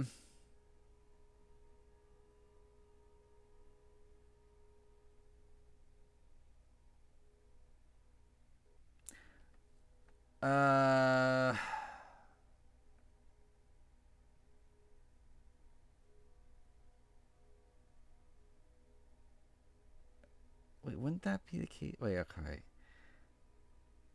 So, like, this is DF.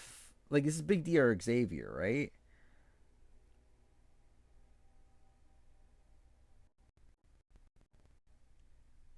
I feel like I'm going to answer Xavier. The thing is, that statement doesn't make sense because both of them had two people on the jury, but whatever. I had to win either an HOH or PV on the or be on the block, so I could be my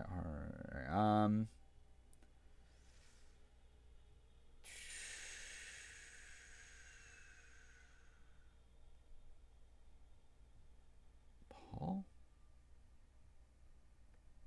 Nope. All right. Definitely know that there were people who were casualties before me, and that's why I'm here where I am today. But I volunteer myself. I don't know, Big D. Nope. I play loyal, and this is just an amazing opportunity. I'm me. I'm. No, that's how I played.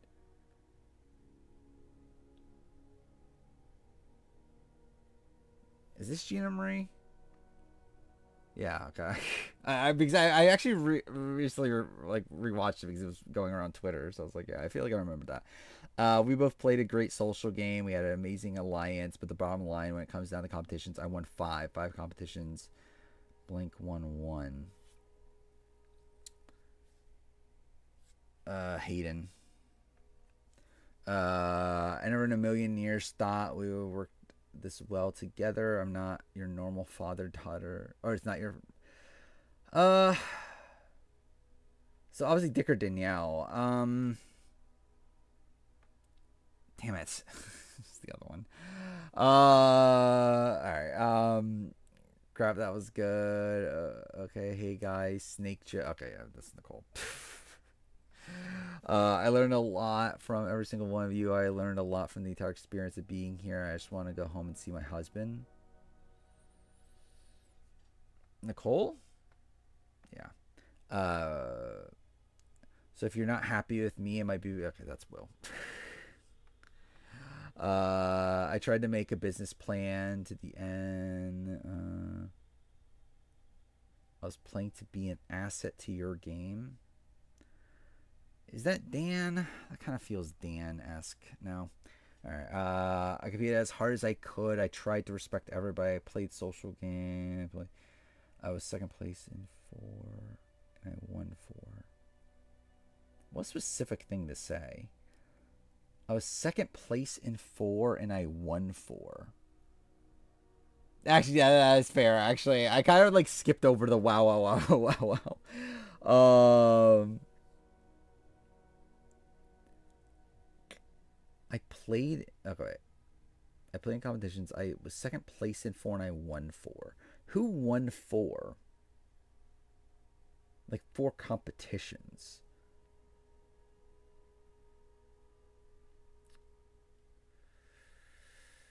Like Jackson definitely won more than 4, right? Cody probably won more than 4. Dan, I mean, I don't know if that's the thing Dan would say. Drew won more than 4, right? Yeah. He won 4 HOHs, but more than 4 comps. I'm gonna run time on this, by the way.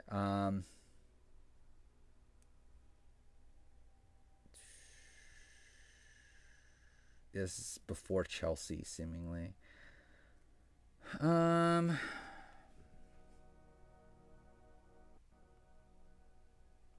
just gonna say Monty now. Okay. I also never signed a block, not one time this season. Okay, I know.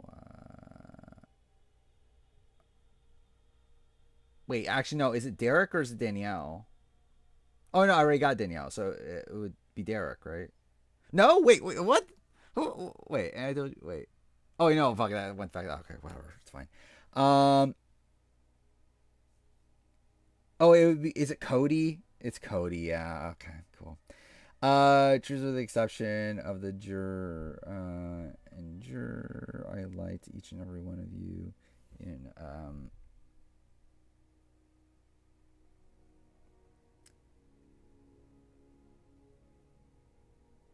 Mall, one big alliance.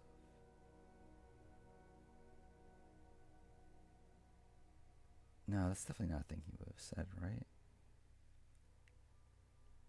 One big alliance. Of Chilltown. I'm dumb. Okay, I remember now. Okay, I came into this game, not a huge super fan, like blank, and not a big time gamer, but I definitely have grown some love for this game. Liz? Yeah. I play this game with 3 things, probability, and a little bit of heart. I feel like I remember that line. Who the fuck said that?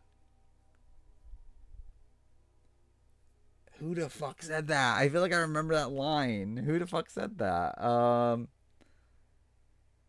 Ian? Cool.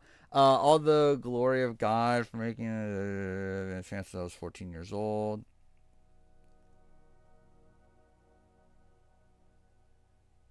Vance is 14 years old. Well, I know it's not Danny because the other one was Danny.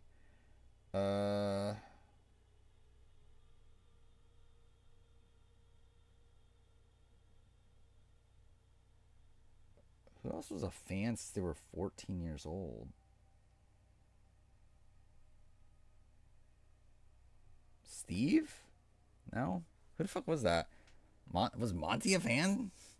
I don't know what the temperature is like outside right now. If it feel cold, always remember what it was. You keep scooting your warm up. What the fuck is that? I have no memory of that. That's why I have bags under my eyes because I never slept. I was always thinking, oh, I'm gonna get myself in trouble. And even I couldn't win a competition. Ah, fuck! I remember this line. Dan? No, wait, was it? I remember the line.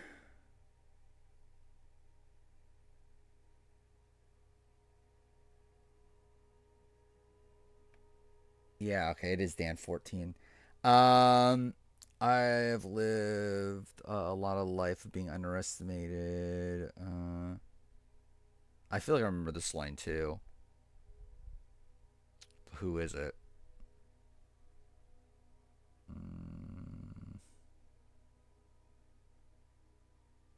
About to run out of time. Josh? No. Is it? No, it's not. I don't think. Shouldn't guess Steve. I don't think it is. Yeah. Oh, this is Dan. BB10. Wait, was not? Oh, I could have sworn it was. Okay, whatever. That's fine. All right. Well, was actually I think I would have actually gotten this one if whenever it came up. And for the 5 out of the 10 weeks, weekly competitions. I don't think I would have gotten that one. I think that was viewed as a puppet. Oh, so that was Cody, the puppet one. I also never saw the. Yeah, okay, that one I should have gotten. Dig over port. Wait, it was right. Isn't that what I picked for that one?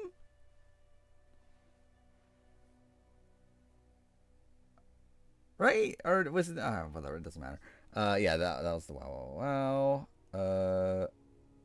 Worked really hard in this game. I've never give up. So if you guys see, okay, I never have gotten that one.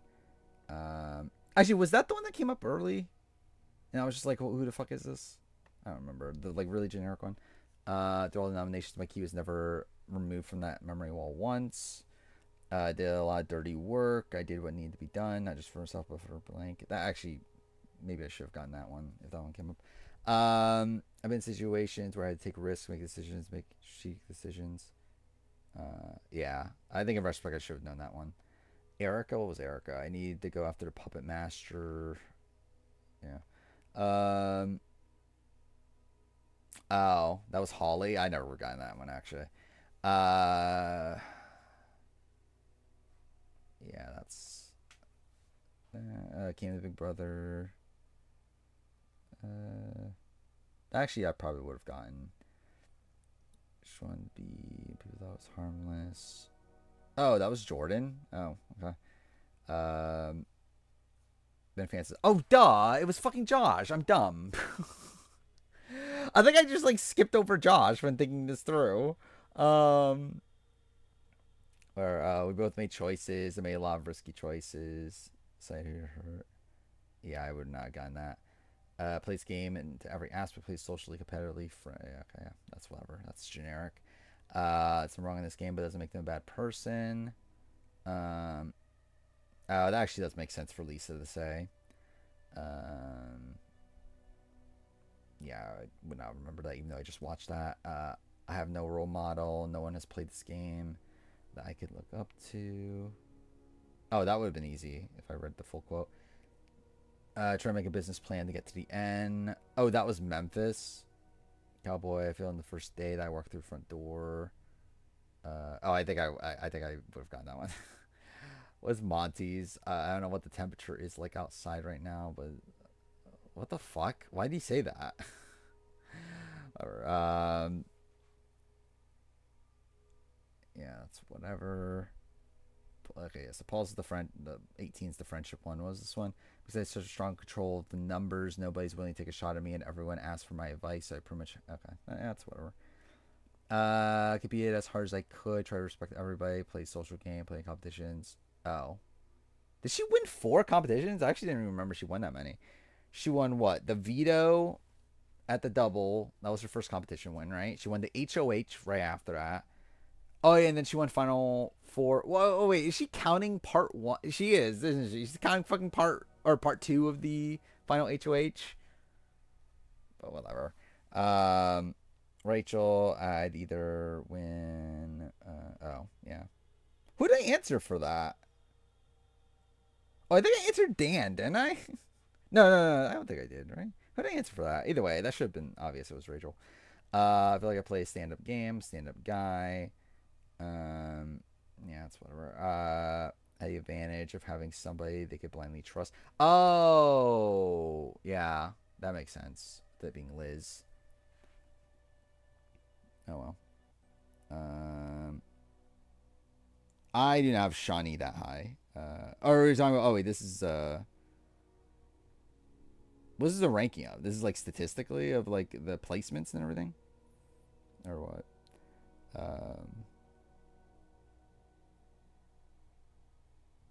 Oh, like what are the statistics? Like what is it based off of? Anyway, all right, I'll do the other one. What's the other one? Cool, massive ad.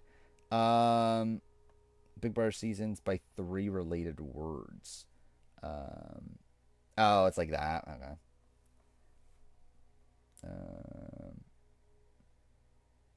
But yeah, like I would not assess Shawnee's game particularly highly from this season. Was she even in that? Like, I guess she did vote the right way a lot of times, didn't she? It really was just the Kirby vote. She was on the outs, right? Yeah, all right, what was this? Janky artif. Okay, cool. X's troll floater. For chicken prosthetic boring. What? Chicken prosthetic boring? Okay, I'll skip that for now. Stars bidet triple 22. What bidet? Oh, okay, yeah. Like obviously that was so important. The fact they got a bidet, that was something needed put on here. Anyway, blanket shoeless poker 17. Camp exclusion home.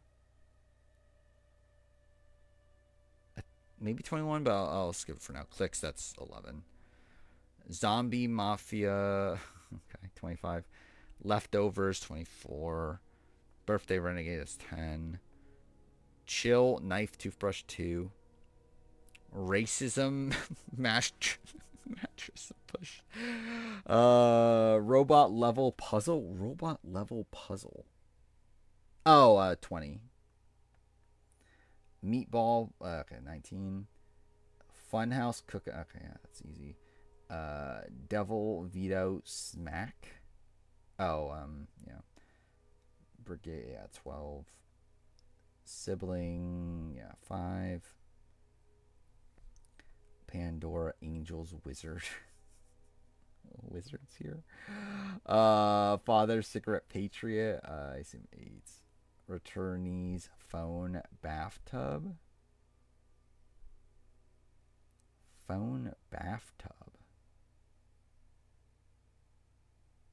Phone and bathtub. I think it's 7, but like I'm not specific. Like I don't know what specifically they're referring to. Bathtub. Okay, that's 16. Winter pears incarceration. Yeah, that's 14. Houseplant pies lay.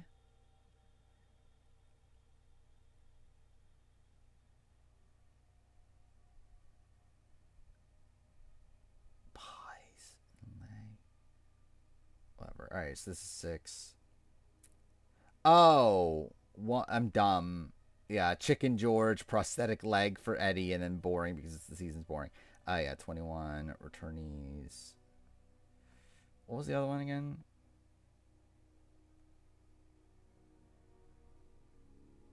Oh, wait. Yeah, I remember now. Okay, yeah. Houseplant is Bridget's thing, right? Yeah, there we go. Alright, yeah, that's that. So there we go. That's Sporkle Quiz. It's fucking 3:30 in the morning. I didn't want to stay up this late, but whatever. Yeah, it's the case for bidet. Which is funny. But yeah. Yeah, that's actually no, I have Shawnee still lower than that, but actually I have Cass higher. I'm surprised Cass is so low there, but it's not that far away from mine though. But yeah, I'll be recording that video tomorrow. So intention tomorrow, I will probably record the player ranking, edit that, try to have it out by Wednesday. The reviews, again, in a spot where like it'll be done when it's done. I don't know when it'll be done, but I would say I don't know, a week late, probably. We'll see.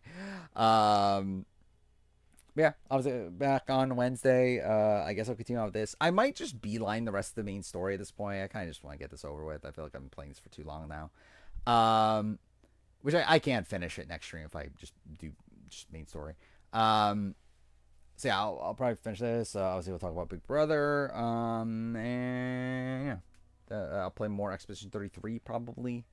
We'll see how everything else goes. But yeah, that's it. So see you guys next time. I'll be at the peak part. Well, hopefully. But anyway, yeah. See you guys next time.